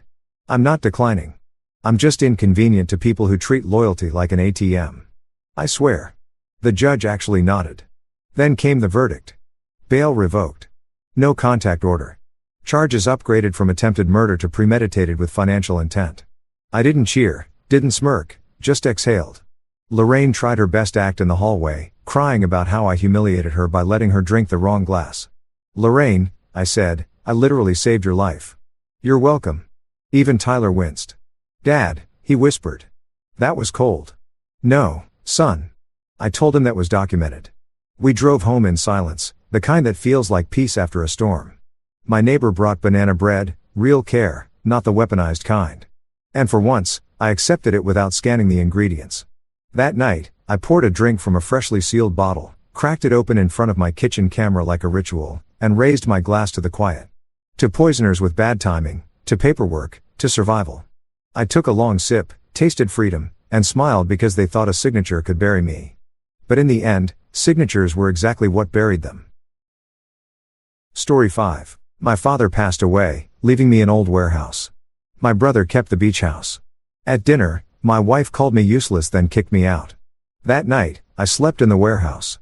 And froze when I saw what was inside. The night my wife told me to go sleep in your warehouse, I almost laughed. Not because it was funny, but because at 52 years old, standing in my brother's Malibu dining room while he poured $300 bourbon into crystal glasses, I realized something cold and irreversible. I had spent 3 decades being the responsible one and somehow ended up the disposable one. Michael wouldn't understand, my brother Jason said, smiling at the investors seated around the long oak table. He's more of a paperwork guy. Laughter followed, soft, polite cutting. Lauren didn't defend me. She adjusted her wine glass and said, "Well, at least one Turner knows how to build something." That was the moment. That was the fracture. And it only got worse. My father, Richard Turner, died 6 weeks earlier. Pancreatic cancer, quick and merciless. He had been a quiet man, practical, a machinist who turned wrenches for 40 years at the Long Beach shipyard. He didn't believe in flashy things. He believed in land. When the will was read, Jason received the Malibu beach house, a property Dad had bought decades ago before the coastline exploded in value. I received an industrial warehouse near the old port district.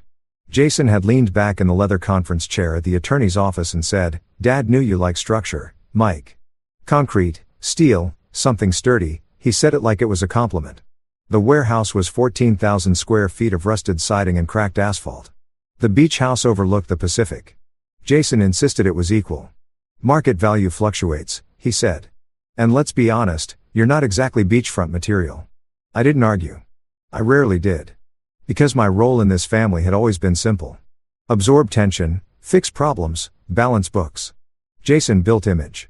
I maintained stability. That night at the Malibu house was supposed to be a celebration of legacy. Jason had already refinanced the property, installed glass railings, and hired a media consultant. He was hosting potential investors for a real estate syndicate he called Turner Coastal Ventures. Lauren was glowing under the recessed lighting. She had always admired ambition, especially Jason's version of it. I stood near the end of the table, hands loosely folded, listening to Jason explain leverage ratios with confidence he did not fully possess. One of the investors asked, "What happened to the industrial property I saw that listed in probate filings?" Jason smirked. "Oh, that thing. It's basically scrap land. Michael took it. He's always been good at warehouses." Laughter again. Lauren said lightly, "He'll probably turn it into a spreadsheet." The investors chuckled. Someone tapped their fork against a plate. I felt heat climb my neck, but I kept my expression steady. I have audited supply chains in Texas heat and Michigan snow. I have testified before compliance boards. I know how to sit still while someone underestimates me. But humiliation inside your own marriage is a different temperature. After the guests left, the house grew quiet. Ocean wind pressed softly against the glass walls. Lauren stood by the kitchen island, arms folded. "You didn't say much tonight." "I wasn't asked much." She sighed. "Jason's trying to build something. You could at least act supportive. I've paid property taxes on that warehouse for years while Jason refinanced the beach house twice. That's different." "How?" "Because Jason has vision." There it was. The word I'd been competing with for 15 years. Vision. "And what do I have?" I asked. She hesitated. "Stability," she said finally. "But stability doesn't grow." I watched her face. The subtle disappointment she no longer tried to hide. "You know what investors see," she continued. "They see momentum. They see risk-taking.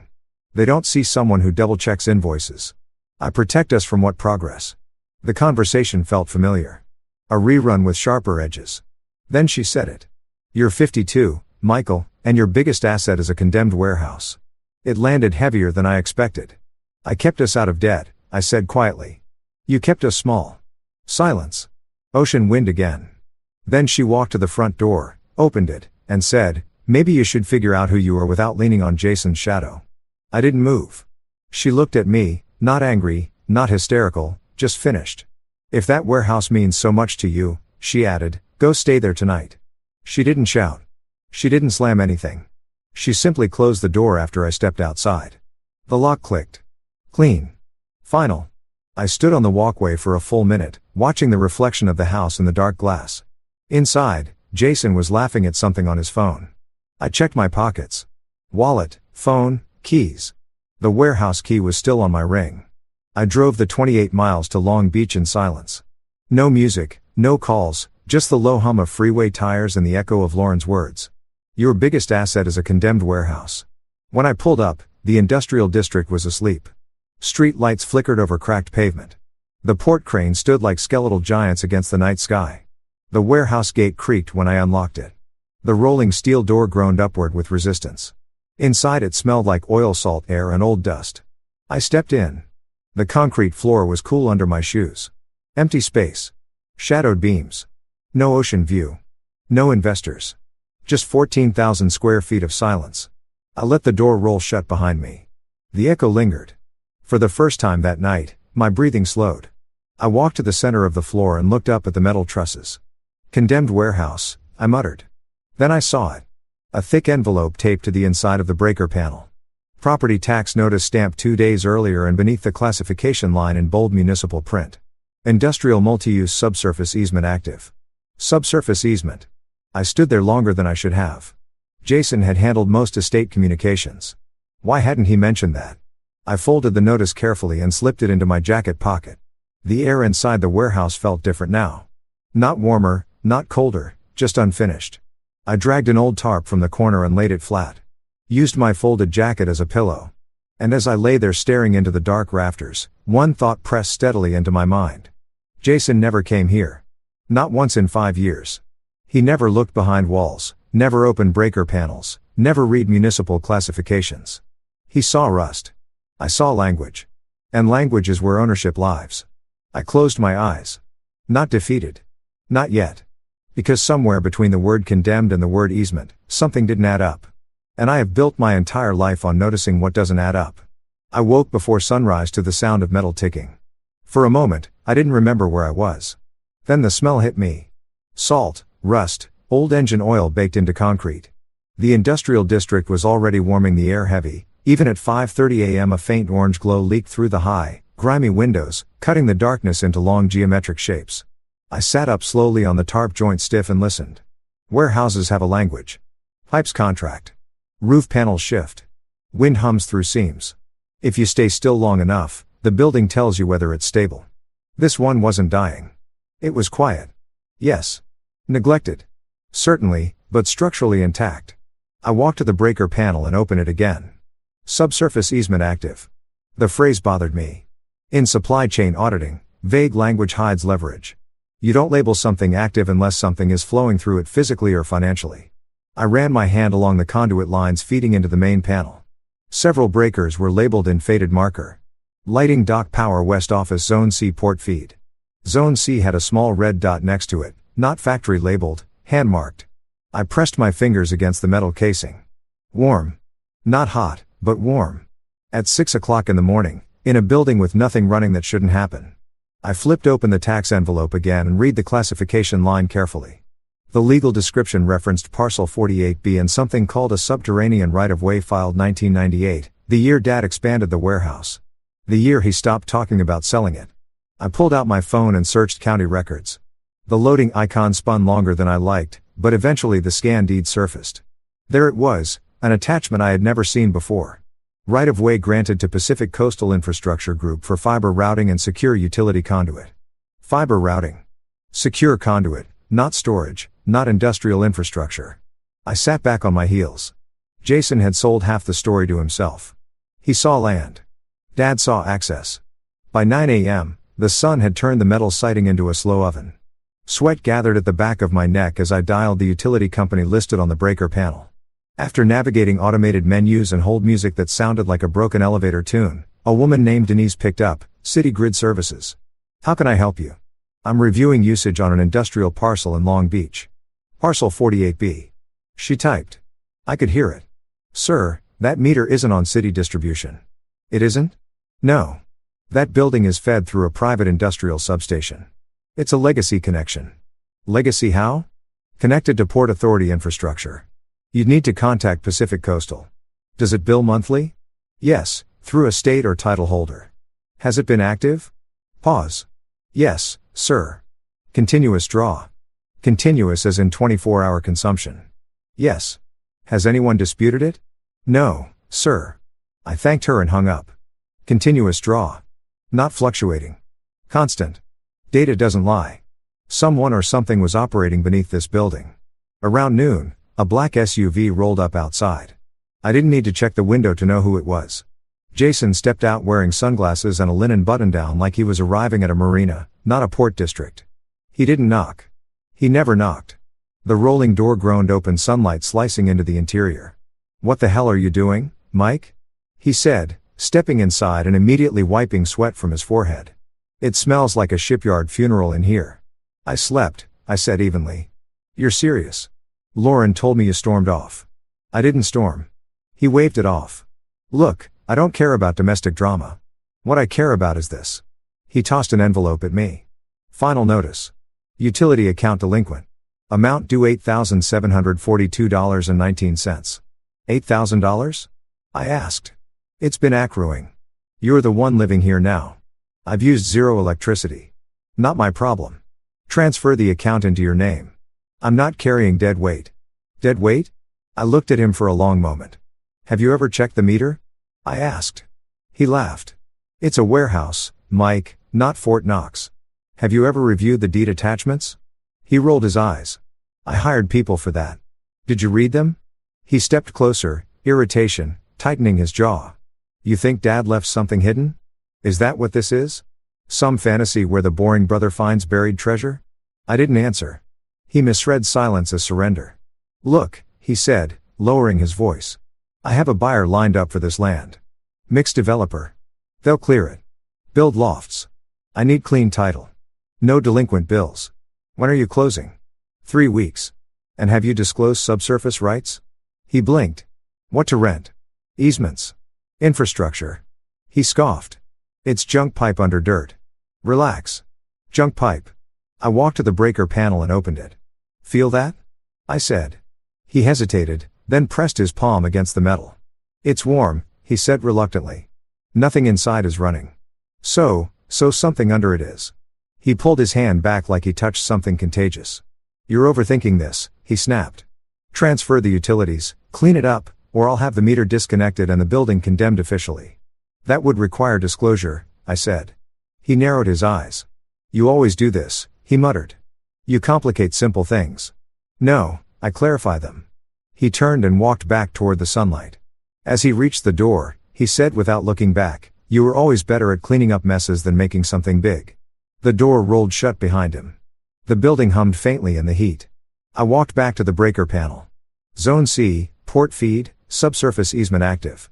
3 weeks until closing, and for the first time in years, Jason was moving faster than he understood, which meant he was vulnerable. I pulled out my phone and searched Pacific Coastal Infrastructure Group. The name redirected to a subsidiary, which redirected again, eventually landing on a federal contractor page: secure routing services, defense-compliant fiber networks, subterranean hardened vault systems. My pulse didn't spike, it steadied. Because this wasn't buried treasure. It was leverage. And leverage, when misfiled, becomes ownership. I looked around the warehouse one more time. Jason saw scrapland. Lauren saw embarrassment. But beneath my boots, below concrete and rust, something expensive was running 24 hours a day. And neither of them had ever asked why. The next morning, the heat arrived early. By 8 a.m., the inside of the warehouse felt like the interior of a parked truck in August. Light filtered through the grimy windows in pale strips, illuminating dust that hung in the air like suspended time. I had moved my tarp closer to the east wall where there was at least the illusion of shade. The utility notice sat open beside me. $8,742.19. Jason's handwriting was scrolled across the top in blue ink. Transfer immediately. I studied the detailed usage graph printed on the second page. Flat. Perfectly flat, not a peak, not a dip. In a normal structure, power consumption breathes. It rises when equipment runs, falls at night, spikes during use. This line was a ruler drawn across the month. High draw constant. That wasn't lighting. That wasn't refrigeration. That was infrastructure. I zoomed in on the billing details. Source classification, industrial substation, PSIG. There it was again. Pacific Coastal Infrastructure Group. I searched deeper. Corporate registry filings, federal subcontract disclosures. I traced the paper trail the way I would trace inventory leakage in a distribution network. PSIG wasn't a warehouse utilities vendor. It was a hardened fiber contractor tied to defense routing redundancies along the West Coast. In plain English, secure communications under my warehouse. I leaned back against a stack of old shipping pallets and closed my eyes for a moment. Dad had never trusted banks. He trusted land. But land connected to data. That was something else. Around noon, a white city pickup truck pulled up outside. I hadn't called for one, but Jason had. A man stepped out wearing a municipal vest with the logo of the Long Beach Utility Authority stitched on the front. He introduced himself as Daniel Ruiz. "Got a transfer request and possible disconnect notice," he said, stepping inside and immediately squinting at the dim interior. "You the current occupant?" "I'm the co-heir," I replied. "Michael Turner." He nodded, scanning the breaker panel. "You running equipment?" "No." He opened the panel and checked the feed. His eyebrows rose slightly. "That's odd. What is this feed isn't city supplied? It's patched through a secondary industrial grid. Rare these days. Who maintains it?" He hesitated.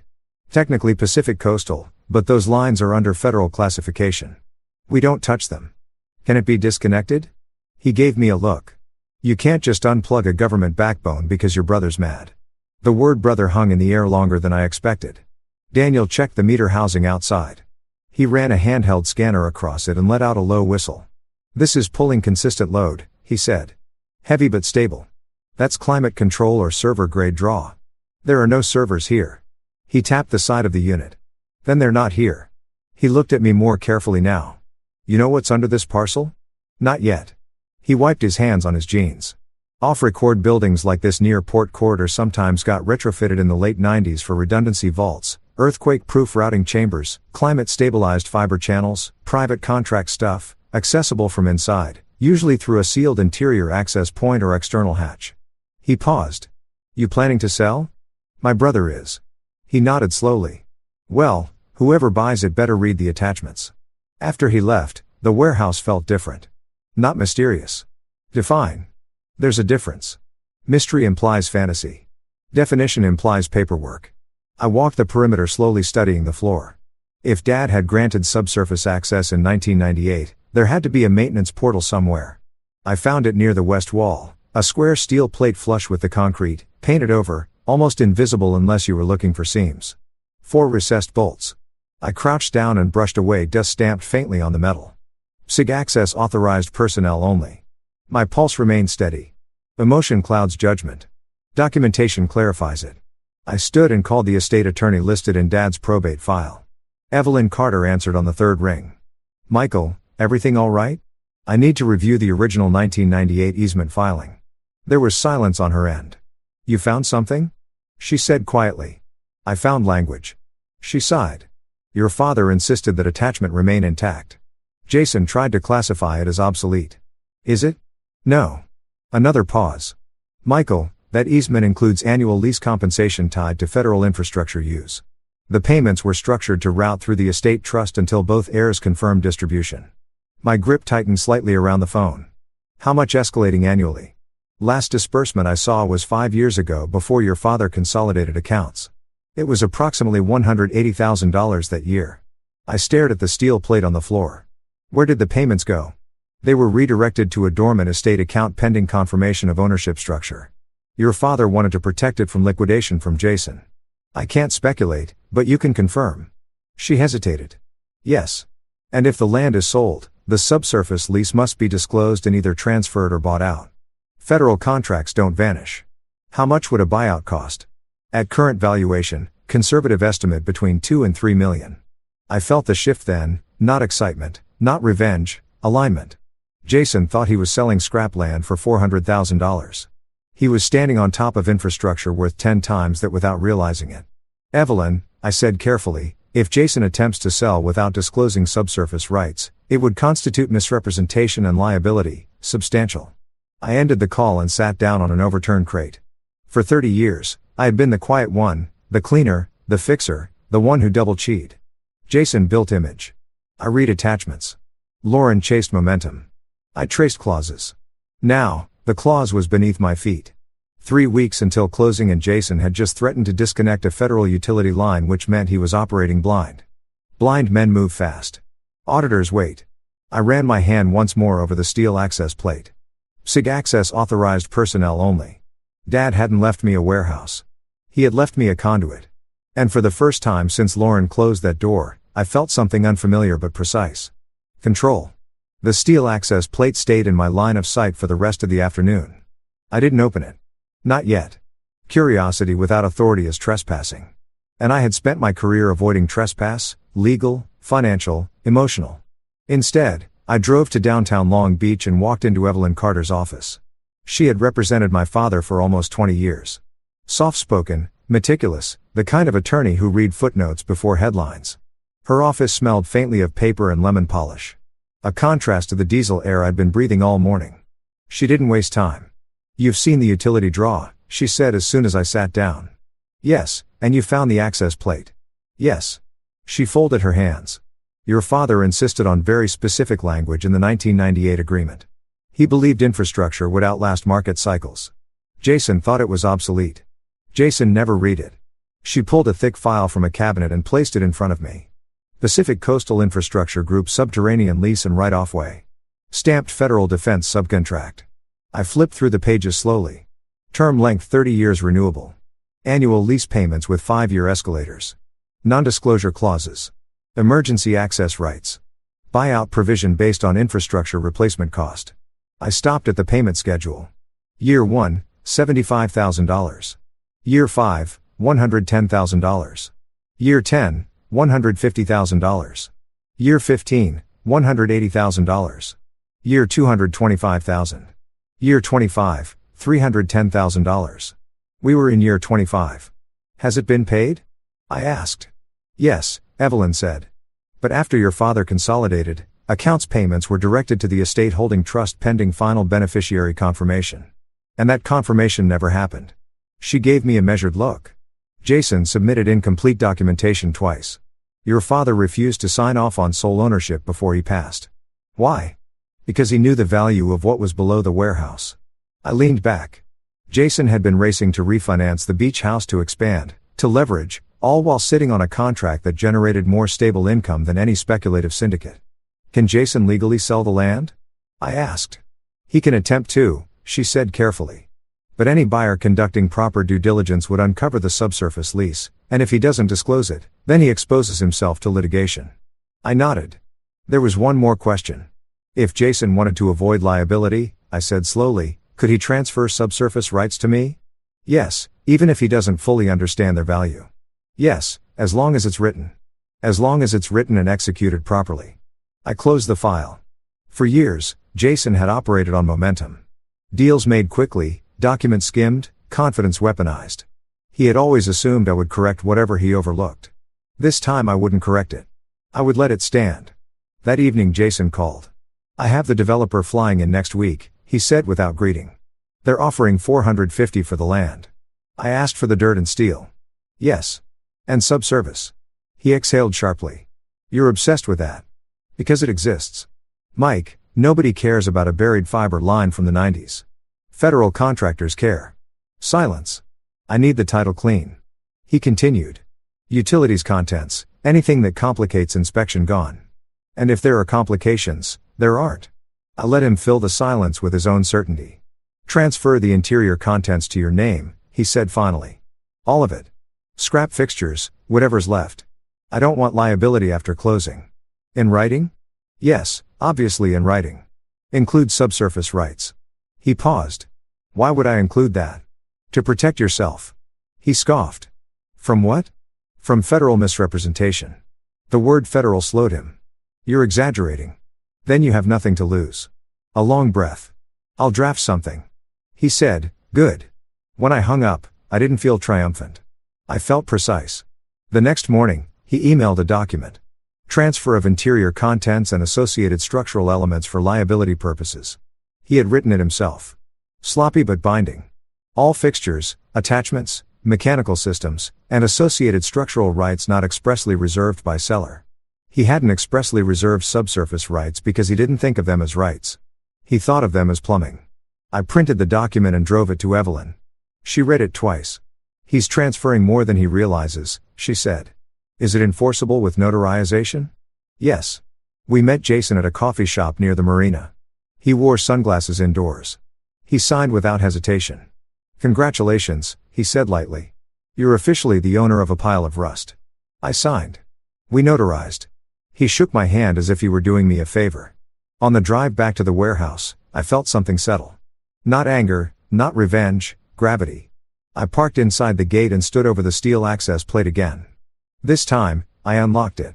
The bolts came loose with steady resistance. When I lifted the plate, cool air drifted upward. Not refrigerated, controlled. A narrow steel ladder descended into a concrete chamber illuminated by soft indirect lighting. I climbed down slowly. The room below wasn't large, maybe 20 feet wide, but it was immaculate. Fiber conduit racks lined the walls. Climate control units hummed quietly. Sealed equipment cabinets bore federal compliance tags. On one wall, a metal plaque read, PSIG, redundant, secure routing node, coastal sector. There it was. Not treasure, not fantasy, infrastructure, quiet, expensive, invisible. I ran my hand along one of the conduit housings. It vibrated faintly, alive. Above me, the warehouse groaned in the afternoon heat. Below me, the future of data transmission flowed without interruption. Dad hadn't left me a burden. He had left me leverage. I climbed back up, replaced the access plate, and secured it. Then I called Pacific Coastal Infrastructure Group. A man named Harold Anduin answered. "I'm calling regarding parcel 48B, I said. Silence, then careful interest. "Yes," says sober. "I'm the current rights holder." Another pause. We were under the impression ownership was unsettled. It was, and now one of them, it isn't. He cleared his throat. We have been attempting to route lease payments for several years. I'm aware. There was a subtle shift in his tone. Are you interested in maintaining the agreement? He asked. Or discussing buyout? Discussing, I said. Good, he replied. For the first time in decades, someone spoke to me not as an afterthought, but as the controlling party. When I hung up, the warehouse felt different again. Not lonely, not condemned, activated. Jason was preparing to sell scrap land. He didn't know the land wasn't the product, it was the platform, and he had just signed it over. The closing was scheduled for the following Thursday. Jason texted me the details as if I were a delivery service he'd hired. 10 a.m. Harborview title. Be there to confirm vacancy. Vacancy? That word would have amused me once. Now it sounded reckless. For the next 5 days, I moved deliberately. Pacific Coastal Infrastructure Group sent 2 representatives to the warehouse, not in black SUVs, not in secrecy, but in pressed button-down shirts and quiet efficiency. Harold and Guianne arrived with a compliance officer named Marisol Vega. They wore no badges of authority beyond the calm that comes from knowing you are protected by federal contract. We stood over the steel access plate together. You have documentation? Harold asked. I handed him the notarized transfer. He read it slowly. All associated structural rights not expressly reserved by seller, he murmured. He looked up at me. Your brother did not reserve subsurface. No. Marisol nodded once. Then we are speaking with the correct party. They descended into the chamber and conducted their inspection. I stayed above listening to the muted cadence of professional conversation below the concrete. After 40 minutes, they climbed back up. Mr. Turner, Harold said carefully. We have been holding 5 years of escrowed lease payments pending confirmation of beneficiary.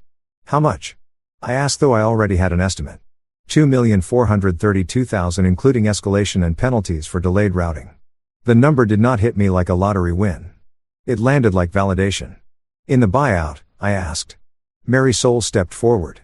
Based on current infrastructure replacement cost and redundancy value, we would propose a buyout at $3.8 million for subsurface rights only.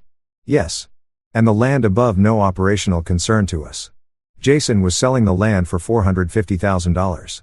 He had signed over rights worth nearly 9 times that without reading. I'll consider the buyout, I said evenly. Harold nodded.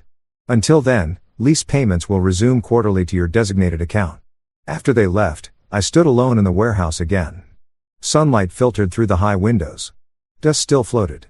Nothing on the surface had changed, but beneath it, value was flowing. That evening, Lauren called. Her voice was softer than it had been in weeks. Jason says, you're being difficult about the sale. I'm being precise. He's under pressure. He chose that silence stretched between us. You've been gone almost a week. She said, yes, this isn't sustainable. What part you warns? You sleeping in a warehouse? I'm not sleeping in it. I'm evaluating it. She exhaled. You always turn everything into analysis and you always turn everything into momentum. She didn't respond. I didn't mean what I said, she added finally. Which part about you being small? I let the quiet sit. Lauren, I said gently. I was never small. I was stable. There was nothing left to argue about. Thursday arrived clear and bright. Harborview title occupied a glass building overlooking the marina, a place designed to make transactions feel clean. Jason was already there when I arrived, leaning against the reception desk, sunglasses pushed up on his head. You ready to unload your palace? He joked. I'm ready to confirm paperwork, I said. The developer, a man named Carl Benson, shook my hand firmly. Industrial conversions are hot right now, he said. You brothers sitting on a gold mine. Jason laughed. Not this one.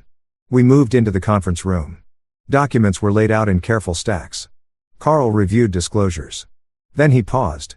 Subsurface infrastructure? He asked. Jason waved dismissively. Obsolete fiber lines. Nothing active.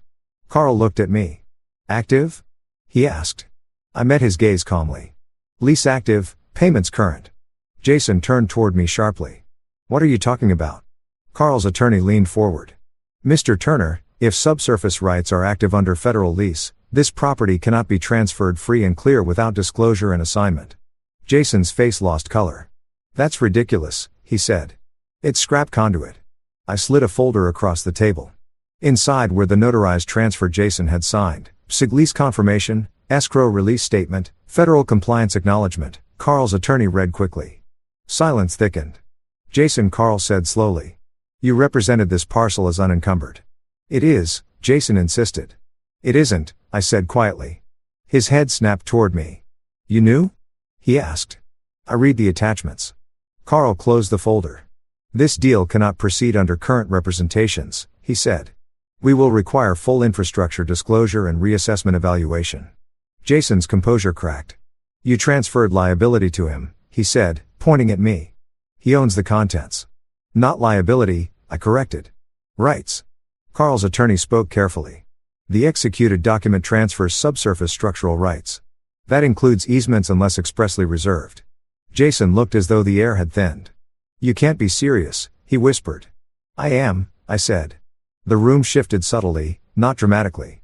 Not explosively, just decisively. Jason had built his identity on control, and for the first time, he had miscalculated publicly. Carl stood. We Unc LLB in touch, he said.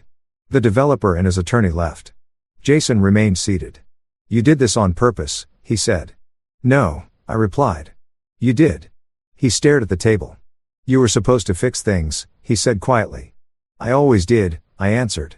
Outside the marina shimmered in late morning light. Inside the documents lay between us calm, legible final. Jason had chased leverage.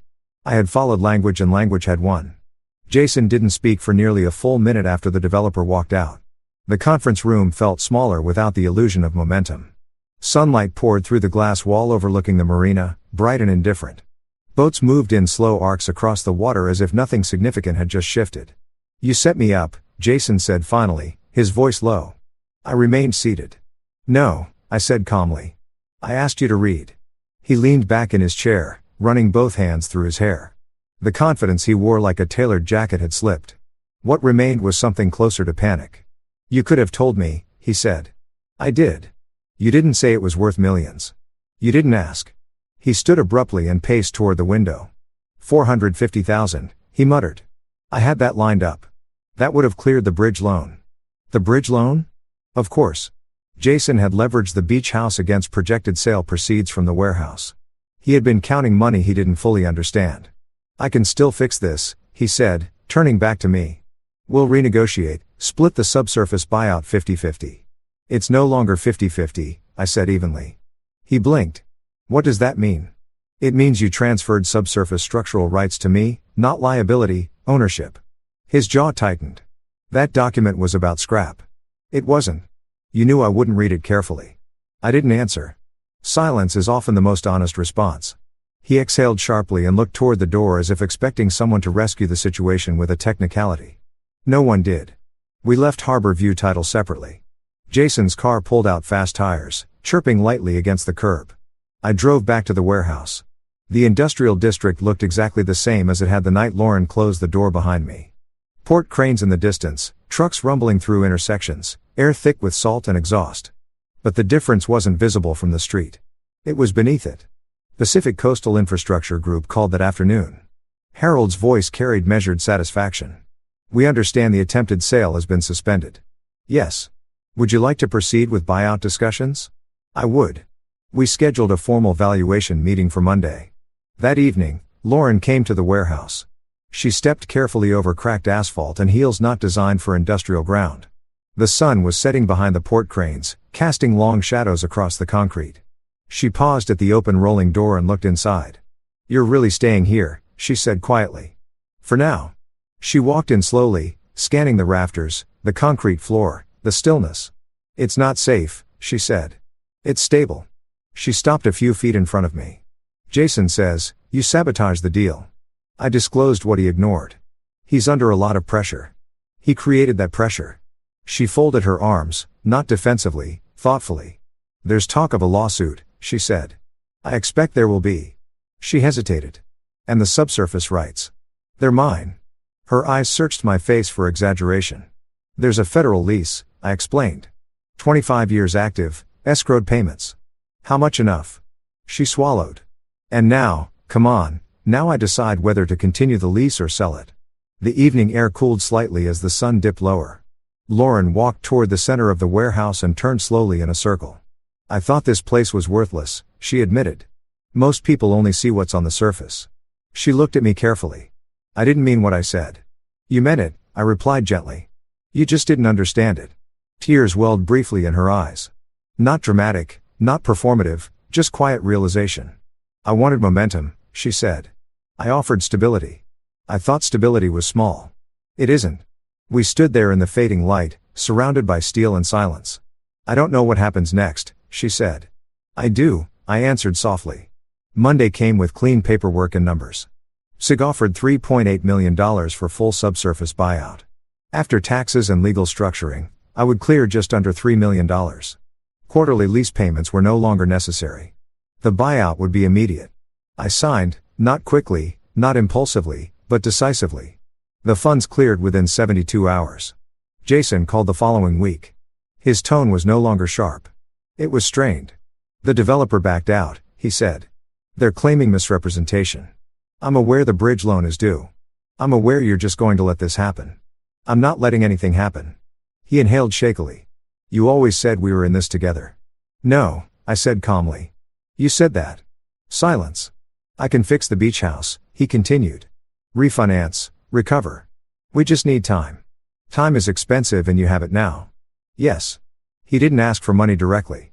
He didn't need to. The request hung between us. "I'm not your safety net anymore," I said quietly. He didn't argue. He simply hung up. A month later, I moved into a modest house inland. Nothing flashy, nothing coastal. Paid in full. I started a compliance consulting firm focused on infrastructure audits and municipal contract review. Work that required reading attachments, work that required patience.